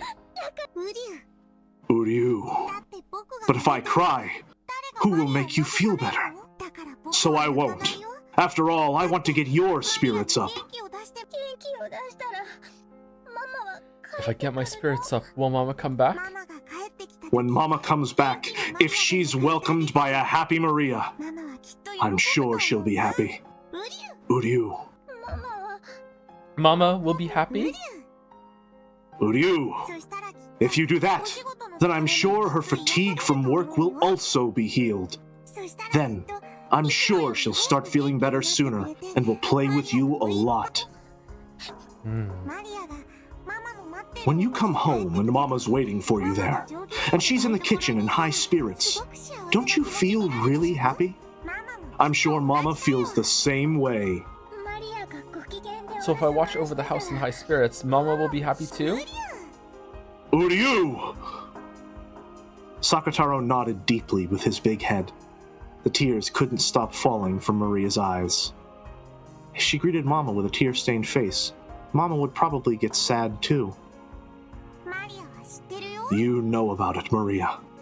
You can't use the magic that creates smiles if you aren't smiling too. Yeah, I know. So I won't cry anymore. Hey, Maria. I have an idea for how to have a fun time. Uryu, wanna hear it? What? Is it shoplifting? Mama won't come back until late night Sunday. So let's have a pajama party and keep it secret from Mama. I even got us face masks with eye holes and everything. A pajama party? Until you get tired late tonight, eat candy and drink soda in bed. And play with me. Pajama party! Yeah, sounds fun. I don't have to go to bed at 9, right? Mama won't get mad if I don't sleep? This is a secret between me and you. Only for when Mama isn't around. So tonight, until you get sleepy, let's have fun the whole time. Let's eat jelly beans and try to guess what color we'll get next. Let's split open peanuts and try to guess which half is the grandpa. Let's search for treasure in the closet. And more, and more! I wonder what it'll taste like if we mix cola and melon soda. Ew. Ew. No, it's pronounced ooh. I wanted to try it once, but asked Mama if it was okay, and she got mad. Uryu! Let's keep it a secret from Mama and try it out. Tonight, let's play a lot, laugh a lot, and blow away our tears with happiness. Don't worry, it'll definitely be fun if I'm here. I'll definitely make you happy, Maria. Yeah. It'll definitely be fun if Sakutaro's there. I'll definitely be happy. Thank you, Sakutaro. I won't cry anymore. Let's play all we can, get happy all we can, and say welcome back when Mama gets home. Uryu! Tonight, let's play a lot and feel a lot better. Let's have the kind of secret party we can only have when Mama isn't here. If we're noisy enough, I'm sure plenty of friends will come to play from the land of the Looking Glass and Wonderland. Then, we'll have so many friends that we won't be able to get bored. Uryu! Uryu! I fully expected them to start repeating it back and forth for a bit there. I'll read this big chunk of narration to give you guys a break. Gotcha. Okay. Then Maria began her pajama party all alone with Sakutaro, having fun until late into the night. She played by sticking her hand into the bag of jelly beans without looking, trying to guess which color she'd pull out next. Sakutaro had good intuition and got it right a lot. Maria also had a brilliant streak where she guessed right 4 times in a row. The game where she split peanuts open and tried to guess which was the grandpa was easier than guessing the color of the jelly beans, so she got it right a lot. Sucking her salt-covered fingers was impolite, but that was the yummiest part. She liked both Colon and melon soda on their own. She hoped by mixing her 2 favorite drinks there might be a flash of light like alchemy, and a new drink that no one had ever tasted before would be created. She got excited about how, if it turned out really delicious, she'd call it Sakutaro soda and sell it. But unexpectedly, it had a weird taste that she hadn't hoped for, and the color was somewhat dull and thick. Maybe I shouldn't have been surprised that black and green mixed together would make this. Too bad, I imagined it had become a sparkling pineapple color.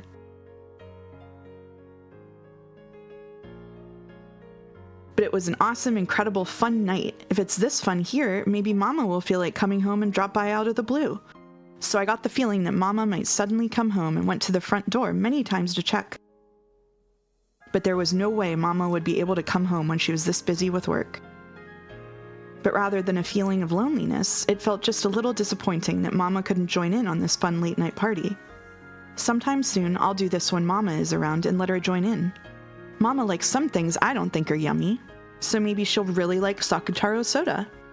When Mama comes back tired, I'll serve her some. And more than anything, I want to at least write about this fun night in a letter and tell Mama about it, so that these feelings of happiness will reach Mama too.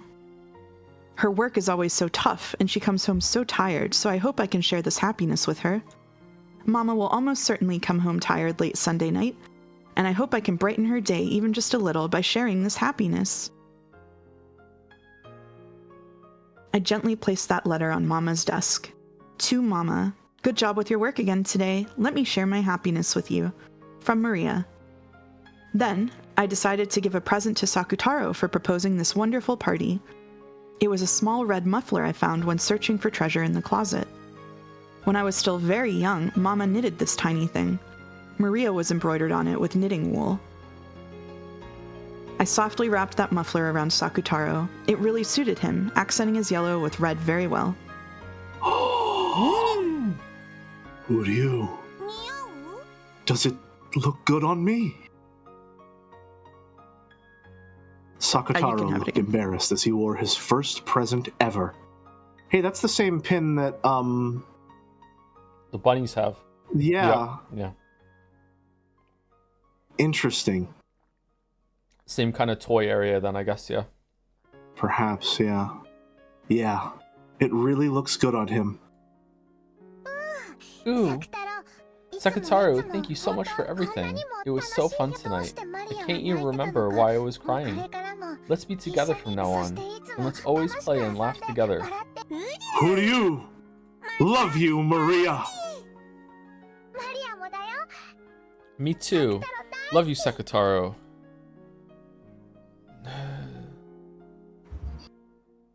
After playing so wildly, Maria's room was a mess. Maybe she played a little too much. But I'm tired for today, so let's sleep together. And tomorrow we'll clean up together and welcome Mama with a clean room. All right, Sakataro. Uryu.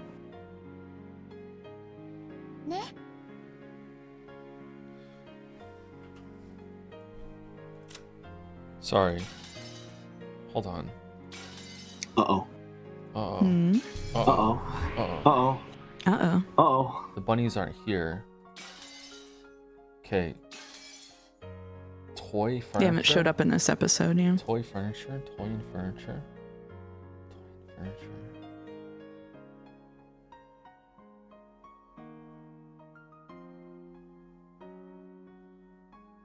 Make believe? Make believe? Swing is make believe. Give me So 1 second. The Chester sisters have that. The stakes have it too. Their furniture. Is Renove furniture? Yes. He says he's Beato's furniture. Beato's furniture. But was summoned and made into furniture? Or was he always furniture? That doesn't necessarily mean anything actually, just because a whole cloth, even the demon background could be part of the furniture thing. Are you trying to see like what characters may just be like a representation of a physical object, maybe? Just that right there, it's like she made someone up that she talks to. That obviously she's doing the voice herself in these scenes, right? Like she's She's adopting that. So that makes me think that if all the furniture characters are like that, then that would make sense with the demon stakes and I guess the bunnies would be Avatris, but Avatris is also possibly Beatrice doing the bit too. Like they're all like furniture kind of make believe characters, right? I have an idea for what the Chiesters might be, but I can't tell if it's like so clever that it's no duh or if I'm just insane. What is it? If there's a through line with that with furniture, then that would mean that these three would have something similar as well, that they call themselves furniture. But have they been indoctrinated into that idea, or is if it was like if there's like a Maria character that has these two as their furniture, but then Genji calls himself furniture too. Why does Genji call himself furniture? That doesn't make sense. There's a conflict and a contradiction between that. And Genji is Genji real? Genji has definitely interacted with multiple characters in multiple scenes. So I don't think that's the case. But maybe it's like furniture can also mean like a servant kind of thing as well at the same time. Yeah, it could be a little bit of column A, a little bit of column B. Chad is yelling at me for me to explain myself. Is that all right? About what I think the Chiesters are? Yeah, sure, go for it. Okay. I think they're Kinzo's Winchesters. Because it's Chiester, Winchester. And they serve the same function as a gun, essentially. And it would work in the scene with the fight between, what is it? Rudolph, Kyrie, the Stakes, and Hideyoshi. I think were 2 guns present there, or 3 of them? Did Hideyoshi have a 3rd gun as well, or did just Kraus and Kyrie, or just Rudolph and Kyrie have guns? Just they had the guns. Yeah, I think there's 2 gun present. Okay. That doesn't mean the other team might not have brought some guns with them, right? Like, that's what I'm thinking. Is the Chiesters are 2 of the other guns as well. And it also ties into the idea of if those guns are Kinzo's prized possessions, which they are stated multiple times to be, and we know that Kinzo is this very stereotypically misogynistic, domineering patriarch. It would make sense for his prized possessions to be wearing bunny girl outfits. He would chanify the guns for sure, yeah. Absolutely, yeah. Naturally. Not that I would, but yeah, we'd never do something like that. We would never.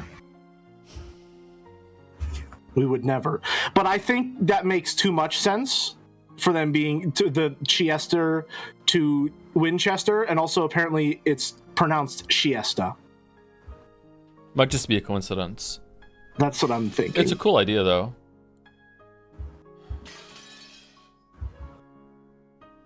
We'll have to see.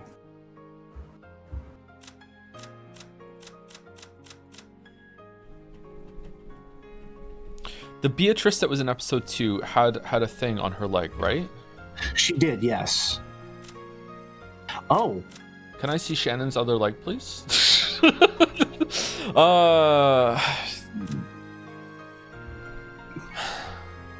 we want to go there?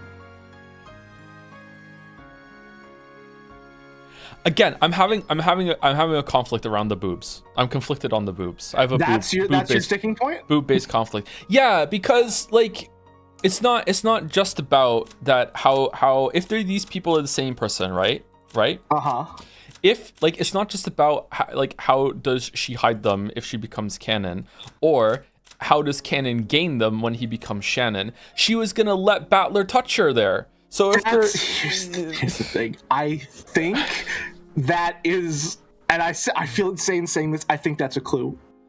I think that's supposed to be a clue that he almost does, but doesn't.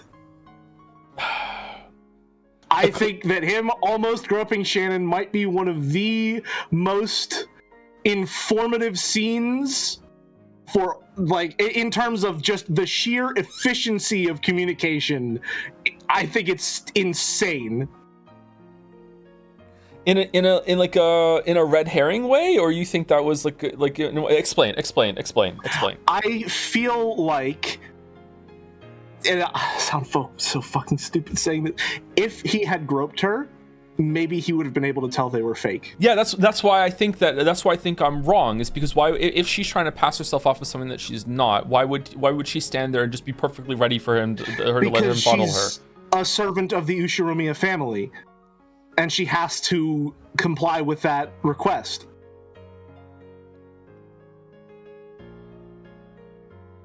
Or is she so committed to whatever she is that she's like forgets she's a disguise in that moment? Like how, like, is this brainwashing, or what level of the commitment is it to it, assuming it is even true? Yeah. I don't know. For me, I don't know a lot about, like, I don't know, there's a lot of stuff in the minutia that I don't get, but there are a lot of like large scale things that make so much sense if they're the same person that I have to assume it's true. The biggest one for me right now is the episode 3 closed rune chain. Do you remember that? I remember. The first one in the chain is Shannon. The last one on the chain is Canon.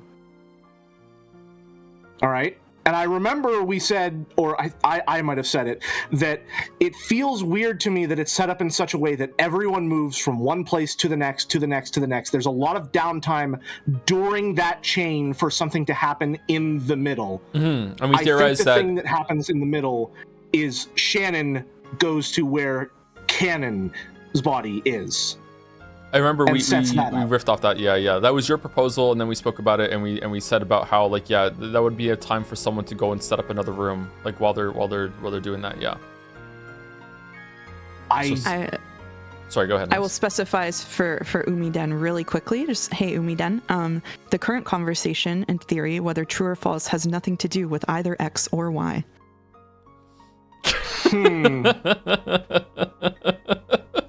So many layers interesting. What the fuck does that mean? X or Y is referring to the two states that if we were to reach them, I would potentially drop the whole entire VN. Okay. Or I would be so impressed with it that I would have to say, okay, they pulled something off. I will now have to read all of One Piece. And X and Y, just like in the alphabetical order, are very related and interlinked. Are they not, Mouse? Gotcha. Okay. They are, yes. And it is a red truth that neither of them have to do with this conversation. So it is neither peak nor cliff. In that sense. Okay. All right.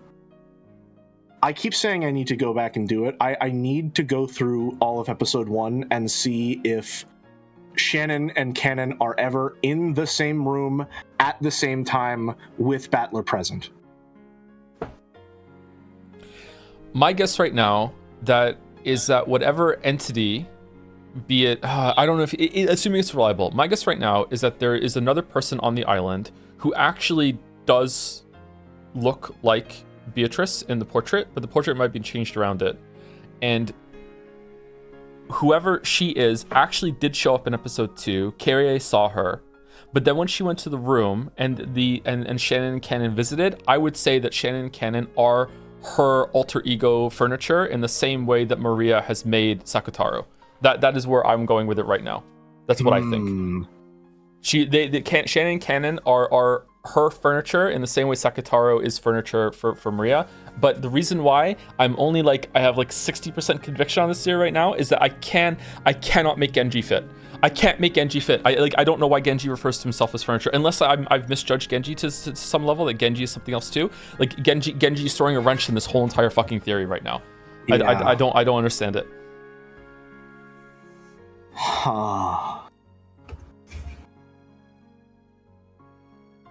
I don't know. But I'm just maybe it's not nothing to do with what just happened with Sakutaro. Maybe it's just got something to do with it's another way of making an imaginary friend alter ego kind of thing that went on with there. Yeah. Maybe being referred to as furniture doesn't just mean one thing. Yeah.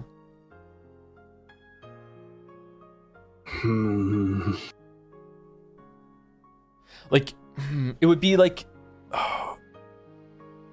all those scenes can become recontextualized where it's there's the dominant real person who has the alter egos that they adopt when they need to or they want to, and they're fighting in a way. I don't know. Oh no, I don't like that.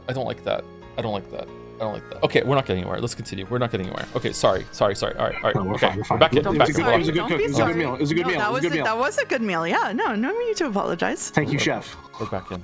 Thank you, Chef. We're back in. All right, see? No, we were so happy, right? Is this your happiness, Maria One-chan?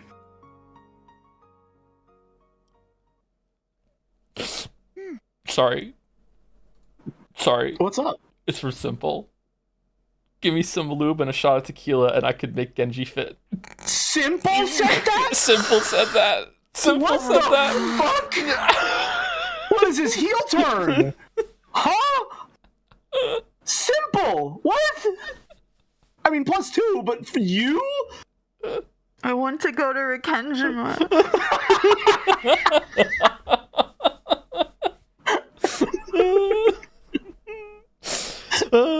Yeah, I'm happy. Okay.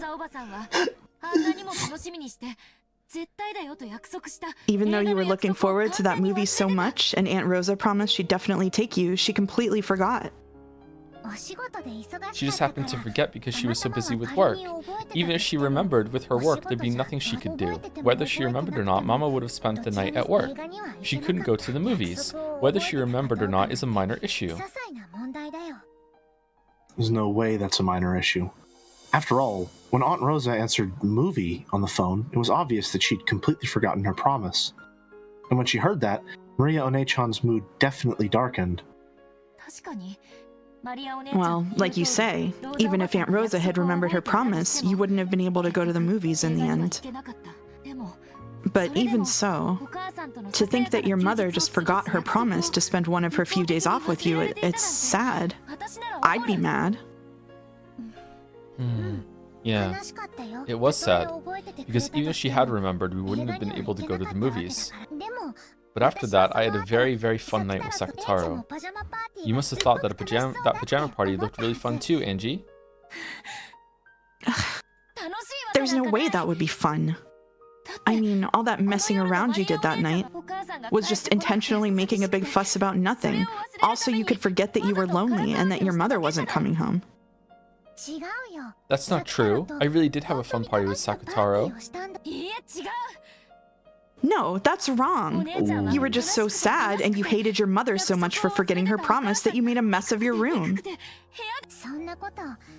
Where was something like that ever written in my diary? It isn't written anywhere. But by reading in the gaps between every line, I can understand your feelings. You didn't have a good time at all that evening. And you stayed up late when you were told not to, broke the strict rule about eating sweets outside of snack time, and when even that didn't bury your sadness, you went wild in your room and made a mess of it, right? And after you made a mess of your room and were all tired out, all you did was claw at the bed sheets and cry yourself to sleep, right?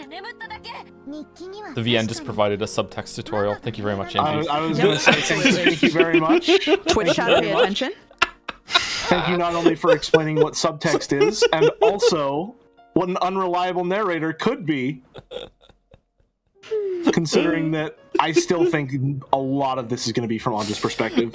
Meanwhile, the Persona 3 script has like the kerning and fucking space between the lines set at fucking negative. There's no space between lines whatsoever. It's just overlapping. Fucking, like, it's not that kind of story. To invoke Persona 3 on. Yeah, it's true. Yeah, the diary does say that Mama probably forgot her promise about the movie, and then I stayed up late having a pajama party with Sakataro, and I made a mess of my room searching for treasure. P3 still getting strays. Oh no, we're taking aim. Yes, and this is what it means. You were starving for Aunt Rosa's love, Maria One-chan. And Aunt Rosa always put her work and her public image first, always keeping you on the back burner. That's what disgusts me, because I know just how superficial Aunt Rosa's words of love for you were. You should realize this yourself. So how can you say you're happy despite that? I don't understand that part of you, Maria One-chan. Even at my age, I can't understand it at all. Why aren't you sad? Why is it that you can experience a reality filled with misfortune and call yourself happy? I can't do it. I can't understand it. She's 9? You're a sad kid, Angie. I don't get it. Why are you pitying me? Even though a fact about a really fun pajama party is written about in my diary, if the same fact is observed by different people, it has a different form. I remember talking about something like this with Bernkastel. Truth is unfixed and changes its form every time it's witnessed. By the way it's perceived, in other words, sumari, depending on the person who perceives it, a single truth can become different truths. And truths of the past are painted over by the truths of the future. In this diary, I wrote that what happened that night was very, very fun. You described the events of that night as something very happy. And yet, when you read the diary, the events of that night sound very, very sad. Even though you describe it as a happy scene, I read between the lines, or I read between the lines and realized that that wasn't true. Stop it. Huh? This tells of a happy night.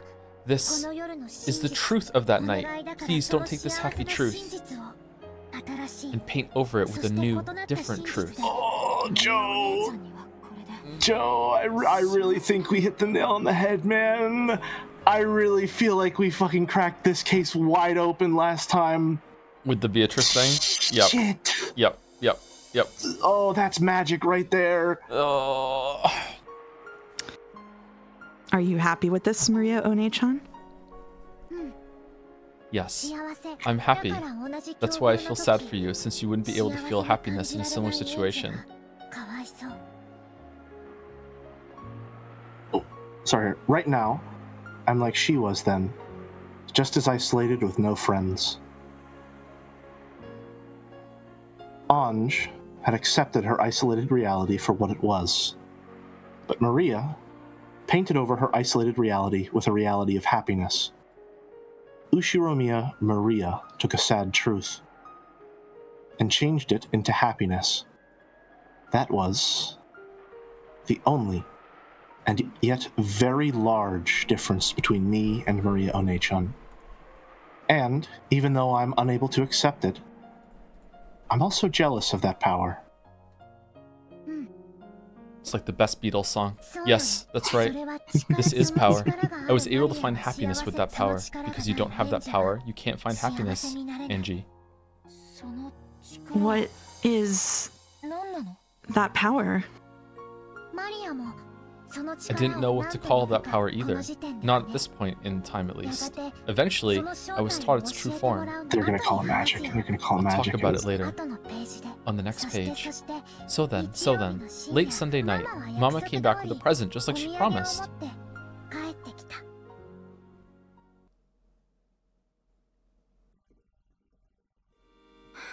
I'm back. Mama, welcome home! Uryu! Mama came back! Mama came back! Waiting to greet Rosa as she returned home all tired out was Maria, in an unbelievably good mood, holding Sakataro. Most likely, Rosa's worn-out expression was partly because she really was tired, but partly because it would be a pain when Maria, who should have been grumbling after staying home alone for several days, would cling to her, sobbing. However, when she was welcomed by an unbelievably happy Maria, and found that her fears were unbelievably needless, Rosa couldn't hide her surprise. What's going on, Maria? You're in a great mood? Is someone here? It was strange enough to make Rosa think that a friend had come over, and that she'd come home right when they were having a good time playing together. But there were no other shoes by the entrance. Even though Maria was in such high spirits, she'd been home alone. At first, Rosa was suspicious that the cause of this unexpected good mood could be nothing good. But that really was a needless fear. And in any event, Maria had been in a really good mood while she watched over the house. Even if Rosa's heart had been cold and hard as a rock, after being welcomed with a smile like this, Rosa started to honestly accept that smile, and a smile rose to her own face automatically. In that smile, you could no longer see any of the weariness of someone who'd been unable to return home for several days. Maria kept talking about what a fun time she'd had playing with her stuffed animal, Sakataro. Rosa really hadn't imagined that the stuffed animal she herself had given would be so appreciated, and she couldn't hide her pleased surprise. I see. So you spent the time together with Sakutaro. Well done, Maria. Here's a present for Maria and Sakutaro for being so good. Uryu! A present! A present! Ooh, what is it? What is it? Both Maria and Sakutaro started jumping around. There were two presents. One contained an assortment of Western sweets. Inside was a Scotch cake. It looked to be very high quality. But Maria was more interested in the other one. The other was in an even bigger box, and it was pretty heavy. Uh-oh. She had pilfered it from a local auto parts dealership. Go ahead and open it. They might become new friends for you and Sakutaro, okay? What? What's this? What's this?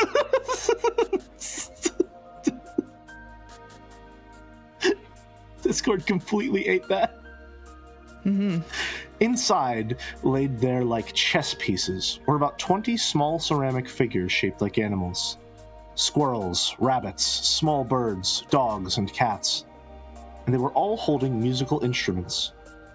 In addition to them, there was also a panorama-style background. A forest scene was drawn on it.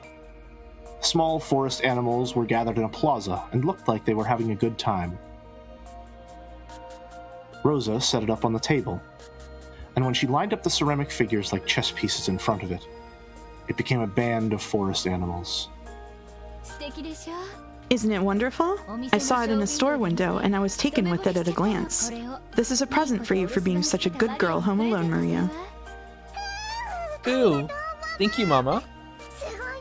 Awesome, Sakutaro. Look how much our friends have grown.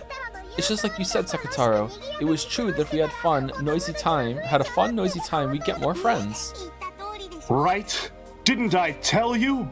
Look, we have more friends. Look, we have more friends! Uryu! Relieved that her gift had been appreciated, Rosa remembered that she'd been filled with several days of weariness. Okay, so last bit of speculation on the scene right now between these two, because I've been wondering it for a while. I'm waiting for the right time to bring it up. Do we think that Rosa isn't hiring like a nanny to look after her child? Because she must be able to afford it, right?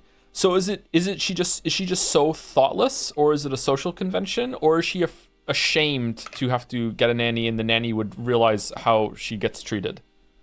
If I had to guess, I think the nanny would being ashamed to get a nanny would be the most likely outcome. Yeah.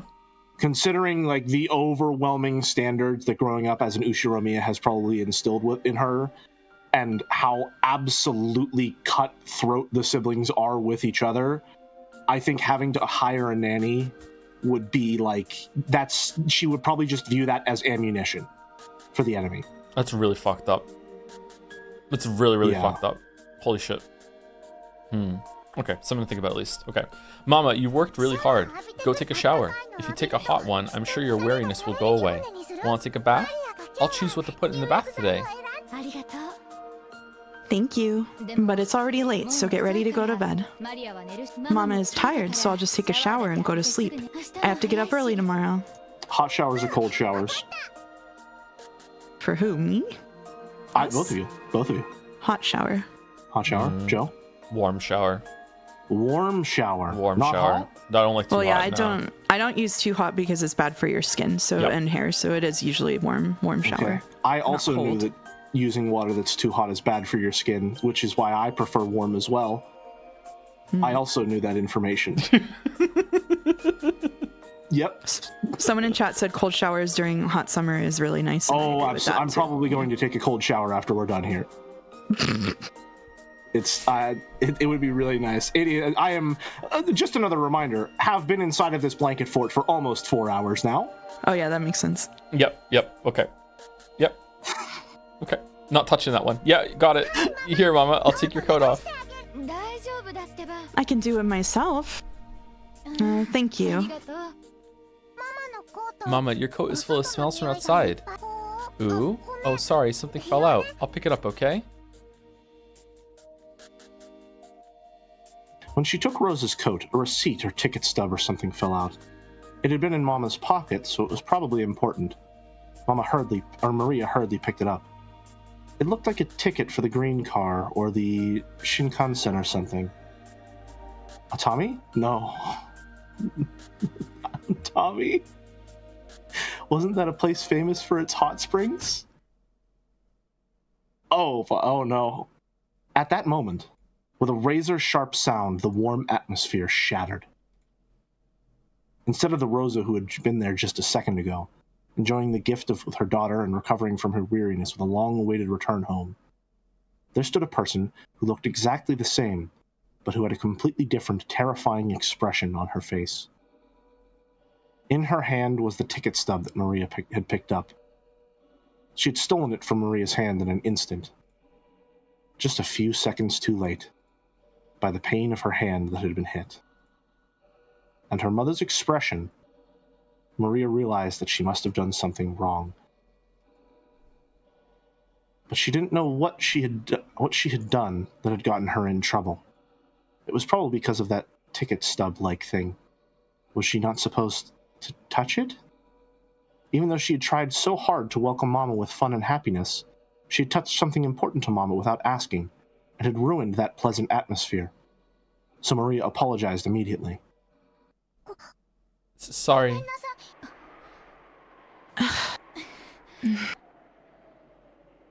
Even though she must have heard those words of apology, Rose's expression actually darkened. Maybe those weren't the words she had been hoping for.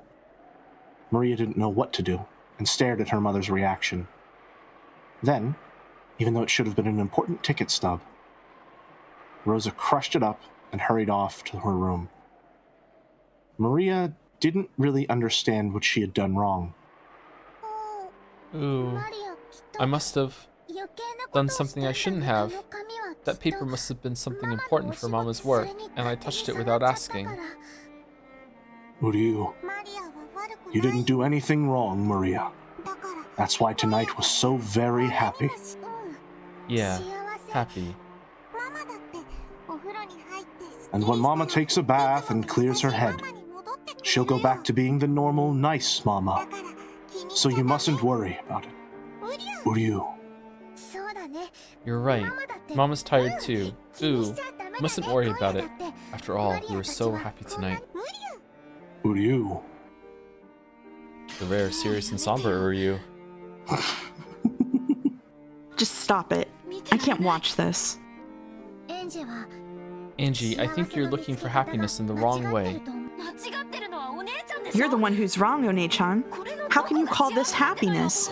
It's so pitiful that I can't watch anymore. What is? That Mama suddenly got mad? That happens sometimes when humans get tired. Condemning a person because of a momentary misplaced emotion isn't very adult of you, Angie. Oh my god. I can't.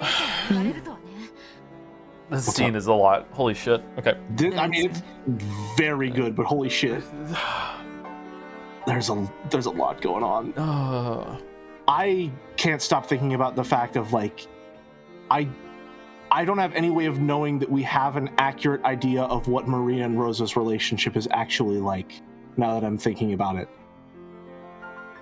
Because if it's coming through Maria, I have to assume that it's a more like childish perspective, which might not understand all the nuances of what exactly is going down, and she's probably trying to make a lot of excuses for Rosa, or she just doesn't understand why the shift is so sudden. So maybe that could account for why the shift seems so sudden when we see it, right? Like it really does seem like she snaps in between perfectly normal and abusive without a lot of understanding of why that happens.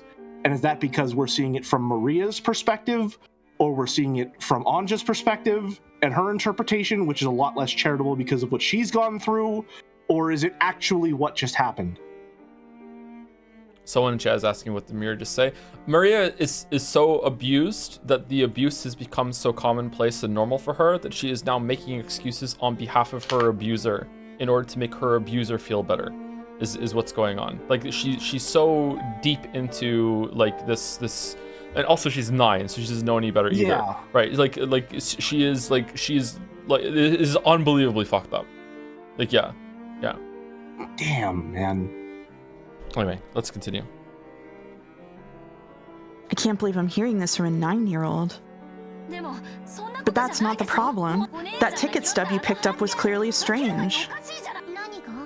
What was? There was nothing strange about it, and it has nothing to do with the happiness of that night, right? Aunt Rosa called because she'd be staying over at her company because of work, right? Why a Tommy? Isn't that what you call a vacation? It means she left you and went on a vacation, right? And you normally don't go on a vacation by yourself. Even if that was a ticket for a Tommy, that alone doesn't make it proof that Mama lied and went on vacation, right? She lied on the phone, and then she changed her expression so drastically and grabbed it from you. What more proof could you want? It might have been from a business trip long ago, right? Or maybe she just happened to pick up some trash and put it in her pocket. It might have been a receipt from someone who worked for her who went on a business trip. In that case, it would be important for her work. It wasn't a toy, so I can understand why Mama took it away. This evidence you're talking about is only circumstantial. Imagine, oh man, imagination and delusions.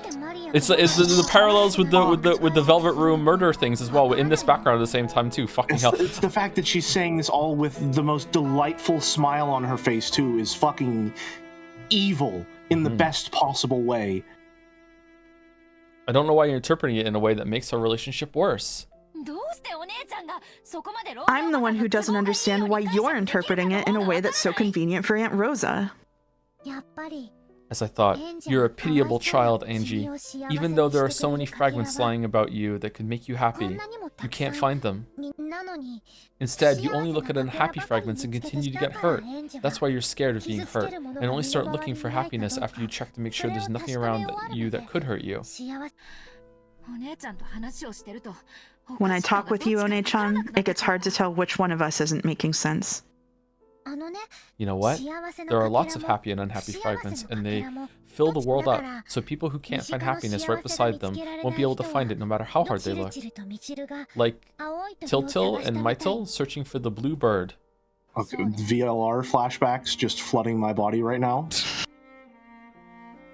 Oh yeah, that story with a moral. You're the complete opposite, Angie. You're searching for a world without a fragment of unhappiness, but that's the same as the bluebird, so you'll be unable to find your happiness for all eternity. Is it Battler Hansel, or is he the bluebird? Give it a rest already. In any event, I understand that a night of happiness was wasted because of a single scrap of paper. It sure is scary that a single scrap of paper could do that. In that case, maybe the power to get your happiness back can also lie in a single scrap of paper, right?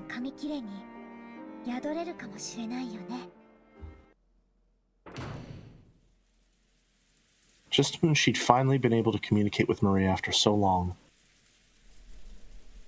Rosa's face twisted with a mixture of anger, sadness, and a fierce self-hatred as she flew into her room and closed the door. Maria's sorry had sliced into her chest sharper than a knife. At that time, she noticed a cute envelope placed on her study table. It was probably something that had just come with a girl's magazine. To Mama. Let me share my happiness with you, it said. She took it, and after hesitating, opened it and read what was inside. Then, after letting 2 large tears drip down the paper, she flew out of the room, hugged Maria from behind as she headed for the bathroom, buried her face into her daughter's back, and cried. Then, realizing that she was the one who should be apologizing,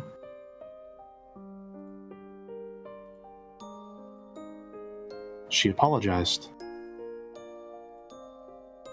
Why is Mama apologizing? There was no answer to that question. Look, we already made up. Something like that was absolutely nothing to worry about because of the friendship Mama and I share. Real quick, I don't want to get too in the weeds. Am I insane for thinking there might be a connection between that envelope that Maria is giving to her mom and the envelopes that always seem to be a part of the game on Rakenjima? I don't think there's a plot connection, but I think it's like symbolic, thematic, whatever. They're tying That's it what back. I'm thinking. There's Yes. a lot of things going back. Like a piece of paper is what caused the fight. A piece of paper that was planted in the room resolved the fight. It's written quite well in terms of like the mechanics of the scene that's been setting up the larger story. Yeah, for sure. There's definitely symbolic parallels. Yeah. What are these themes? To me, your happiness is too painful, Maria One-chan. I understand how you feel, more or less. Before I realized I had that power, even I was a pitiful child who could only find fragments filled with misfortune, just like you are now. What is that power? This power that I don't have but you do? Are you saying that I'm unfortunate and you're blessed because I don't have that? Just what is this thing you can't describe except with an abstract word like power? Don't say love. Don't say love. Yeah, you do want to know that, Angie. That's why you've been reading my story so far. Of course I'll teach you. I'll show you the secret to that power. And it's something I taught you about long ago when you were little, right? Did you forget? It's okay, I remember. Now I... No, she. She will teach you. She? Who's that? I shall teach you in Maria's place. All caps Maria? Beatrice? The power Maria has, but you do not. Yeah, the power I have, but Angie doesn't. It's magic. Maria and Beato said it together. And then they started giggling because they'd said it at the same time. It was an innocent reaction, one that didn't seem like Beato at all.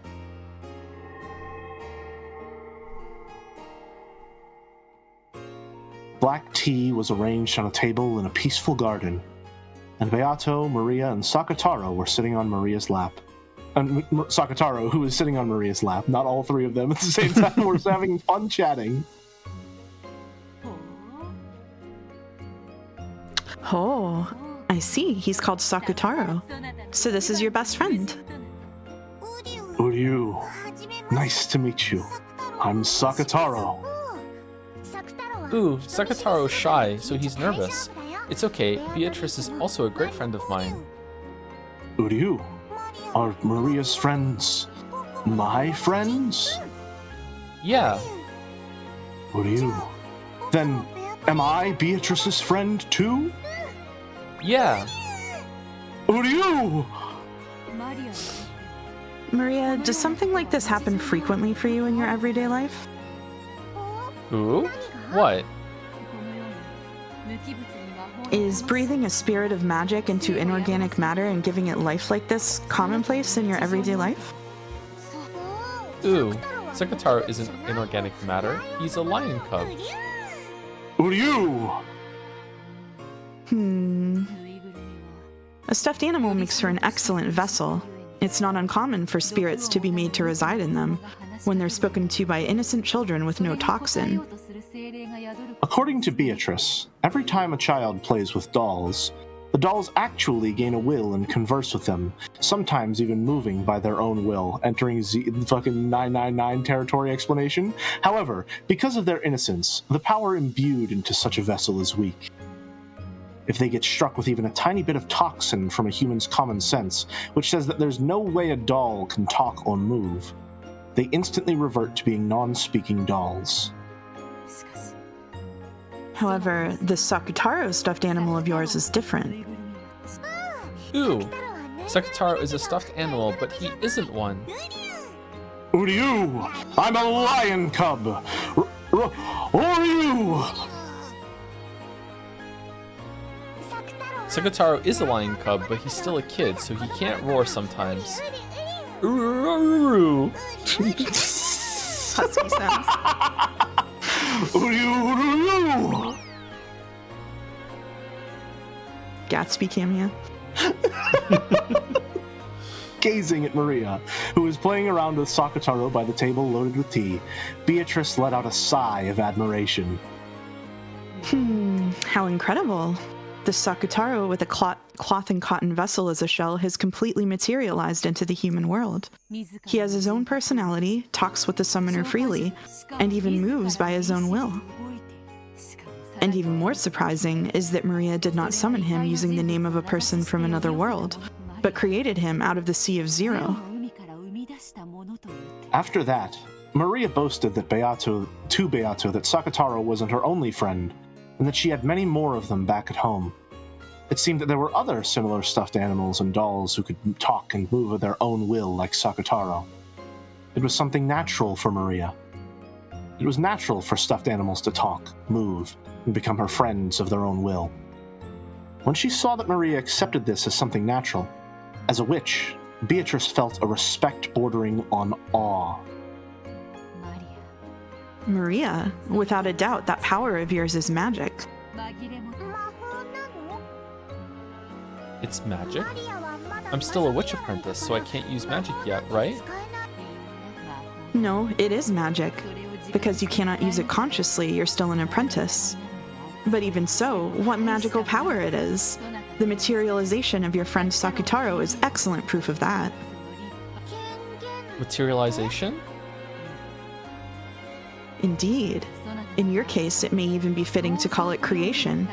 A piece of inorganic matter that would have no soul at all in another's hands can have a soul sent into it through your magic. Furthermore, that strong magical power lies in the human world. In this era so filled with the toxin that denies magic, summoning a magical power that can materialize a single life form is not easy, even for me. It is hard to give birth to any number of soulless beings. However, giving birth to a being with a soul is very difficult, or it isn't hard to give birth. This is what Beato asserted. I don't really understand what you're saying, Beato. You're saying Sakutaro is amazing? Both you and Sakutaro are incredible. You should be proud. I see, that which Kinzo desired above all else seems to dwell most strongly within you. I don't have a clue why Beato is praising Maria so much. Right, Sakutaro? Uryu! What should be truly admired is not only that a soul has been made to reside in a stuffed animal, even more significant is the fact that you've changed your own worldview. When it comes to giving birth to something from nothing, you stand out from the crowd. It's easy to make 100 from 1, however giving birth to 1 from 0 is not. When you do become a full witch, beyond just becoming a match for me, you might grow into a great witch that even I must acknowledge as superior. A witch of origins, perhaps. I'm really looking forward to your future. I'm noting this down verbally so that it takes up permanent space in my brain. I think it's interesting that birth is the specific creation metaphor they're using here. I'm just thinking of the perspective from the theory that the Beatrice that we see is also come from an abusive place under Kinzo and might have been in a similar situation as from Maria and has made up her own make-believe thing at the same time. Yeah, there's a lot of overlap between the two, and it seems to make sense considering that even from episode 1 they have a very strong relationship with one another. Which is being like a place that people are put to from the abuse seems to be what they're going for. Yeah, for sure. Yeah. The witch always being like bullied in the classroom as well. Some form of abused woman. Yeah, outcast, but it somehow making them more powerful in a way, which is a really fucked up thing to go down, I think. But yeah. Yeah. They don't realize that that it's fucked up at the same time too sometimes. Yeah. Or definitely. They have to believe that they have some sort of power that allows them to cope with their reality. Mm-hmm. Yep, that's definitely what's going on with Maria. Yeah, and I think it's what's going on with Beatrice if that's correct. I've been thinking that since the coronation of Beatrice. So, more evidence is always nice. I like to be right. It's fun. It is fun to be right, yeah. Sometimes it's fun to be wrong, though. Anyway. Absolutely. It's more fun to be wrong because then I have to bullshit my way back to being right. Beato said I have talent as a witch. Isn't that great, Maria? Uryu, Beato, thank you for praising Maria. No need to thank me, Sakutaro. That red muffler truly suits you. And I'm envious of the talent of your master who was able to give birth to a friend like you. Uryu, thanks for complimenting my muffler. This is a present I got from Maria. It's my favorite. And its size is truly like a muffler that was created just for you. I see. I must also give my new friend some kind of present. Ooh? Beato is giving Sakutaro a present? Of course, a gift from a witch must be something with magical power. In that case, so that he can be your friend for all time, and so that you can have even more fun playing with him, I shall give Sakutaro my magic power. With that, he should be able to materialize even more strongly. Ooh? I'll be able to have much more fun playing with Sakutaro? How's that? Uryu? What could it be, Maria? Is it something scary? Don't worry. Beato won't do anything scary. Right, Beatrice? Indeed. I believe you'll like it. So, to make him materialize even more strongly, a stronger image will be necessary. Well, what to do? Beato crossed her arms and thought about what she could do to please them more. Then, right there, was the form of yet another witch. It was Beato's teacher, Virgilia. Virgilia truly was a great witch. Great witch, since Maria had already thought of Beato as a great witch. This person Beato called a great witch must have been a great witch. Wow, okay. According to Beato, she still didn't even rise up to this witch's feet when it came to magical power. My. I thought I heard some cheery voices. What a fun tea party this seems to be. Oh, teacher, perfect timing. I want you to look at this lion club. I hear he's Maria's new friend. Oh, what a lovely lion-san. I wonder if he could greet me. Hello, nice to meet you. Uryu! I'm Sakutaro! Sakutaro fell to Maria's lap, greeting Virgilia with half of his face poking out over the edge of the table. It seemed he was very nervous, since this was a witch that even Beato called teacher. What an adorable name. As a reward for giving such a good greeting, here's a sweet for you. After waving her hands about, Virgilia held the palm of her hand upwards, as though she was lightly grabbing at empty air. Then, she held out a fist in front of Sakutaro. When she opened her fist, there was one of those individually wrapped cough drops. Uryu! Maria, it's candy! Awesome! Awesome! It's a cough drop? Ooh, isn't that great, Sakutaro? Make sure to thank her. Uryu, thank you very much for the candy. I hope that came through. It did. Even though Virgilia was a great witch, she still treated a stuffed animal like Sakutaro to an elegant greeting. Still, teacher, cough drops? Are you someone's granny or something? Can't you at least pull out some strawberry milk candy? A Werther's original, perhaps? How rude. What do you mean, hold on. What do you mean, They're Those originals are great. I haven't had one in a long time, but I remember them being kind of gross. I would try them again, though. Good. They're like a really mellow, like not too sickly sweet caramel. Mm-hmm. They're really nice. Okay. They're really good. Yeah. The ones that are like hard candy and then soft on the end. How rude. In that Somehow case, Jelly, the oldest one on the call right now, I guess. All right. Listen, neutral on the matter of where there's originals. I simply have more mature tastes.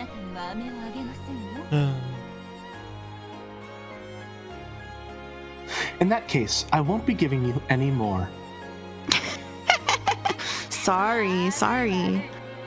Well then, Maria, take out your grimoire, and of course your writing tools. Ooh? Yeah, I'll take it out. What should I write?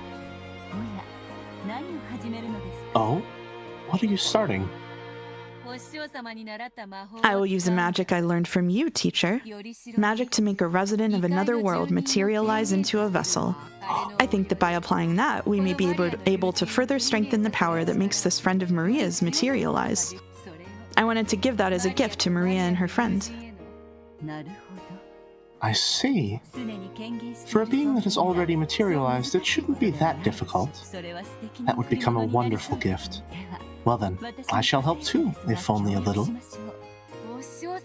It would be very reassuring if you would sign for this magic as a witness, teacher. Be glad, Maria. This will be a wonderful gift. Senate-approved chanification. Senate approved, yeah. Uryu? What's happening? It isn't scary, is it? Is it? Don't know, but I don't think it's scary. What could it be? I can't wait. Beato borrowed the grimoire from Maria's handbag and majestically flipped through the pages. Then, she found an empty page among those with magic circles drawn on them, and flattened it out. After gazing at Sakataro with a grin, she suddenly started moving her pen. It was something like a written declaration made by witches to a high-order world. It was magic whose effect could be controlled if Beato wrote and Virgilia signed. Maria didn't understand what Beato was writing at first, but partway through, she figured out the wonderful magical power of this document, and her eyes began to sparkle. Uryu! Uryu! What is it, Maria? What's she drawing? Uryu! Sakataro was on her lap, so he didn't know what was being written on the table. But, even if he had seen, Sakataro probably wouldn't have understood.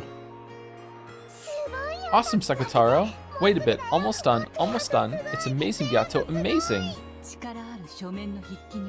When it comes to writing documents of power, this child's talent is magnificent. He might even serve well as a secretary in the spirit world.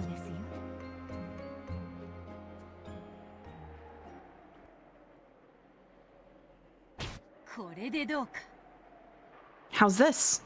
Not so bad, right?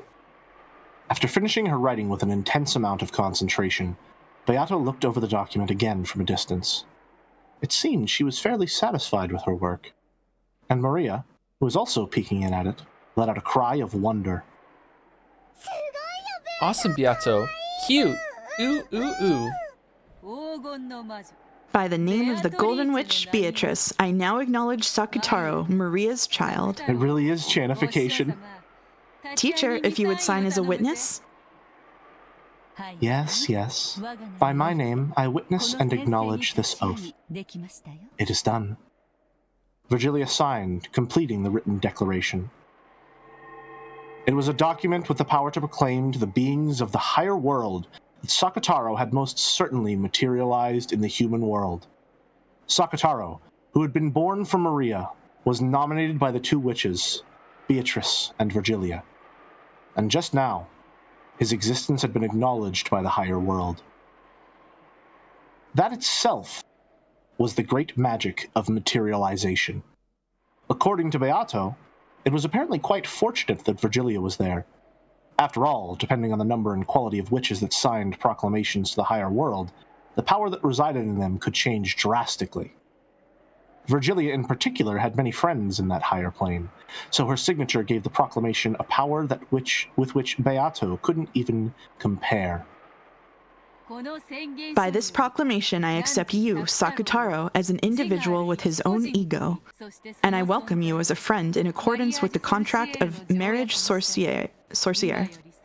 From now on, Sakutaro is our common friend. Nepo lion. People saying Nepo lion. And for that, I shall bestow upon you a fitting form as a gift. Accept it. With the grimoire still open to the page with the proclamation, she turned it around and handed it to Maria. Maria showed it to Sakutaro on her lap. When Sakutaro beheld the proclamation, he felt something hot and bright begin to dwell in his body made of cloth and cotton. Even as he looked around, nervous at this sensation he'd never felt before, that power strengthened, and eventually, a bright light completely swallowed him up. Is this what Joe's fan artists go through when they're chanting household objects? Yes, there's witnesses and everything. It has to be all Senate approved. Yep. Uryu. Just. Oh my fucking god. Oh. All right, there it is. We hit X mouse. I'm done. We hit it. Let's give it a couple minutes to see if we hit Y, and then we'll drop it or read One Piece. All right. Is that who I think it is? Other way. Y Cliff, X Peak. Is that who I think it is? Is it who you think it is? Is it who you think it is? Who do you think it is, Jelly? Is that Sakugasp?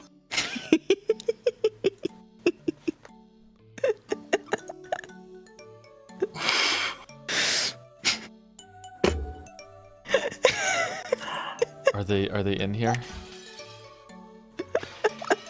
Are there any other Umineko emotes and Jads that we should be aware of?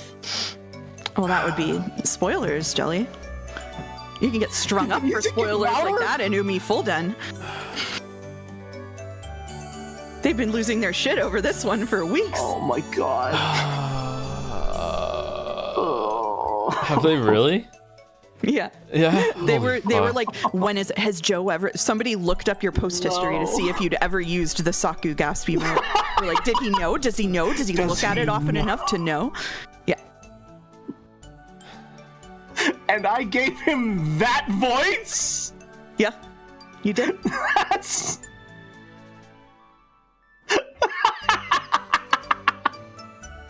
You did do that. Wait, hold on. It's literally Sakugasp? Yeah. It's not it doesn't just look like it? Oh my god. That's the original.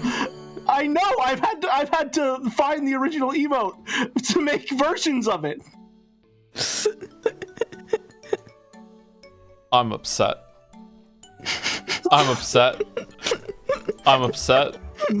Sakugasp.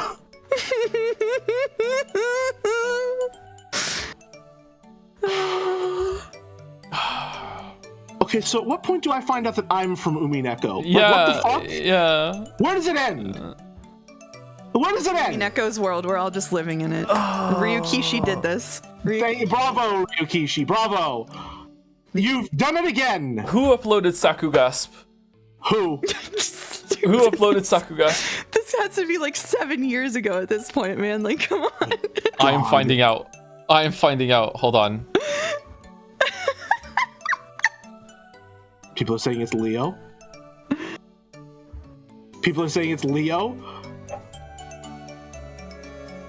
Where is it? Sakugasp.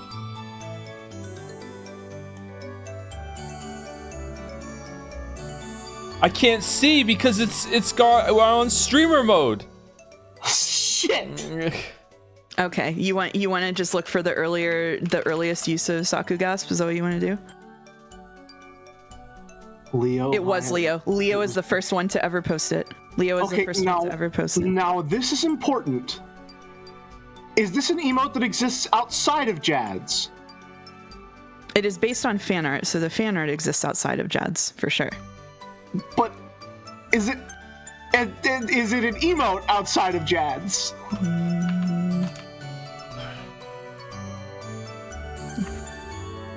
Ashcan. Ashcan uploaded it. Oh, okay. Ashcan. I can't Also find evidence that it uploaded- exists outside. Also of Jens. uploaded Winchester. Oh. That's no, that's that's fine. That's fine. That's fine. Fine. That's fine. That's fine. I'm so fine right now. I'm doing okay. Everything's you guys great. are fine? You guys are fine? Everything's all right. It's so good, actually.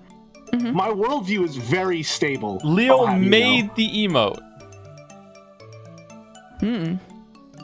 Do you mean to tell me that Jad's? What are you gonna do now that you have these people's names? Are they getting permabanned? It's the shitty guns they use in Umineko. Excuse me, Baldur. That gun is really powerful in Hunt Showdown. It's one of the best all-rounders that exists. You don't know what the fuck you're talking about. Bunny girl. I do bunny hop when I'm using it, so yeah, makes sense. I'm so normal right now. I'm doing okay. Well, we talk about this story off stream now. We do. we do. Yeah. We are. The people flipping out about me spoiling minor things don't understand how much I don't tell you. You've used this emote in our DMs while talking about Umineko. I'm pretty I have. No. I'm fond Yeah. of this emote. I like this emote. It's a yeah, good one. it's a good emote. Really yeah. good. Wait, I love this one. you like it too, Mouse. You've reacted to so many of my fucking posts with that fucking Saku Gasp emote. That's always like, is the Gasp gonna show up? Oh, there it is. Mouse has seen the comment. Fucking hell. I've made 3 versions of this emote. I can't believe I can't believe how slow I was on the uptake here. I thought you were just saying it kind of looks like it. I didn't realize it was literally. Oh my god. Should I use my sticker power in Umidun? I will. I'm not owned. I'm not owned. I'm fine. I'm so cool right now. I'm so cool right now. I'm not owned at all. I'm not owned at all. Is that what the Saku and Saku Gasp is short for? Yes. Yeah, it would have to be, huh? It would have to be. Of course. I'm uncomfortable. I'm legitimately uncomfortable. I'm Why like, are you uncomfortable? It's just- I feel like I have been walking Oh. for days, and I suddenly found the bars of a cage. You think this is the bars? I'm worried that when I slip through, I'll still be in a cage.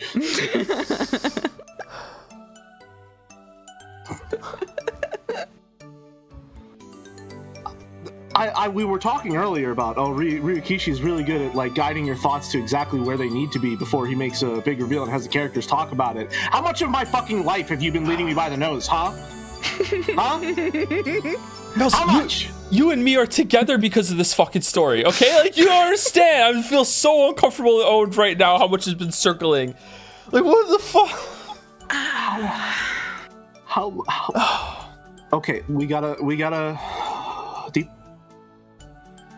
stabilize, okay? It could get worse. Is Mouse real? Mouse, are you real? Am I real? Are you real? Do you I exist? exist. She exists. Can you prove that you exist? I exist. You Can you exist? prove I don't exist? No, that's a devil's proof. It's a devil's proof. So until yeah. you can,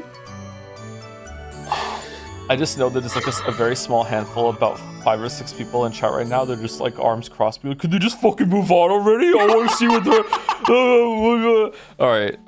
Listen, Okay. all right. They've reacted. I've had enough of their reaction. Move on. And by moving on, I think that means that we say thank you to people. Thank you very much to Hipster Birds for the new sub. Welcome. Thank you to Hazy Nocturne for the new sub as well. Welcome. Thank you Mew Nelly for the resub. Thank you Krootler for the 1,000 bits. Hi Toe. Toe's just not going away, huh? Episode 4 is my favorite Umineko chapter. Very excited to see your reaction to it. Here's a very quick reaction for you, Krootler. So far, I think every scene has actually been really good and really important. It's building the story. However, without exception, every single scene, including the one that they just had with Kinzo, every single scene has been at least 33% too long. They could have gotten like this one too. They could have chopped off like a third of every single scene so far, and it would have been better in every single way. I still like the scenes. I still think that they're worth it. I don't wish any scene would be cut. However, I do think that they could have trimmed off a lot of each of the scenes so far in episode 4, and that's kind of tragic, but that's how it is. Thank you. Sorry, go ahead. As a slice of life fan, they could be 30% longer, and I would still enjoy it. Ooh, okay. All right. All right. Thank you, Sisidace, for the 200 bits. Oh, I don't know if anyone has ever pointed this out. All the economics talk, especially the stuff in episode 1, is really funny with how a murderous recession is looming in Japan's future 7 years ahead of 1985, with the poor investments that lead to that literally starting in 1986. That was probably on purpose, I'm guessing, yeah. Also, did you pronounce it Sis ID Ace correctly this time around? Hoo-hoo, I'm not sure. Maybe I was closer than usual. I don't know. No? Nope, Okay. you did it exactly like normal. All right. Kurtler says, I absolutely agree with you on length. It's a running problem with the episode. Yeah. I hope that it balances out More a little of bit a walking soon. problem, I guess. All right, take your +2, motherfucker. I will, and I'll walk with it. Thank you, Cheshi8, for the resub. Yippee! Thank you, Anonymous Gifter, for gifting a sub to Tom's Diner. Oh, should I open a diner? What would I sell? Serve Lemon good cake. takes. Lemon cake. I have some lemon We cake can't left. have this conversation on stream. We can't That's have this true. conversation on stream. We're That's already true. derailed. It would be too long. Thank you, John Squid TV, for the resub. Hey, Toad Jambler. Episode 4 is my personal favorite. Hope you enjoyed the emotional moments as much as I did. They have hit so far, yeah. Again, just a touch too long in every case, I think. Thank you, Ironwrath, for giving sub to Cakewalking Remastered. Kurai for the resub as well. Gotta catch up on the stream, but I'm loving y'all's readings. Oh, thank you very much. That's a nice message. Thank you, Fredo Credo, or Frito Credo, one of those, for the resub. Yanko Sek for the bits. Okay, so what point are we getting an anime fight scene where Sakutaro transforms and beats up the ghost? Hey, we got half already. There you go. It's on. Yeah, here we are. There. Yeah. My God, he's gasping. Oh no, goats, run away. Thank you, Truther, for the resub. Thank you, Snarkarino, for the resub too. Kozan K also for the resub, just in time for peak with a bunch of fucking R version of the Saku gasp.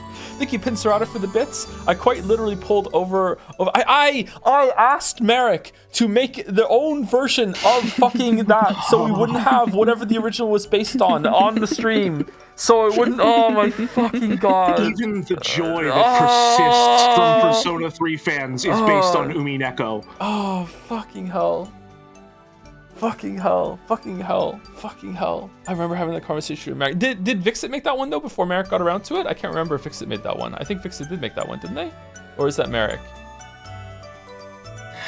Mouse, you mean you commissioned me for 2 Umineko emotes? Yeah. That's fine. You know what? I can incorporate this into my worldview. I'm so normal right now. Thank you, Bitsar, for the bits. I quite literally pulled over on my drive home from work to see Sakutaro reaction and submit my Joseph Anderson Sakutaro fan art. Fucking Jomsy, enjoy Mouskateers. All right. It was drawn by Vixit. I checked the wiki. There you go. Thank you. Thank you, Sis ID Ace, for the bits. If it wasn't Mouse, it would have been someone else. The Umi agents have been around you all along. Wow, that's troubling. I was going to ask if they're in this room right now, but I guess there's a mouse in the corner, an elephant in the room. The streaming career has always been leading to this. Thank you, I guess so. Dunking Dog, for the resub. Bo Shio for the new sub. Welcome during this. Thank you, Ruben Bunny. I want to say Bunny, but it's not. It's different. Why do I want to say Bunny? It's a funny internet misspelling of bunny. Oh, okay. That's why. Okay. Thank you very much Like for the new sub. doggo. Welcome. Annoying. Thank you, Pedro in the bathroom, for the new sub as well. Bunch of new subs in a row. Thank you very much. Thank you, Annie, for press for the bits. Not even a joke. We have all been owned, so unbelievably owned. So owned, completely owned. I mean, yeah. You know what? They Yeah. set up so far ahead of time. They learned from the best. They learned it from Ryu Kishi. Like, it's just all this laying in wait, ready to come out. This is fucking hell. Rodney says, I'm really enjoying your retirement streams. There's no coming back from this. Yeah, I know, right? I know. Oh, man. Thank you, Dominic, for the bits. Can't believe some brain genius devised a 7-year delayed Saku Mary Balls joke. Oh, my God. Truly, Kojima has done it again. Thank you, Sergeant Biggs, for gifting out 10 community gift subs. Do I still need to do the kegels? Thank you, Sergeant Biggs. Thank you, Julie Gordoff, for 1,000 bits. You've been reading a lot of 100-bit messages of mine, and you seem to be having a rough time. So here's an extra tip. Hope you get better soon. Ryu with Sakugas. Ryu. Ryu. Yeah, voice fits him so well, by the way, Jelly. I guess so, it doesn't fit anymore, but Fits him okay. almost as well as that muffler. Nah. Some metaphor refantasio type voice casting. Oh, okay. I won't explain. Okay. Okay. Thank you, You Beatrice. explain in 7 months when I get to metaphor. And last four on my list are Snorbler Princess Kimmy for gifting a sub to K Illegal. QB D3 for the new sub, welcome. Acria0 also for the new sub, welcome to both of you. Clawfest, and thank you Parnik for the bits with Joe Umineko. And now we can continue after that 20-minute fucking crash out. Well, hold on, sorry. Mayo, how did you tank the Bunny Girls reveal? But this is breaking you. You're so funny. Fucking, it's been an emote on our Discord for 7 fucking years. What do you mean? The Bunny Girls just showed up and it's like, okay, whatever. I guess they're Bunny Girls now. Let's just keep moving on. Let's not fucking ruin the time for everyone. What are we talking about? 7 fucking years. Fucking, like, I've seen that emote fucking all the time for fucking, like, over a year now. Fucking, like, what the hell? It's like one of the most popular emotes on the fucking Discord. I've used it. I see it used on my comments all this fucking time. We have an emote all the fucking chat. Dude, it's like someone stuck a Joms in without even knowing what Joms is. What do you mean? I'm so funny. What?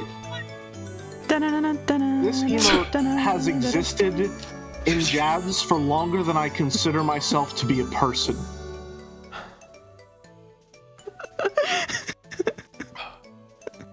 There are this emo is there are people that joined the Discord before they were old enough to join the Discord, and it's been around that long that now they can fit in just fine. You don't understand is how long it's been around. Fucking holy shit. Holy shit. Holy shit. I did not exist as I am now. The Merrick video of that rant is gonna go so hard. Oh, fucking hell. You enjoyed it, Merrick. All right. Okay. All right. Let's continue. All right. Who is this? It's Jelly's line. Okay. Two of his kids. It's been around for longer than 2 of his kids. Sorry. Can't.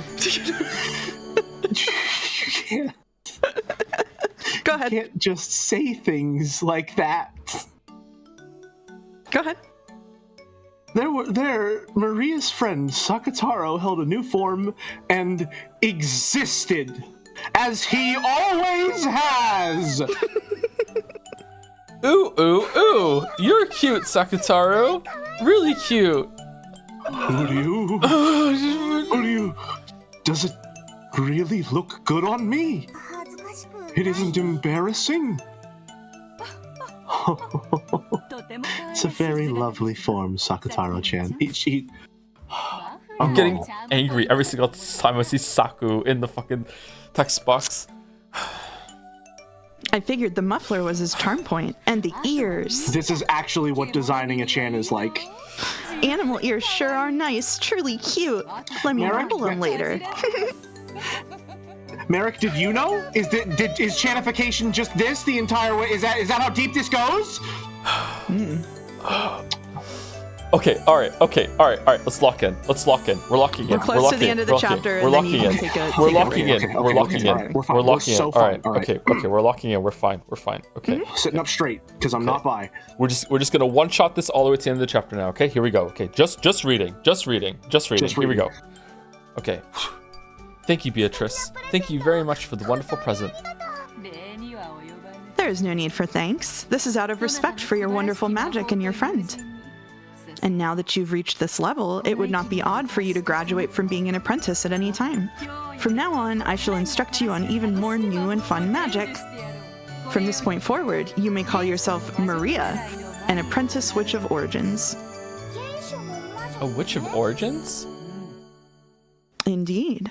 It's the title of a witch who seeks to become a creator. Right now, you're just an enchanter, a magician specializing in forms of magical enhancement, who's only enough strength to breathe magical power into the small objects around her. But after 1,000 years of training, you could conceivably use the magical compendium that resides inside your heart to create a galaxy. The talent of a witch of origins is very rare. Even though everyone has it when they are young, no one can continue to hold on to it. This title is also proof that you have not lost your untainted heart. Ooh, a witch of origins. Awesome. I'll become one. I'm Maria, an apprentice witch of origins. Maria, that's so incredible! A witch of origins! Incredible! Amazing! Uryu! Eventually, you'll be able to call yourself a full witch, Lady Maria, Witch of Origins. It may be a good time now to give not only Sakutaro, but you as well, an appearance fitting for your rank. Here, I shall give a proper outfit for one who, while still an apprentice, is worthy of using the title of a witch. When Beato waved the pipe that was her cane, many golden butterflies that had appeared out of nowhere grouped around Maria, giving her a wonderful dress.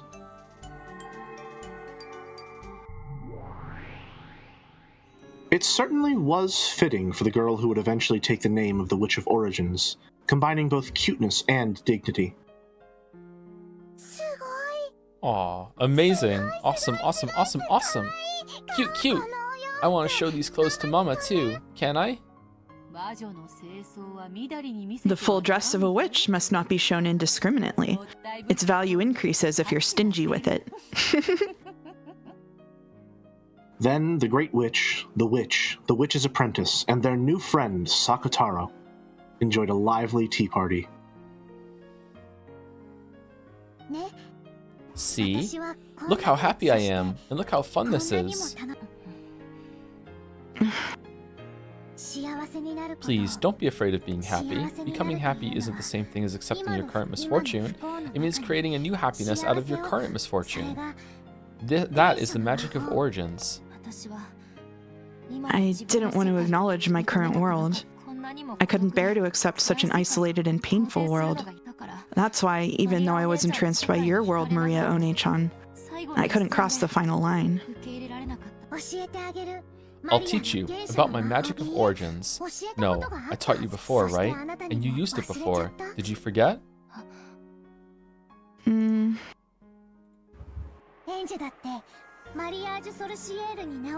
were also a witch apprentice, Angie, with your name entered into the Mirage Sorcier. Is that what you said? Weren't you? Sorcier. Sorcier. Like, okay, alright. Sorcier. Yeah, that was true. Marriage Sorcier. That takes me back. I also had my name entered in there at one point, didn't I? Okay. You can go recover. We can probably do one more chapter. Which would make 3 of the planned 5. A 5? Oh, 5? Man. We're pathetic today. Holy shit. It's okay, you're having fun. Too much yapping. No, not too much yapping.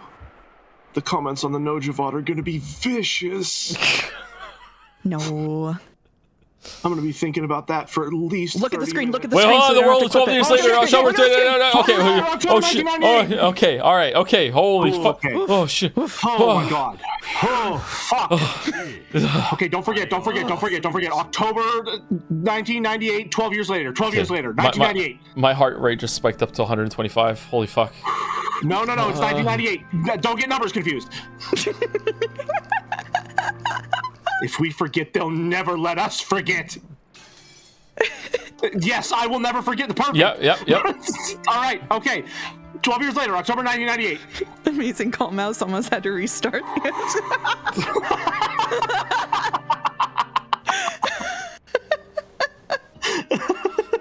wonder if anyone was there ready to clip it just in case. Well, hold on. They know the white screen's coming. Okay. Anyway. Okay, time for break tea? time for a break. Yeah, break and maybe another tea. Go punch air or something about it. Yeah. Oh, before I go, they used to call me Mir with the resub. Finally, Teddy joined the Umineko roster as well. Don't. Dolmek said that Sakugasp has existed for roughly a third of the time that I have been alive. Please don't play with numbers. That scares me. All right, be back in about. It's going to be a little more than 5 minutes this time. I'm sorry. We'll be back soon, and then we'll continue, and we'll do one more chapter. I think one more chapter. Yeah. Sounds good. Get up, walk around. See you soon.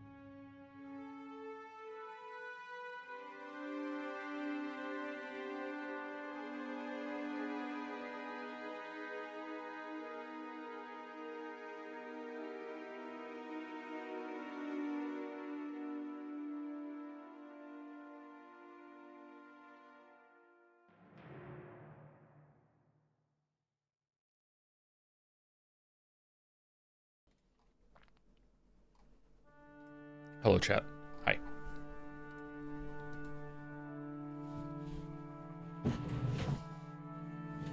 Hi, chat. Read pin. It's the final Umineko stream, episode 8. Joe has figured out who the culprit is and has pledged to read the entire One Piece manga because he was so thoroughly enjoying himself.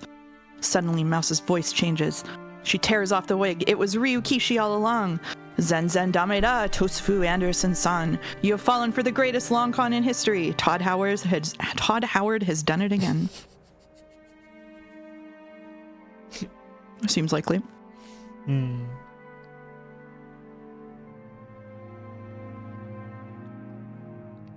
The first Joseph Anderson video is a Dark Souls critique known for its campfire system, which contextualizes respawning as a part of the story. The tagline, "You will die," warns the player that they may need a lot of attempts to finally succeed, but otherwise the player is free to explore whichever approach to combat they like. In other words, Sumari, Dark Souls is a game about a series of murders repeating over and over, where it's ambiguous whether they were performed with mundane weapons or with magic. Thank you, Karu. Thank you.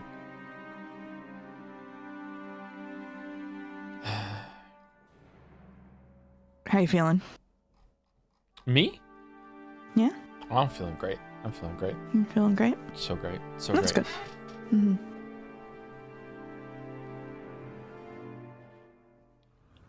Do you enjoy all the vowels you just farmed in stream chat? Oh yeah, I farmed so many. I think I have an award for the post with the most reactions still from another stream. Really? Well done. Yeah. Thanks. Really winning your jobs. What's my prize? What do you want?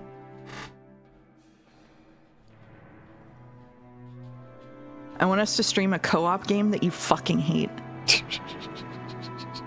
What? That's your What do you prize? mean? Yeah, that's my prize. I hate Dark Souls 2. All right. No, you don't. Night Rain? Ooh, we could do Night Rain. That would be a game that we both hate. Oh no, not Night Rain. Not Night Rain. No, you don't want to play Night Rain? Okay. I'll play. We have to have 3 people, so Jelly would have to come along for Night Rain. Sure. All right, well, there we go. Split Fiction time? No, we are streaming Split Fiction, unironically. Yeah, we're doing that next week, aren't we? Probably, yeah.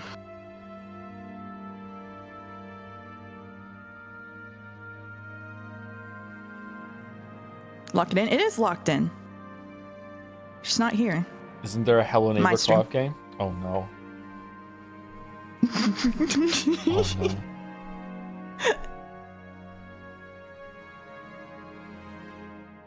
Hi, I'm back. Hello. Hey, how's it going? Hi.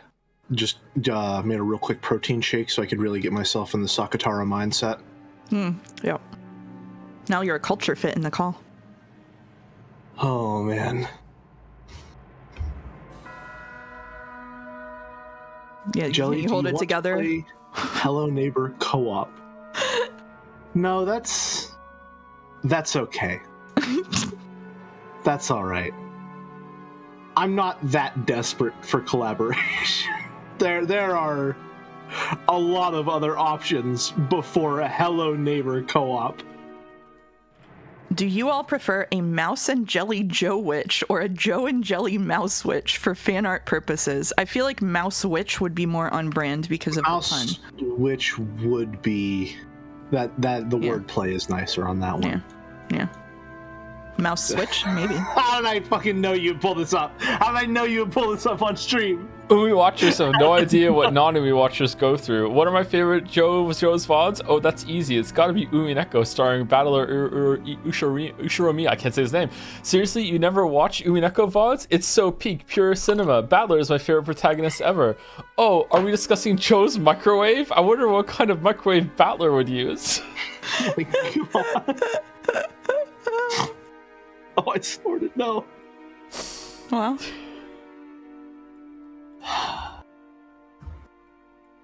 Who made this so I could give credit?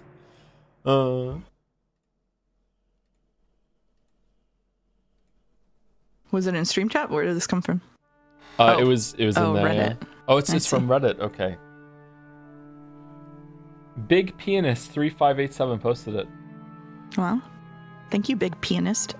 If you want a co-op game that you'd hate, play Dead by Daylight co-op. Would I hate that one? That's not co-op. No, it's the opposite of hold on, co-op. wait. Well, depends. Am I thinking of the right game, Dead by Daylight? That's the one that's like Dead Island, right? Don't fucking play Dead by Daylight. How am I going to explain this shit to my therapist? No, Are you okay, Annie? You doing all right?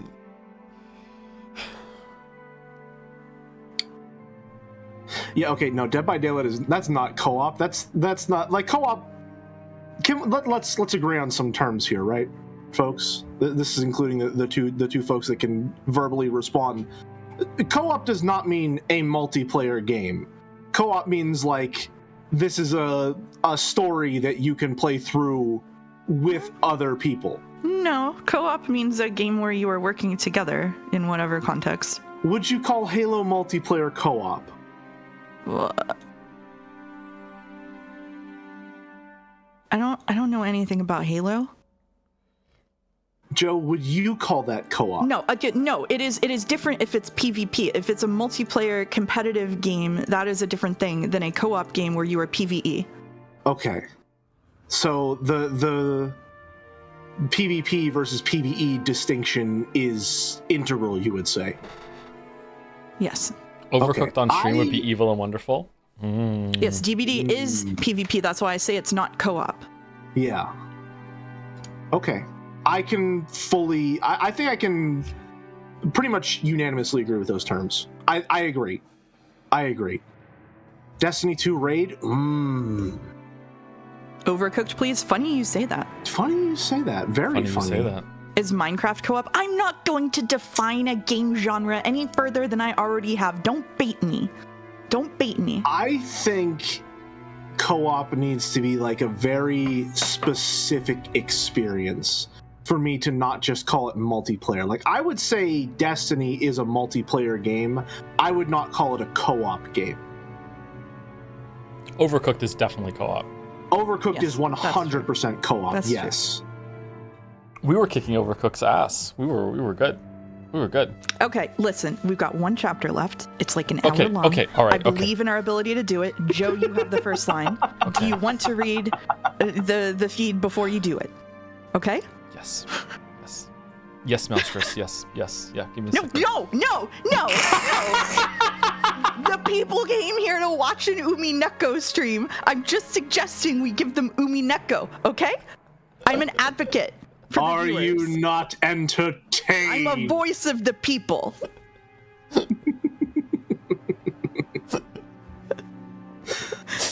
You came here to watch whatever the fuck this is? Well, okay then. I'll just shut up. Right, Back to the kitchen. Alright, I guess we'll get back to the Umineko mines. I'm sorry, Mouskateers, it won't happen again. It's not looking good for the Homestuck stream. That's you. Who do you? Oh no.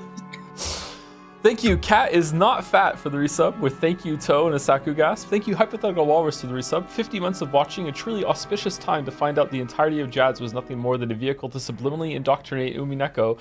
Joe feels like he is truly a battler, it truly is battler, but little does he know it's because the Shadow Umineko Council of Jads has been training him for that role the entire time. Oh, thank you, Delty. It's not impossible. Thank you, Delty, for the resub. This truly was our Umineko Nanoku Koroni. Yep, it was. Thank you, Krootler, for another 1,000 bits. I had to explain Jads and show clips from stream to my therapist. What the fuck are you talking about? What? I mean, good for you, but what? In what context? So these are Chans. Good luck with that, Krootler. Good luck. I hope it's going well. Oh my god. Okay, voice assignments are... Let me read mine. So there's this streamer I like who's very weird. His name is Toe.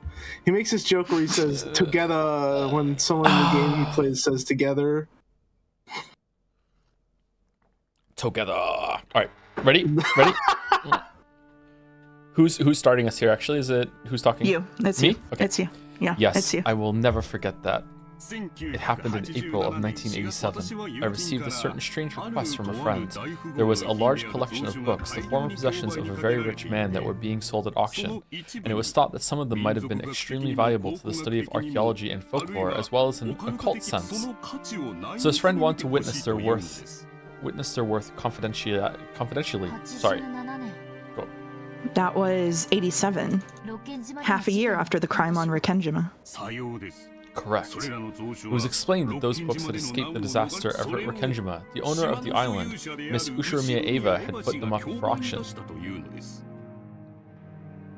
This was apparently a high-class restaurant. A middle-aged man was sitting across from Anj in a secluded and quiet seat. Amakusa could be seen by the entrance. He was probably keeping a lookout for pursuers from the Sumidera family. The scholarly man across from Anj spoke politely, but with enthusiasm. This looks like saw it from the first case in Ace Attorney. True, actually. He didn't lay a finger on the food in front of him, so you could tell how excited he was as he spoke fervently. He was a professor at a certain college, and particularly well known as an authority on Western folklore. However, among his life works, that was only a convenient exterior. His true life work was the study of occultism, Western magic, alchemy, and everything to do with the occult, as well as demonology.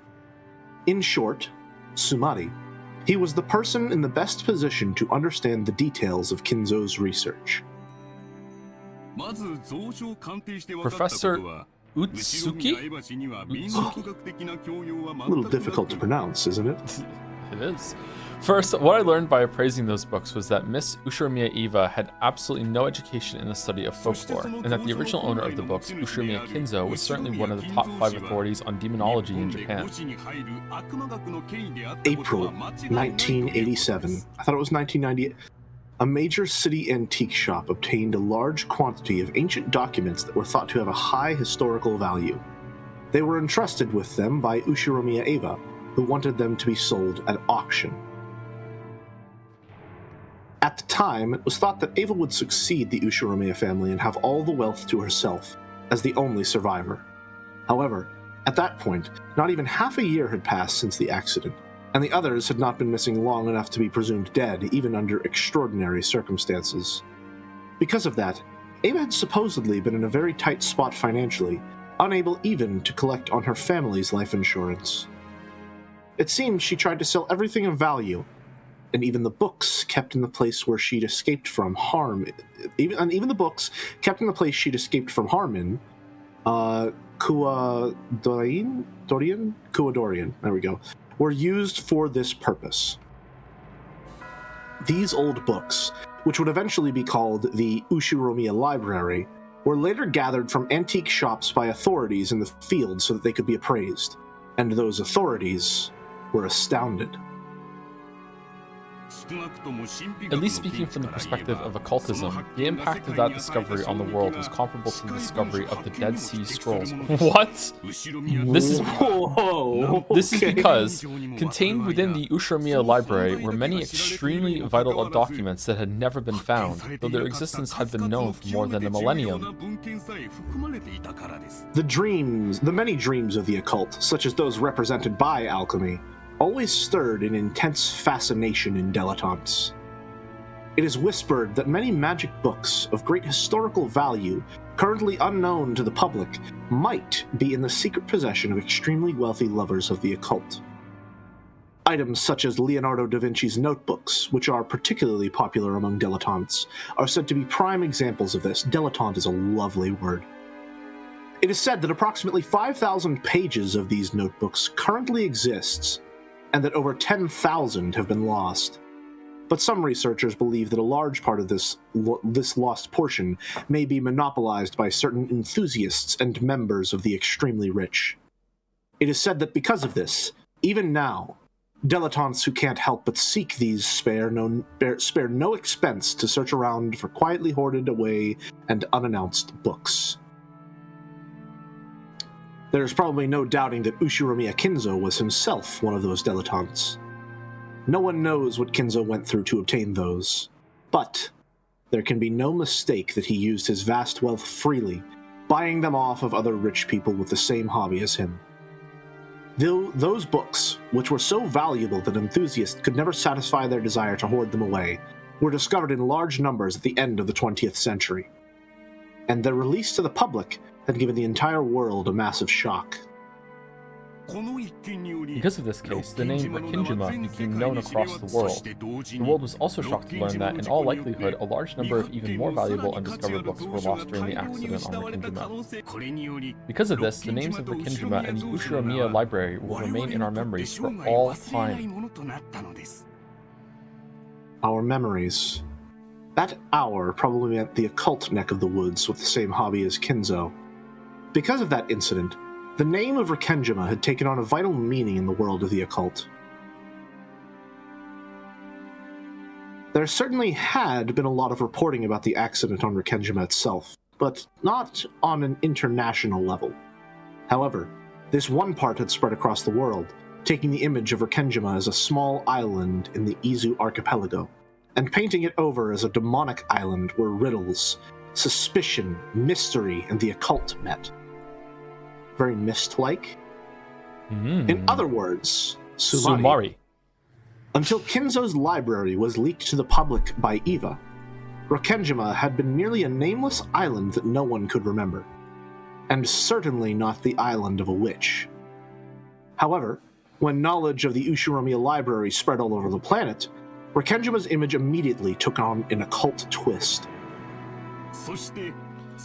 What happened next was the discovery of that message bottle. Is that better, chat? I was maybe sounding far away because I had a cup in front of the microphone between me and it. Is that better?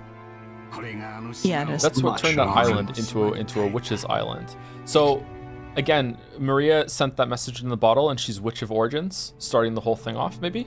Another link back. Interesting. A nameless island in the Izu archipelago began to transition into an island of the occult, the island of the mysterious witch, Beatrice. This is a banger pin right now. The sprinklers, the cameras, the French fry? No one truly believed such silly points were justifiable. Yet, we all fought on for those points regardless. You needed to be molded into battler, not stubborn, but right. In other words, Sumari, we entertained those arguments purely to turn you into a chessboard thinker. We've done our parts. Oh my fucking god. Thank you, King Malik. Oh, I'm glad you're enjoying it, chat. Holy shit. Oh. You might say that, lacking either the Ushiromiya library or the message bottle, the Rakinjima witch legend would never have been established. The message bottle. Yes, a form of communication to an unspecified target by throwing an empty bottle with a letter sealed inside it into the sea. It was once famous as a way of sending an SOS from a deserted island, but because of the influence of a certain prominent foreign detective novel, it has also become known as a method of confessing the truth after one's own death, like a time-delayed will. Is this directly referencing And Then There Were None? Yes. Yep. I wouldn't know. And Then There Were None is a book by Agatha Christie, yeah. Yeah. I was just talking to you about that last night, wasn't I, Mouse? Yes. Yeah, we were talking about that. The case of the Rakinjima message bottle was certainly one of the latter. This is the thing everyone says a fisherman on a nearby island picked up? Correct. We learned that a young fisherman on Shikinjima, fucking hell, picked up a wine bottle with a letter in it. I tried. This young fisherman kept it just out of curiosity. Then, Shikinejima? I'll try it. Shikinejima. Okay. Then, because Rakinjima had fallen under the world's attention due to the Ushiromiya library, he announced his discovery. Is there any chance that it was a fabrication made by the fisherman? Of course, we weren't able to deny that possibility. The scraps of paper in the wine bottle was signed by a certain member of the Ushiromiya family, a girl named Ushiromiya Maria. However, after looking at the writing left on her former belongings, it was confirmed that this message was written in a different person's handwriting. Oh! A different person's handwriting? Correct. At the very least, I believe there can be no doubt that it was written by a person more skilled at writing and of greater age than her. There's a very high likelihood that someone faked her name when they wrote it. Or she survived? Was she missing? Or I think in the They first found one a piece of her jawbone. Yeah, in the first one she was missing. In episode 3 she was killed, right? Maybe? I think the only person who is consistently missing, well, not consistently, the only person I think who has been missing more than once is Jessica. Because she's missing at the end of episode 1, and she's the only person missing at the end of episode 3. Huh. There's a very high likelihood that someone faked her name when they wrote it. Therefore, at that point in time, the contents of those scraps of paper were thought to have a very low credibility.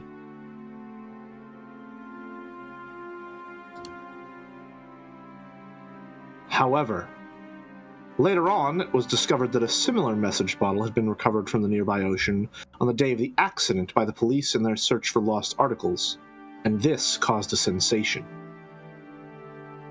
It seems that, due to evidence from the surrounding area and the fact that the bottle had been sealed, the police had decided that its likelihood of being a fabrication was low, and that it had been abandoned no earlier than a few days before the accident, and the handwriting for both matched. This caused the credibility of the scraps of paper discovered by the fishermen to rise. It seems magazines and the like have reported on the contents of that message bottle repeatedly, but would you like an explanation? So there's no way it's a grown-up Maria that wrote it then, because it seems like it was also tossed out right after the accident happened, or the incident happened. Okay. No. I know about it, more or less. Many scraps of paper had been stuffed into both of the wine bottles. It was an extensive notebook written by someone calling themselves Ushiromiya Maria, but who wasn't Maria, and which told of the events starting the day before the accident and up until the day of the accident in a diary-like way. And its contents had been the beginning of the witch's legend serial murder incident, as well as the Golden Witch Beatrice's puzzle. So, is episode 1 maybe, like, the public's perception or belief about what happened there on the island? Based on this physical evidence and the conclusions that are, like, the common consensus? That's a really interesting idea. I don't think that fits, though, because Ava's dead in that one, so it couldn't have been that. But different.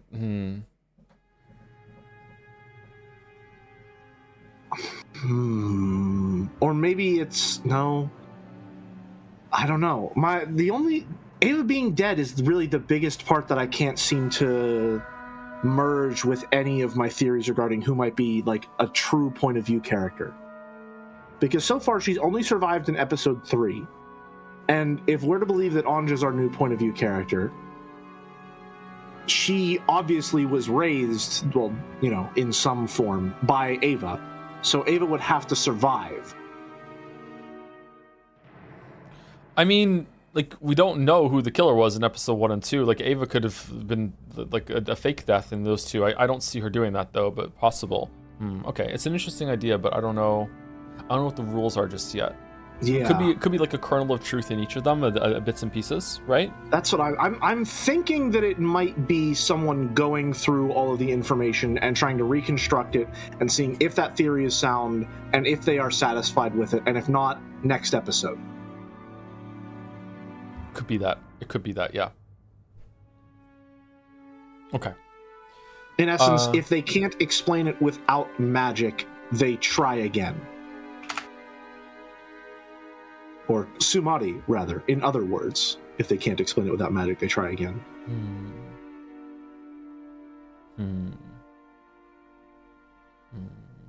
Okay. Keep it in mind. Okay, alright, okay. This bizarre diary-style notebook described how the Ushiromiya family members, nailed down on the island by the typhoon, were caught up in a ceremony for the resurrection of a witch and killed one by one in inexplicable ways. And in the end, the Golden Witch Beatrice revived and everything was flung into the Golden Land. It was written almost as though it was a complete account of the events on those days. Also, it depicted the current situation on the island at the time in great detail, and the former servants who used to work for the Ushiromiya family gave testimony that it had definitely been written by a human who knew the inside details of the island. So, because of a combination of the occult boom from that strange fantasy novel and the Ushiromiya library, as well as the fact that the truth remained shrouded in darkness, the legend of the Rikenjima witch was born? Correct. More than 10 years have already passed since that case, and it is still the focus of interest for occult enthusiasts across the world. No, to the contrary, you could say that it's become increasingly deified as time passes. There are still many enthusiasts who try to secretly land on Rikenjima, even though it's prohibited. Interesting. Could there be another message bottle that has still not been discovered? And on that day, what really happened on that island? There's still much to be discussed. As though he had finally remembered that he'd been going on and on for some time, the man took a gulp of water. It's kind of sounding like these scrolls that were found are just episode 1. But I'm not sure how they're treated with any level of legitimacy if they describe Ava's death. Mm-hmm. Unless they're assuming that maybe Ava was the Golden Witch and she was revived with magic. Mouse, Mm-hmm. can I have a red statement, please? Sure. In the credits of episode 3, did it say that a bottle was discovered from penned by Maria or anything like that in the credits? No. No? Okay. No. It was only in episode 1 that happened, correct? Yep. Yep. Okay. You must make blue statement to get a red statement. Oh no. True. Too true.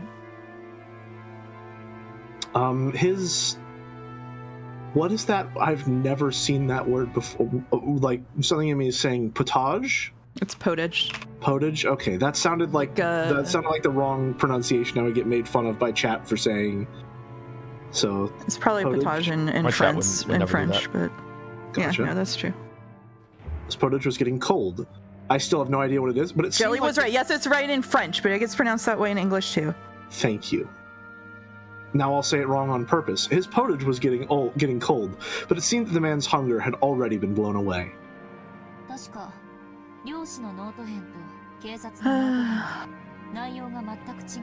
I'm pretty sure that I heard the fisherman's scraps of paper and the police's scraps of paper had completely different contents.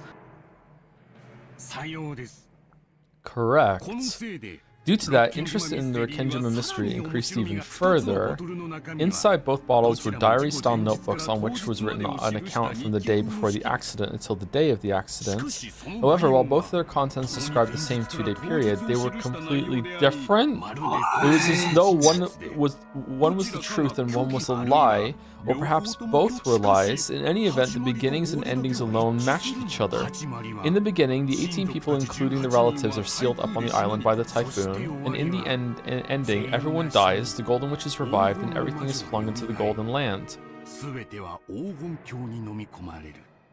The contents of both message bottles wrote about the events of the day before the accident and the day of the accident, but the details were completely different. Both diaries outline a serial murder following the epitaph of the witch, but the order of the sacrifices, the way they died, and even the tale of the 2 days were different. I think it's showing episode 2 Beato to imply that is episode 2 then, the second one they just described? Seems like it, yeah. However, in both, everyone died in the end and the witch revived, making for the same general plot. Because the only survivor, Miss Ushiromiya Ava, has remained silent about what actually happened on that island, the events of that entire 2-day period are shrouded in darkness. These 2 diaries presented a full 2 theories to wipe away that darkness. Those 2 days could be explained with either of those 2 diaries. However, we don't know which is correct, or even if there's anything correct contained within them. Okay, now, is Meta Battler at all? Or is he just some imagined version of Battler that Anj created as she's trying to conceptualize what happened on the island? I think maybe. I feel like if we get another, if we get more, another like account, My guess is that they're going to go to the island and maybe find another one that washed back onto the island and has been sitting there. Like if they go there, but they would need this one too, right? Episode 4. Actually, this episode has been like hardly anything's happened on the island so far in episode 4. So is that maybe there's only 3? Yeah, like who knows? Huh. Yeah, Battler even made a comment that like On stepped away just as they were about to, do the whole thing with the letters. Huh. Bro, are we really fighting over whether Battler exists? Listen! Half of this is already, does Beatrice exist? Does magic exist? Alright, what reason do we have to believe that Battler exists? What reason do we have to believe that Umineko exists? Nothing ever happens in Umineko. Nothing has ever happened. Schrodinger's cat box. You've done it again! If it isn't denied, even a mixture of truth and fiction can be the truth. Through the media, these scraps of paper had of course been shown to Ava as well, but in the end, she never broke her silence. Who sent the message bottles and why? Earlier, in their special issue for the crime's 10th anniversary, a certain magazine took that topic up for discussion in a grand manner, didn't they? That theory seems to be the one garnering the most support lately. But it is rather dull. What happened on the island on that day? Considering this question is the true charm of the witch hunt. The witch hunt? Yes, the Rikkinjima witch hunt is the name of a group of enthusiasts who tried to explain the truth of that crime from an occult perspective. Discussion of the mysteries that surround Rikkinjima, from the Ushirimiya library to the mysterious 2-day period to the legend of the Golden Witch, is flourishing even today among enthusiasts. I just remembered way back in episode 1, someone said that their theory was that actually each of the episodes are like episodes in a true crime podcast of people who are like huge fans trying to figure out what really happened on the island. And suddenly that doesn't feel like the most insane thing I've ever fucking heard before. That's pretty funny. That can't be it, but it's like a framing of it, like a link to it. Definitely it could exist. Yeah, I think that's a. I mean, yeah, I guess it's about as equally plausible as me saying that episode 4 is self-insert fan fiction. The name of the original fan group who did the original fan translation is called Witch Hunt, by the way. That's why Twitch chat is going crazy with it. Oh, okay, that's interesting. Makes sense. Makes sense. I feel like there's definitely something like that going on at this point now. Yeah. Okay, for the 10-year anniversary, an international convention was held in New York. I also participated as a representative of Japan. I was able to intermingle with zealous overseas witch hunters in many ways. Witches are a very popular category overseas. The age span of the participants stretched from elementary schoolers at the bottom all the way to famous cultural figures at the top. Even in Japan, in recent years, there was finally... I'll take the narration here, Jelly, by the way. Sorry. It's Angie. It's okay. You probably don't need any more explanation, but he's one of the most famous Rikkinjima witch hunters in Japan. Even though I didn't ask anything more, he kept continuing on excitedly, all by himself. As I swirled the thin film on my potage with my spoon, I shrugged my shoulders and sighed. Looks like researching about the message bottle really was a waste of time. No, if there's one thing I've found, it's that the notebook supposedly written by Maria One-chan was actually written by a different person faking her name. And that person wrote up an occult legend on their own, put it into the bottle as though it was the truth, and threw it into the sea. I have a question. Why would they go to all the trouble of writing so much in order to prepare a suspicious letter like that? With a message bottle, there'd be no guarantee that it'd ever pass into anyone's hands. If their luck had been bad, it could have sunk in the ocean, never to be seen by anyone. And even if someone had picked it up, they might have not cared about it and thrown it away. Why would they entrust their confession of the truth to the sea with such an uncertain method? And why would they write up multiple differing tales?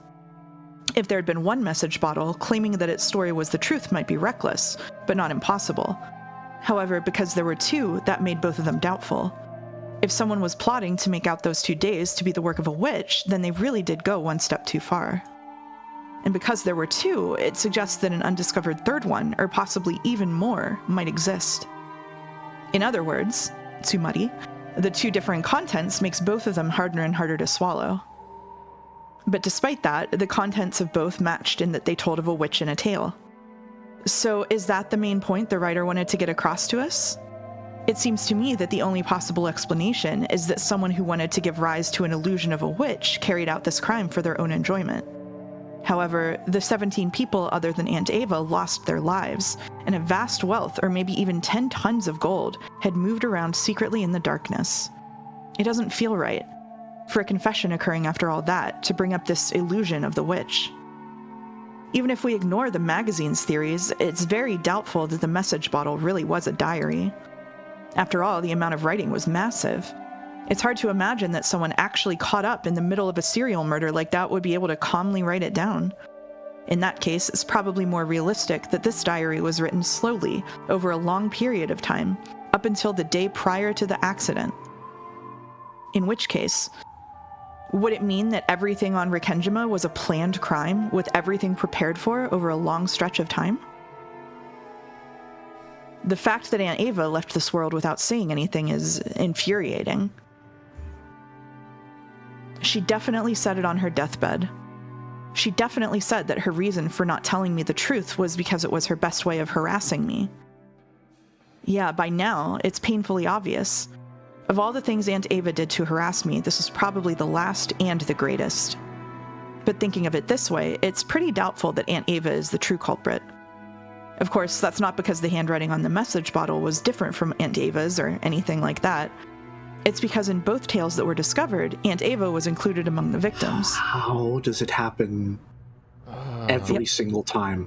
Okay. If the writer of that diary was the culprit, maybe Aunt Ava was also one of the targets to be killed.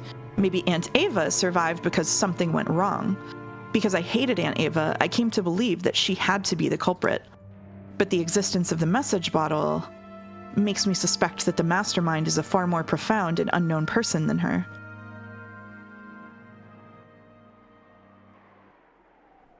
I looked at the clock. I'd heard more than enough. It's time. As he continued to speak fervently, I suggested that I wanted to bring this discussion to a close. He seemed to be aware that he'd gotten excited and talked too much, so he quickly accepted this. Thank you very much for today. I believe I've heard something truly valuable. No, it was truly fun to be able to welcome a young lady as a new friend of the witch hunt. I have many precious materials that I couldn't show you because of this change to a different venue from the usual. I would be glad to show you them at the next chance we get. Thank you, Professor. Could I ask one more thing? Yes, what is it? Professor, why are you interested in witches? No, in occultism and demonology. Well, that is somewhat embarrassing. A daydream I had in my childhood that if I could use a mysterious power, I could take on even the biggest of bullies went on to become my life's work. After all, the primitive desire of admiring unknown power is as universal today as it ever was in the past. Professor, if you could do it, would you want to become a witch? Do you still dream of being able to use magic at will? But of course, even though at this age I understand logically that such a thing couldn't exist, I cannot forget my childlike dreams such as flying in the sky and turning scrap iron into gold. Haha, if you would, please keep this a secret from my students. If I told you that I was a real witch, would you believe it? My pet theory from a few experiences with women is that they are all witches. You can take it again, Jelly. Anj snorted at the old professor, who must have been an earnest scholar with barely any experience. Like all professors.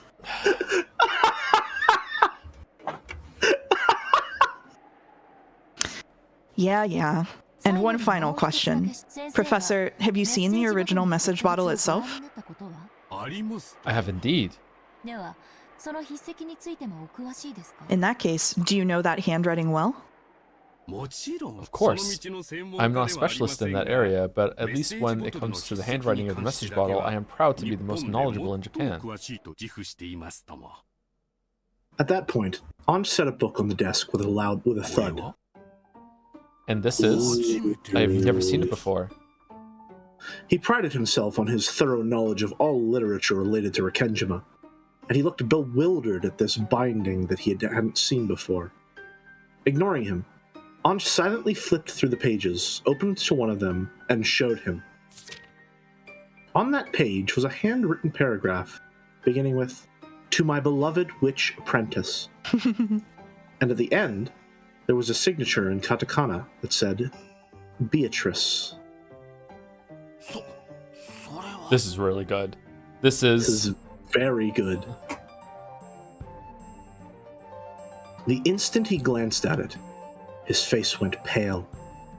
She recognized the answer before asking, but Anj asked it aloud anyway. Does the handwriting in the paragraph on this page match the handwriting in the message bottle? Well, I must take this home and investigate more. Pardon me for asking, but what in the world is this book? Where did you get it? The man stretched out his hand, but Anj pulled it back, as though telling him not to touch it with his filthy hands. Thank you. Just that reaction is all I need. Thank you very much for today. Here's the reward I promised. As she stood up, clutching Maria's diary, Anj carelessly tossed a wad of 10,000 yen notes wrapped with a strip of paper onto the table. As Anj turned her back to him and made to leave, the man raised his voice as though clinging to her. But Anj didn't stop walking. I beg you. What in the world is that book? I don't need a reward. Show me that book. Both you and I are in the witch hunt, but it looks like we aren't pursuing it at the same level. You're entertaining yourself with the outside of the cat box. And what I want to know about is the inside of the cat box. And this book is the key to opening it. It's too good for you. Well then. Goodbye, gentlemen. Have a nice day. She really is related to Battler, huh? Please wait. Sumadera-san! His voice didn't reach her. She had already joined up with Amakusa, and gone into the car.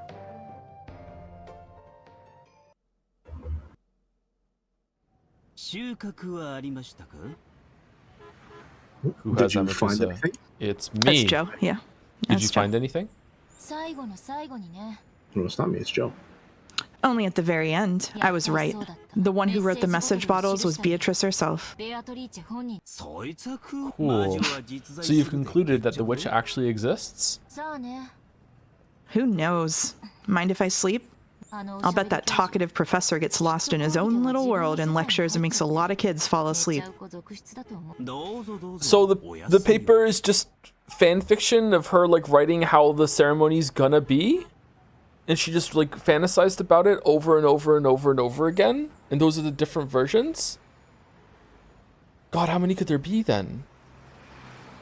I mean, if it's the Beatrice, I'm like, if Mike is picking I mean, up she would honking have- from outside. I can't even hear honking from outside. What are you talking about? That is in the VN. Oh, okay. I mean, she would have nothing but time to just write, right? Yeah, and then it went a different way in the Okay. So we were just shown the version where Ava lives as a way before it went to the future where Ava did survive the timeline as a way to throw us off on what actually happened, I'm guessing. Yeah, or Just as a narrative link, not necessarily to throw us off. It's like malicious. Maybe it's a little malicious. This motherfucker. I mean, knowing this fucking writer, it's certainly cheeky.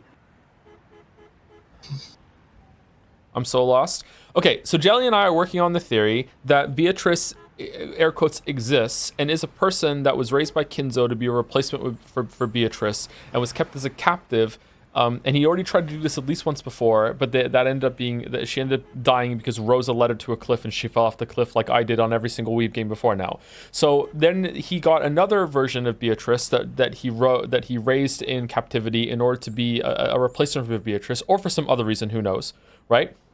And that time, the Beatrice before that Rosa got killed didn't really take to the indoctrination all that much. So my guess is that Kinzo was a lot harsher on the next one that came out of it. Maybe, I don't know. Again, that's part of the theory that's kind of like, not sure about it.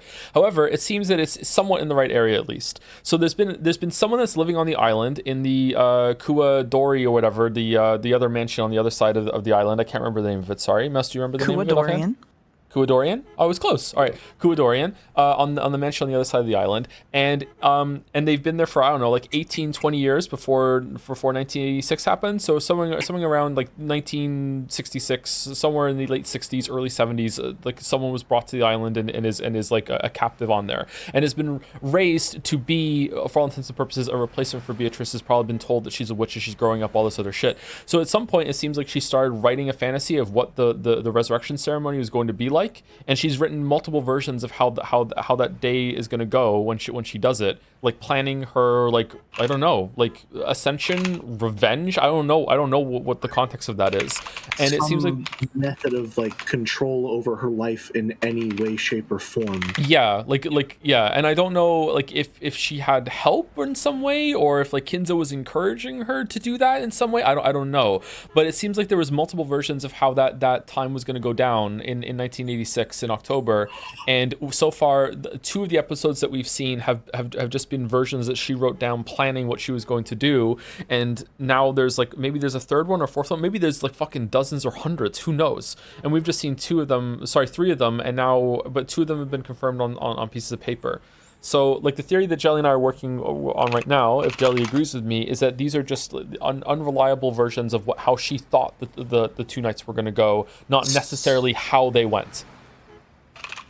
Multiple people in chat said, how would she know to talk about Maria then, if that's the case? In episode 3, wasn't there a prolonged conversation about Kinzo being extremely upset that Rosa named her child Maria?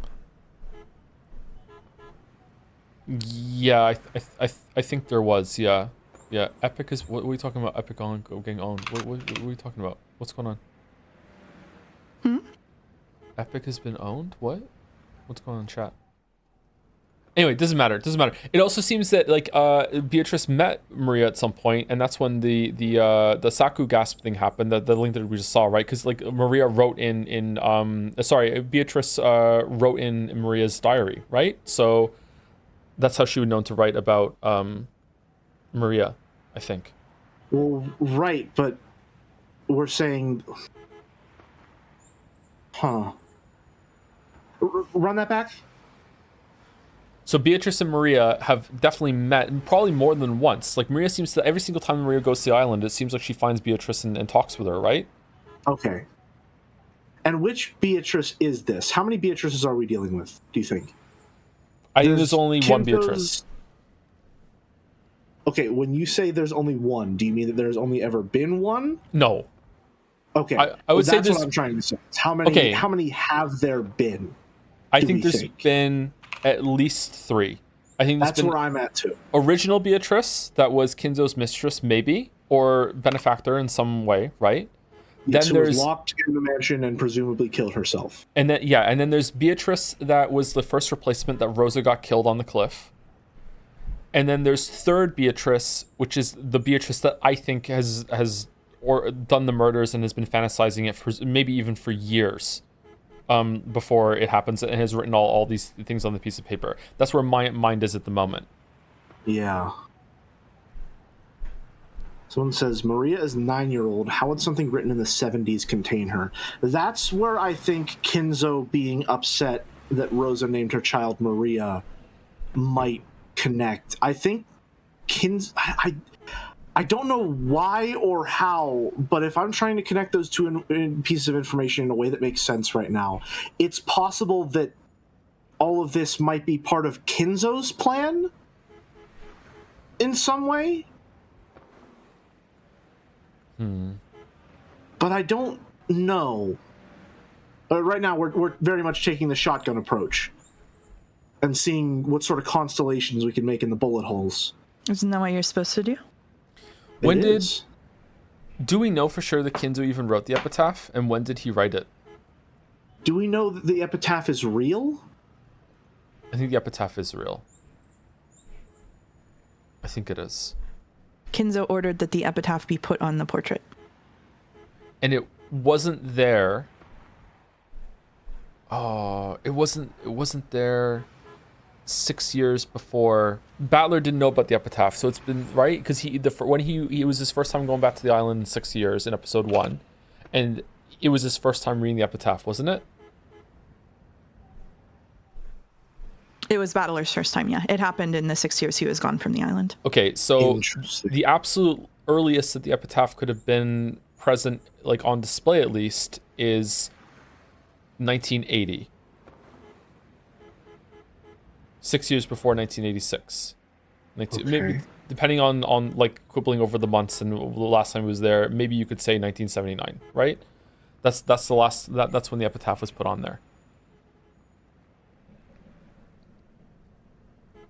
Huh.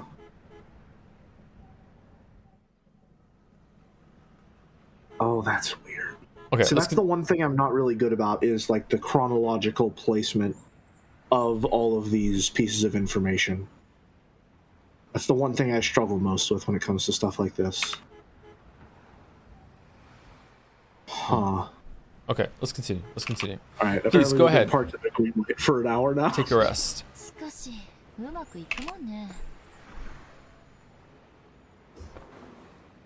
All you. Still, Sorry. that went really well.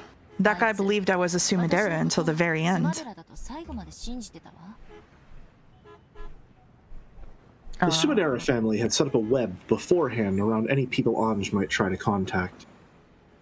They had offered a reward to anyone who could take Ushiromiya Anj into custody if she appeared. Anj had foreseen that and had snatched it away. She had called herself Sumidera, and after cleverly tricking the man by saying her own subordinates would set up an ambush so he didn't need to worry about it, she had taken him outside. So, when the Sumidera family pursuers reached the professor's house, there was no longer anyone there. According to the family, a young man and woman calling themselves Sumidera visited this morning, took the professor out with them, and still have not returned. There's a chance we were outmaneuvered. What a bad child, Angie-chan. I wonder if that craftiness is from Nasan's blood. To think she'd casually take on the name Sumidera after saying she'd hate to go by it so often. The professor should be returning soon. When he does, we must serve him some tea. I have no connections that can be made from this. Does she remind you of Virgilia, Joe? She was in a previous episode, by the way. It's the closed eyes. I think they're doing Virgilia. And the closed eyes, I think she has the same hair color, similar posture and demeanor. Similar laugh as well. A little bit. I see Kyrie more than Virgilia for obvious reasons. I mean, see Kyrie more, they're related, obviously. Yeah. Yeah. Who is this? Is it me? It can just be Jelly. Okay. Yes. Understood. I wonder if she thinks she's leading me around by the nose. What a naughty child. With a demonic look on her face, Kasumi violently stamped her heel. This is you, Joe. I haven't caught up yet. I'll teach you about my magic of origins. No, I taught you before, right? And you used it before. Did you forget? You were also a witch apprentice, Angie, with your name entered into the marriage sorcerer, weren't you? I was also included among the witches, wasn't I? I closed Maria's... I'll get Angie's stuff. Right. I closed Maria's diary and flopped down on a very high-class looking bed. I'd slept deeply for a long time in the car. So I'll forward the line accidentally. So it took longer than usual for drowsiness to set in, and I read the diary as I waited. This is a super expensive hotel in the city. Since it was often used by the rich and the famous, they were very big on confidentiality. That made it very convenient for Angie to escape her pursuers. The idea that renegades should spend their nights hiding in cheap hotels is a commoner's way of thinking. To Angie, who possessed all the wealth of the Ushiromiya family, renegade life was comfortable indeed. Of course, even though he was a guard, Amakusa was a man, and therefore in a separate room. Angie used the bedroom of the suite, and Amakusa lay on the sofa in the living room. According to Amakusa, the sofas here were more pleasant than his own beds had been recently. Poor guy. When I looked at the clock, I saw that it was almost 2 in the middle of the night. I'm still not getting sleepy. I sighed deeply. At that time, even though there was no wind, I had the feeling that Maria One-chan's diary fluttered. Then One-chan appeared. Her form was no longer the normal one I'd known. She was wearing the dress that Beatrice had given her after acknowledging her as a witch. If you don't get some sleep, it'll be tough tomorrow, right? If I were a witch too, I'd be able to use magic, wouldn't I? Yeah, you can use it. I taught you, didn't I? Taught you how to use it. And you were able to use it in the past, weren't you? I remember. I've started wanting to use it. Are you starting to feel lonely?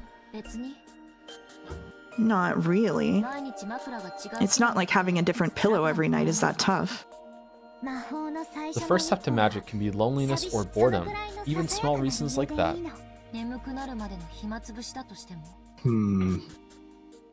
Even if it's just trying to kill time until you can fall asleep? Yeah, I'm glad you remembered about magic one more time.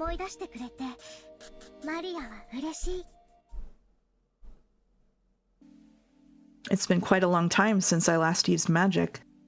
At one point, with Maria One-chan's introduction, I touched a corner of it and opened the door a tiny bit. So I should still remember that sensation. Right now, your magical power has declined significantly, Angie. If you don't devote yourself to the basics, it'll be hard, okay? Sure. Checking all directions, securing a quiet space. What about Amakusa-san? He's sleeping. After opening the door to the living room a crack, I could see the blanket caterpillar on the sofa roll over in its sleep. With your magical strength as weak as it is now, the anti-magic power is affecting you too much. Not just the sight of people, but voices, sounds, and even the presence of people will get in the way of your magic. Even honking cars, sever those completely, like how ancient magicians shut themselves up in ateliers to preserve their isolation. I think it's atelier. I remember. Atelier. The very existence of humans blocks magic. Therefore, the very act of showing magic to people is the sign of a high-level witch. Obtain a quiet space for yourself alone. That should be enough to prepare a space to use magic. Next is the vessel. Right now, it's important for your bike to at least have training wheels. No, a chain. This is, of course, impossible.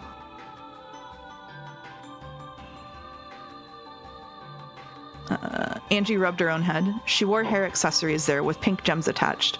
They felt a little childish for Angie, but she never took them off, not even for a single day. Was that suddenly omniscient narration? Yeah, it was. Don't worry about it. Yeah, it really will be impossible for you now, Angie. If you'd practiced every single day since then, you might have gained the ability to summon with that by now. If I were to start training now, how long would it take? It's said that a year of magical training for a child is worth 10 years for an old person. You need a lot of determination. You mean like Ushiromiya Kinzo? So, just like the piano and the violin, getting a special education from a young age is huge when it comes to magic. As you are now, your power has weakened since the time you were first able to use magic, Angie. Don't overdo it, and devote yourself to the basics. After stubbornly rubbing those things on my head one more time, I gave up. Then I started fishing through the knapsack, looking for anything that might make a good vessel. Shouldn't this be a perfect vessel? It's been a long time. Yes, with this, I think even you should be able to perform a summons as you are now. And they have no master now. It should be possible for you to become their new master, Angie. Among the things that looked like good vessels, I took the one I thought might possess the strongest magical power, and set it on the side table near the bed with a clatter. It was a shady-looking, stake-shaped weapon with an occult design inscribed on it. It was one of the 7 stakes of purgatory, which the witch used to offer sacrifices. She just has it? What? When the police had been searching the family's possessions, they had collected a large amount of junk. After the investigation had finished, these had been politely returned to the Ushiromiya family. Finding something that I'd seen in the pictures of Maria's diary, I took it home with me. That's not like... Ooh, Hold on. Then were the stakes not you? Well, hold on. In episode 3's version of events, the stakes weren't used for the murders because Ava just said she wasn't going to do that. Mm-hmm. So then they weren't kept by the police as pieces in a possible murder investigation. They're just possessions of the family that were turned away. Why would that would be considered a possession of the Ushiromiya family?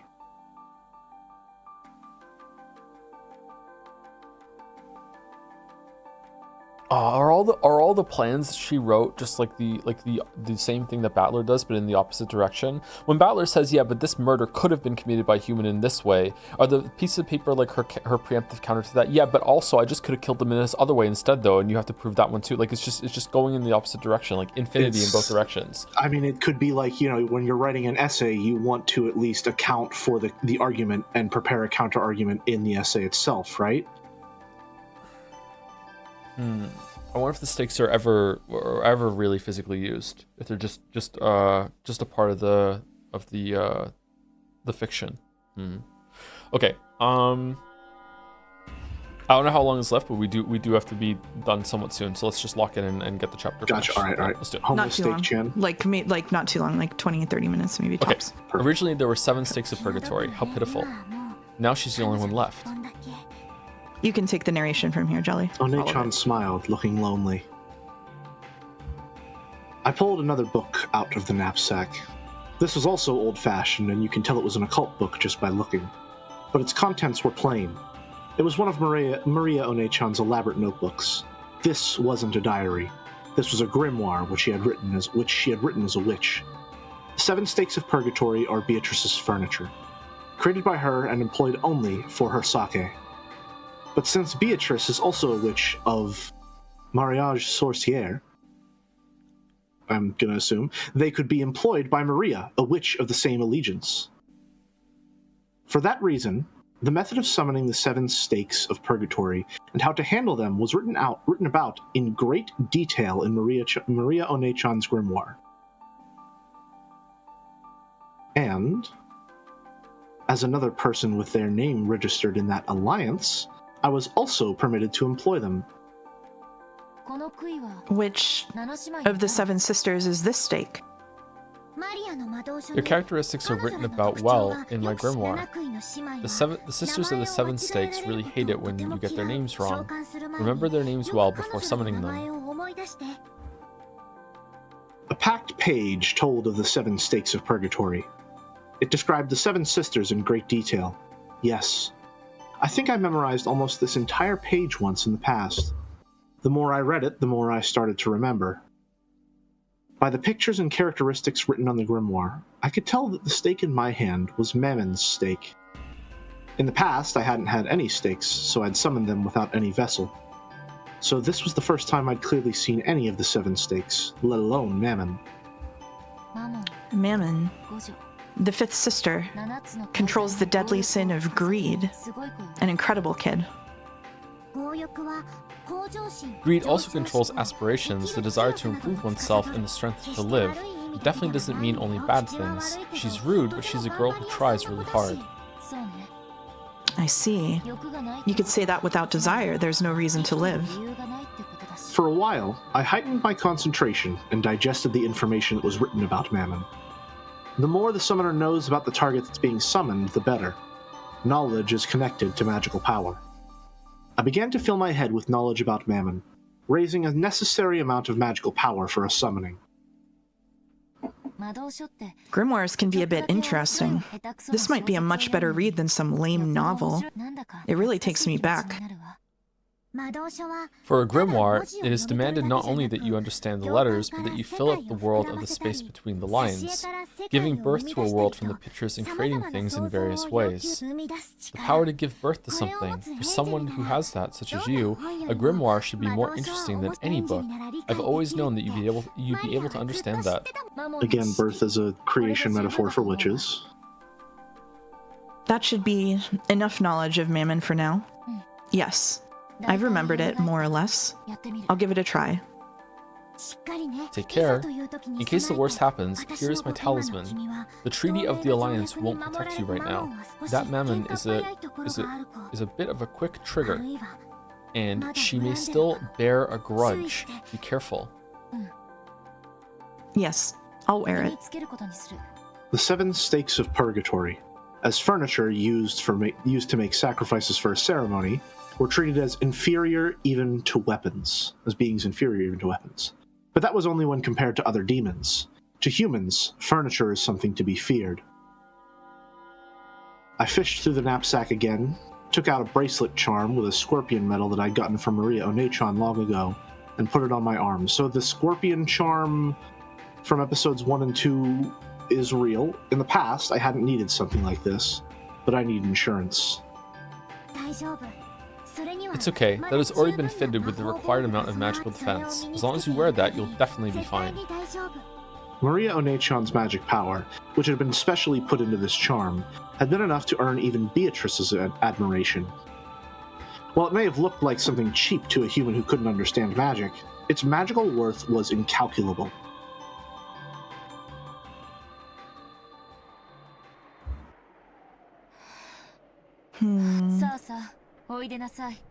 Come, arise.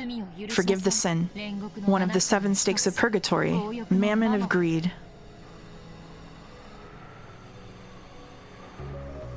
I focused my mind.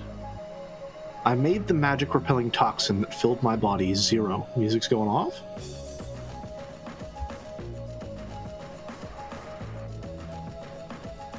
Imagine an untainted vast space. Doubts and common sense all resist magic. Make the resistance 0, and erase the burden on the magical power. Inside my head was the image of a vast space. It was a nighttime world where I floated in the air, and the neon stars over the ground sparkled. A world where the stars that should have covered the sky were wiped away by the light from below that covered the ground. In the world of a vast night sky with no obstructions, I imagined the wind blowing through at will. At that time, in a room where there shouldn't have been any wind, the free nighttime wind kicked up a cyclone. The long-forgotten sensation raced through my entire body. It was a unique feeling of exultation that comes from using magic. Mammon's stake, which I held out in my hand, gradually began to make me feel a pale light. A twisting cyclone with the stake at the center. The hefty stake floated a bit into the air. Wonderful. Looks like the gap in your training hasn't stolen your talent. Come, arise. Forgive the sin. One of the 7 stakes of purgatory, mammon of greed. Show yourself to me. After I raised my hands bit by bit, lifting them higher than my head, as though it was being attracted upwards, Mammon's stake once again floated up high into the air and gradually began to shake. That shaking began to grow faster, and it burst. With a speed faster than the eye could follow, it flew around, violently rebounding off of the walls of the room. The terrible sound of it dancing around threatened to make me flinch. However, I must not lose my mental concentration.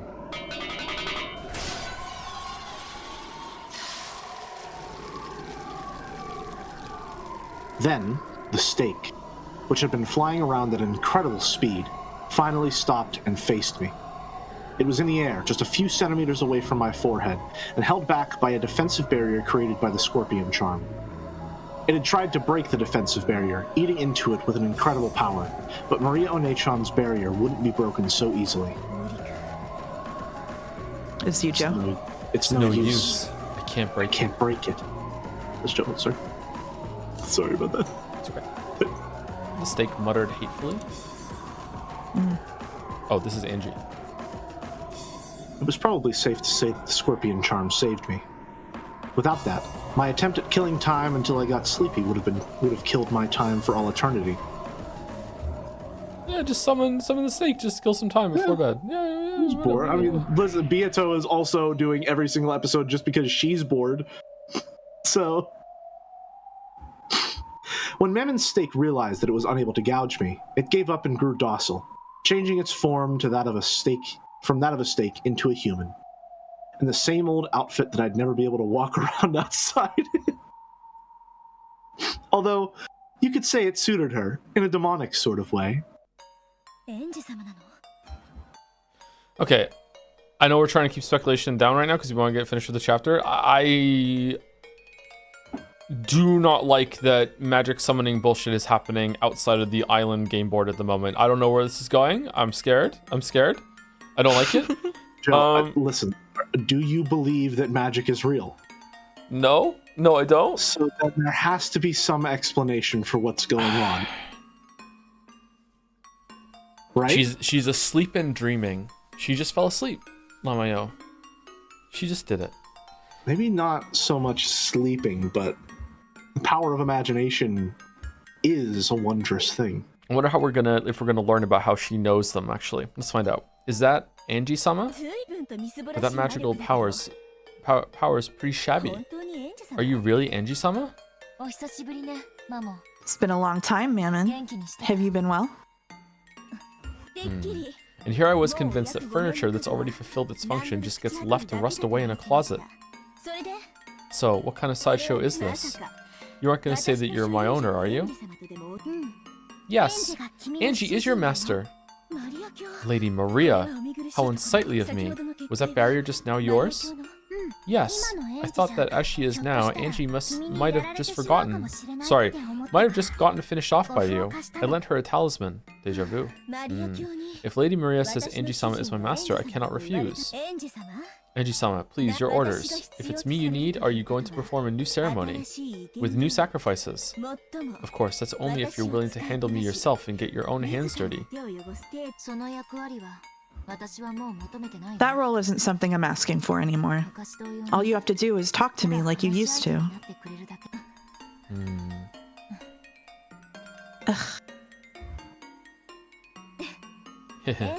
Yes, if that is what you desire. Furniture is furniture because it is used. It is an honor just to be summoned. Angie-sama. Memon had a slightly complicated smile on her face. She accepted her new master because Maria had told her to, but it looked like she hadn't gotten over her discontent at working for Ange, with her frail magical power. Perhaps she had some other reason for hating Ange, but for now, it seemed that she couldn't disobey, even if she wasn't happy about it. So, what should I do? I don't know. Just do something lively, like old times. Well now, this liveliness you're talking about is probably from when we sisters were all together. It may be difficult by myself. Did you forget? That's right. The 7 sisters were really lively when they got together. But with Angie's magical power now, I think summoning just Mammon is the best we can hope for. The stakes for the other 6 have been lost. Are they the 7 sisters of purgatory because Ange, who lost her entire family, just wanted to have sisters? When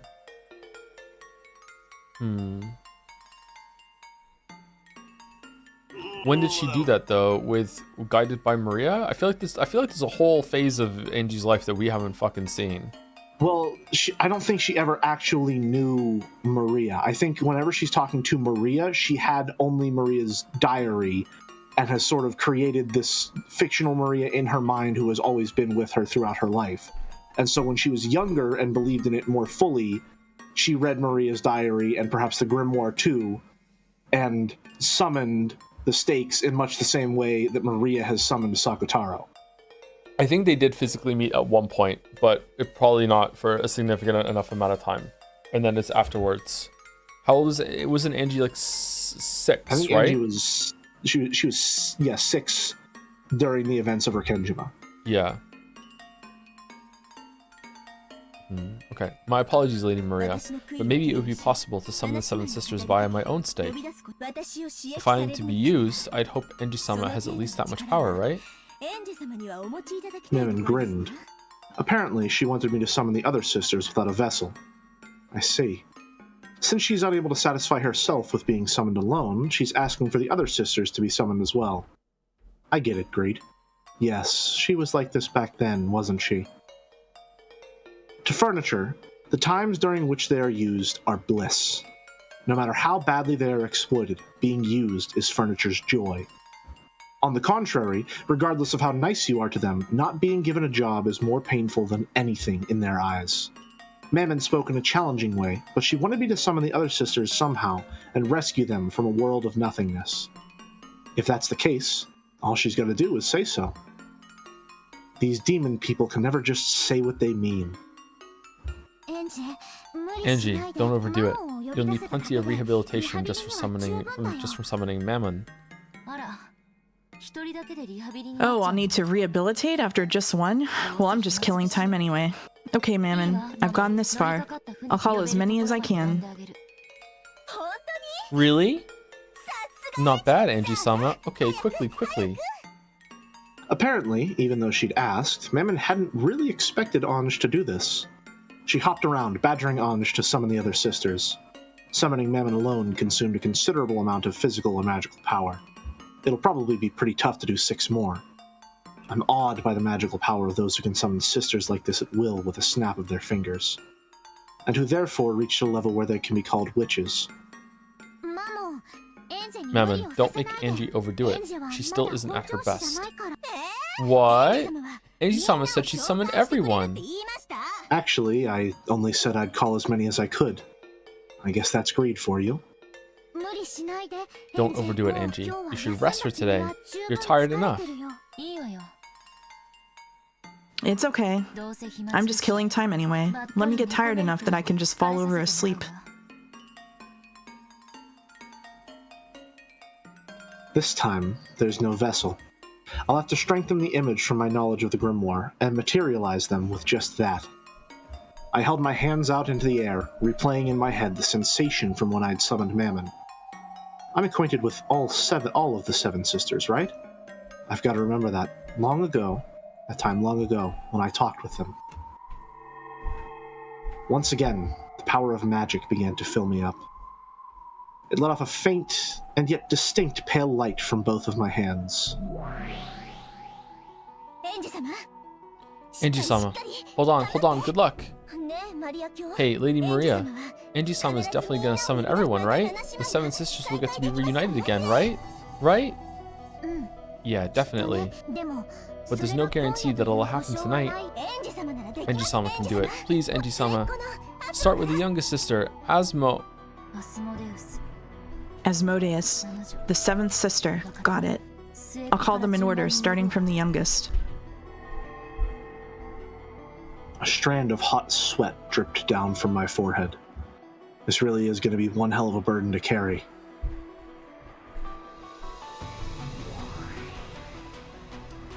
The pale light in this space began to slowly form into the outline of a girl. Come, arise, one of the 7 stakes of purgatory, Asmodeus of lust. There was no vessel. However, as I held a strong conviction that she definitely did exist there as a core, her form began to crystallize. Her outline became distinct, and the form of the youngest of the 7 sisters, Asmodeus, was finally created.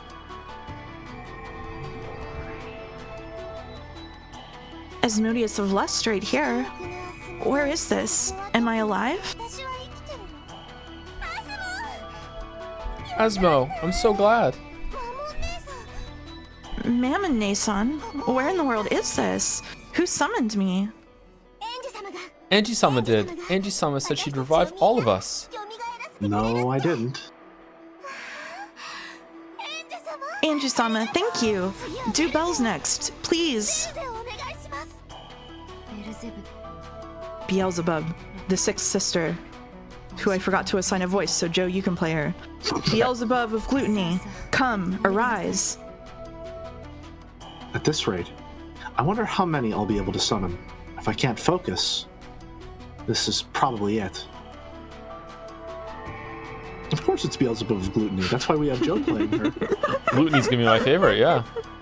A pale light made an outline, and formed into Beelzebub.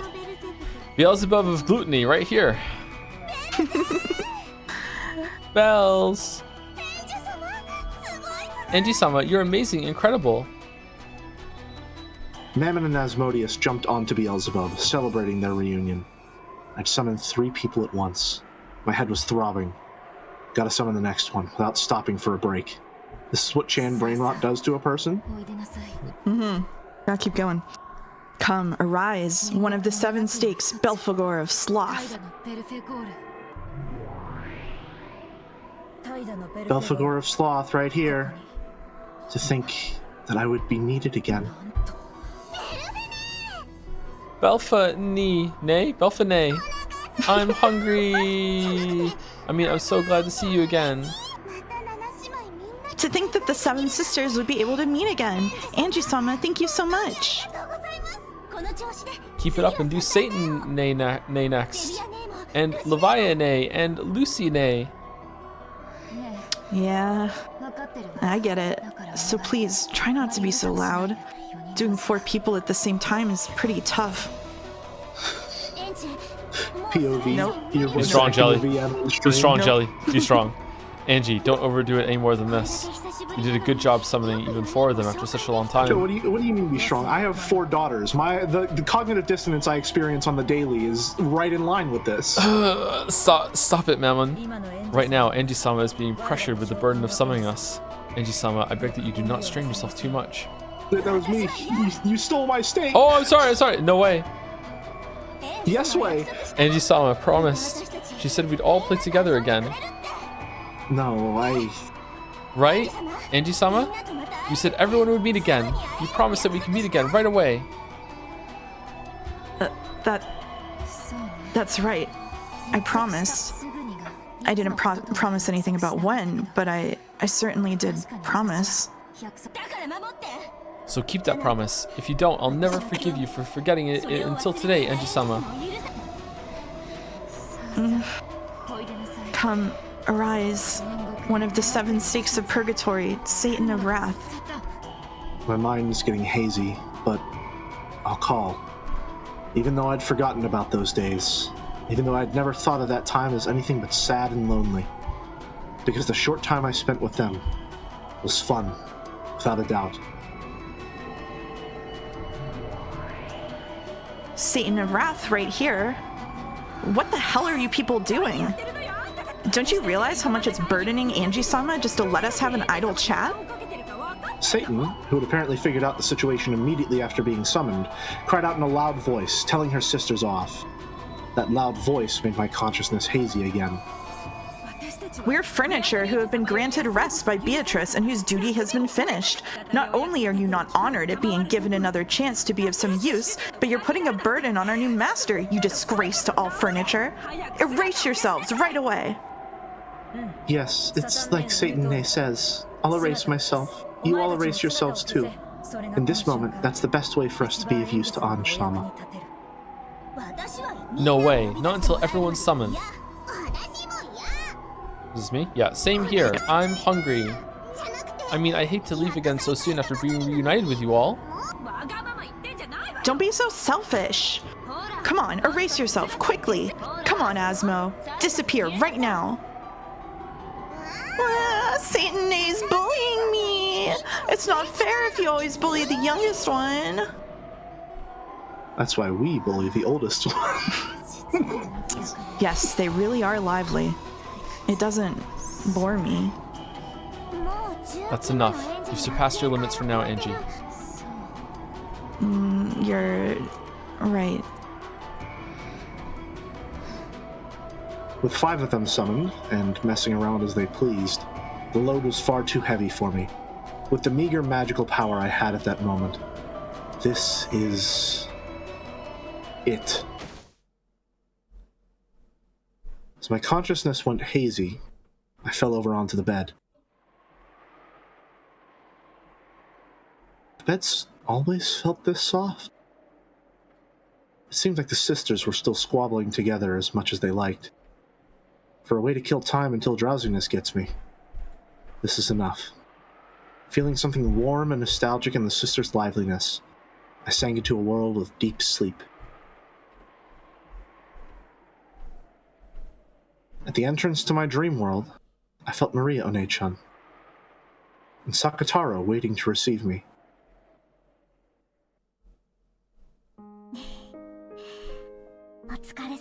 You worked hard, and good job. Uryu, welcome back, Anj. Welcome back, huh? Then I should respond like this. I'm home. That's it. That's it. We made it. We made it. We We made made it. it. We did it. Okay, I'm now fully. The 7 stakes of purgatory are to Anj what Sakataro is to Maria. Pilled right now. That is my full theory, and the little bow that is wrapping it all together is all that talk in episode 1 where George says, "Oh, kids this age get really into the occult, you know." I think furniture is imaginary friend. Yep. Yep.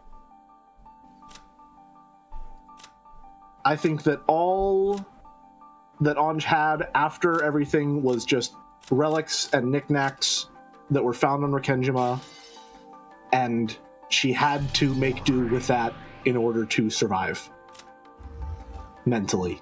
Let me read these real quick, and then I think we'll be done. Sakataro, the beloved furniture of Lady Maria, a witch of I have to say it again. Sorcier. I don't fucking know. He is Lady Maria's Sorcier. Mariage Sorcier. Marriage Sorcier. Can I unblank it? Just because the audio is probably getting bad? Yep, you can unblank it. All right. He is Here Lady comes- Maria's White Heart itself. You might even say he's a second Lady Maria and irreplaceable to her. He holds the decoration as a diplomat, and none may attack him, not any of the witches, weapons, and furniture in the Alliance, nor any of the demons and divine spirits in a contract with the Alliance. Interesting. Professor Utsutsuki. He gets Professor a page. Ootsky. Oats? A professor at a certain college, well known as an authority on the subject of Western folklore. He's also famous for his hobby, researching the Rekenjima witch legend as one of the witch hunters. The primary focus of the witch hunt is the pasting together of occult stories to try and make them match with the Rekenjima incident, making it much more of a mental game for Dilettantes. Dilettantes, thank you. You said it so many times and I can't remember. Dilettantes. An enthusiast of the mystical, then a scientific investigations. I'm fucking wilting so hard right now. Enthusiast of the mystical, then a scientific investigation into the truth of the crime. Okay. I doubt The he's gonna first come back. O in Ootsky stands for overnight. Yep. Overnight oats. Overnight oats. The best kind. Still need to try him sometime. How hard are you, Jelly? Like average. I give myself a 7 on a good day.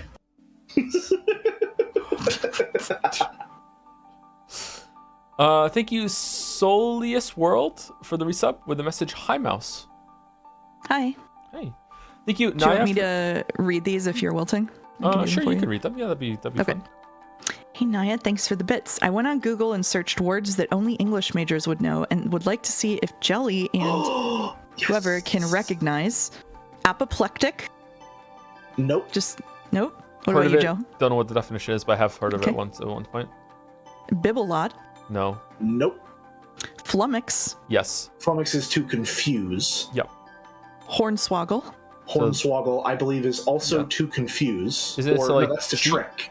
Isn't cheating something? Yeah. It's like to hornswoggle someone is to trick them out of something. piebald. Yes. No. It's What does a that one This mean? is a it's a pattern on a horse or an animal, is it not? Oh. yes, it is. Yes, it is. Interesting. And finally, yenta. No. Nope. Okay. I think my favorite word that immediately came to mind when I saw that group of words was ballyhoo. Thank you, Skunky Emerson, for resubbing, saying I was going to say something funny, but the well is dry today, so what are your opinions on coyotes? They're okay, I guess. Yeah, I don't have any particularly strong opinions on coyotes. I think they need to decide whether they want to be dogs or wolves. Yeah. I think people should keep their cats indoors. Yeah. Thank you, Turtle98, for resubbing. Joe plus mouse equals joust. Sure. Viking Death 1 for resubbing with Oh Snap. I forgot this was today with a spinning chessboard. Big Man Rat, Hey Joe, with 100 bits. I'm just doing some ventriloquism. Epic has been unbelievably owned, and now we've owned you by me doing the ventriloquism. It all comes in a circle. Oh, Thank you, damn. Trat Cantar Ellen 1 for resubbing, and finally Microflack for resubbing. And there you go. And they would like to raid Hypothetical Walrus. Oh, perfect. Hold on 1 second. Thanks, a Pepsi addict, for giving out a community gift sub. Save the animals. Oh, man. We're watching this apparently. Oh, we got Okay. an Avarisi short, huh? Oh, sorry, 1 second. I have to mute you guys or else it's going to be duplicated. You might still be able to talk through the audio, but like we'll see. You're muted right now. Now you're back. Quiet as a church mouse. Mouse is quiet as a regular mouse. Okay, I'm Let's gonna talk shit about do. Joe now. I'm gonna do. They can still hear you actually. I'm gonna do minus 7.5. Let's see if that's loud enough. Is that loud enough or no? I know it was only like a clip, but is that okay or no? Does it need to be higher? Possibly. That's fine. Okay. She didn't say anything. Yeah, but the music. How loud is the music? Is it inaudible? I'm okay if it's a little low. It's fine. Okay, here we go.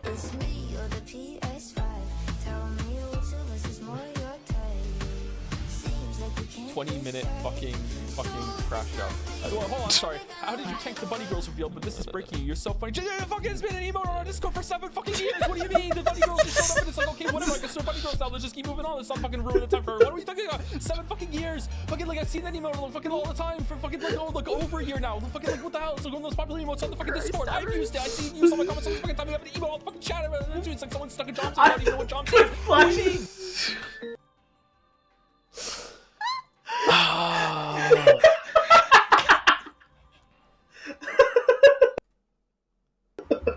I wish I could talk that fast without being angry. Apoplexy, a fit of extreme anger or rage. Apoplectic, the state of being related to apoplexy. Somehow that one makes sense. That makes sense, yeah. Oh, anyway, thank you very much for joining me, Jelly and Mouse. Thank you very much. Thank you very much for having me. It's been a pleasure as always. Thank you. We really need to hash out when we're going to get some, all three of us cooks in a kitchen of equal standing, so to speak. We'll figure that out. We should do that. We should figure it out. I'm tired. You done good, Joseph. You done good. Oh, thanks. But most of all, you done. Thoughts on episode 4 so far? Same as I said earlier. I think that the scenes are too long, but but apart from the one that we just went through, they seem to be important. I don't know about that summoning scene with all of the stakes. I don't know what's going on there, but yeah, I'm into it. That's the only scene so far that I've actively been like, I don't know what the point of that one is, but the rest of it has been good. I like that Ryukushi is very economical with his bullshit allowance. He'll have 3 scenes in a row of heartbreaking backstory between Maria and Rosa, and then Sakataro exists. That came across as a joke. It's mostly a joke. I'm also kind of serious. He's very good at pacing that. When is the next Umineko stream, Joe? Tuesday? Yeah, I'll be here by myself on Tuesday. Yeah, solo Umineko on Tuesday as a treat. And also thank you, Eversy, for the short. Topical or timely.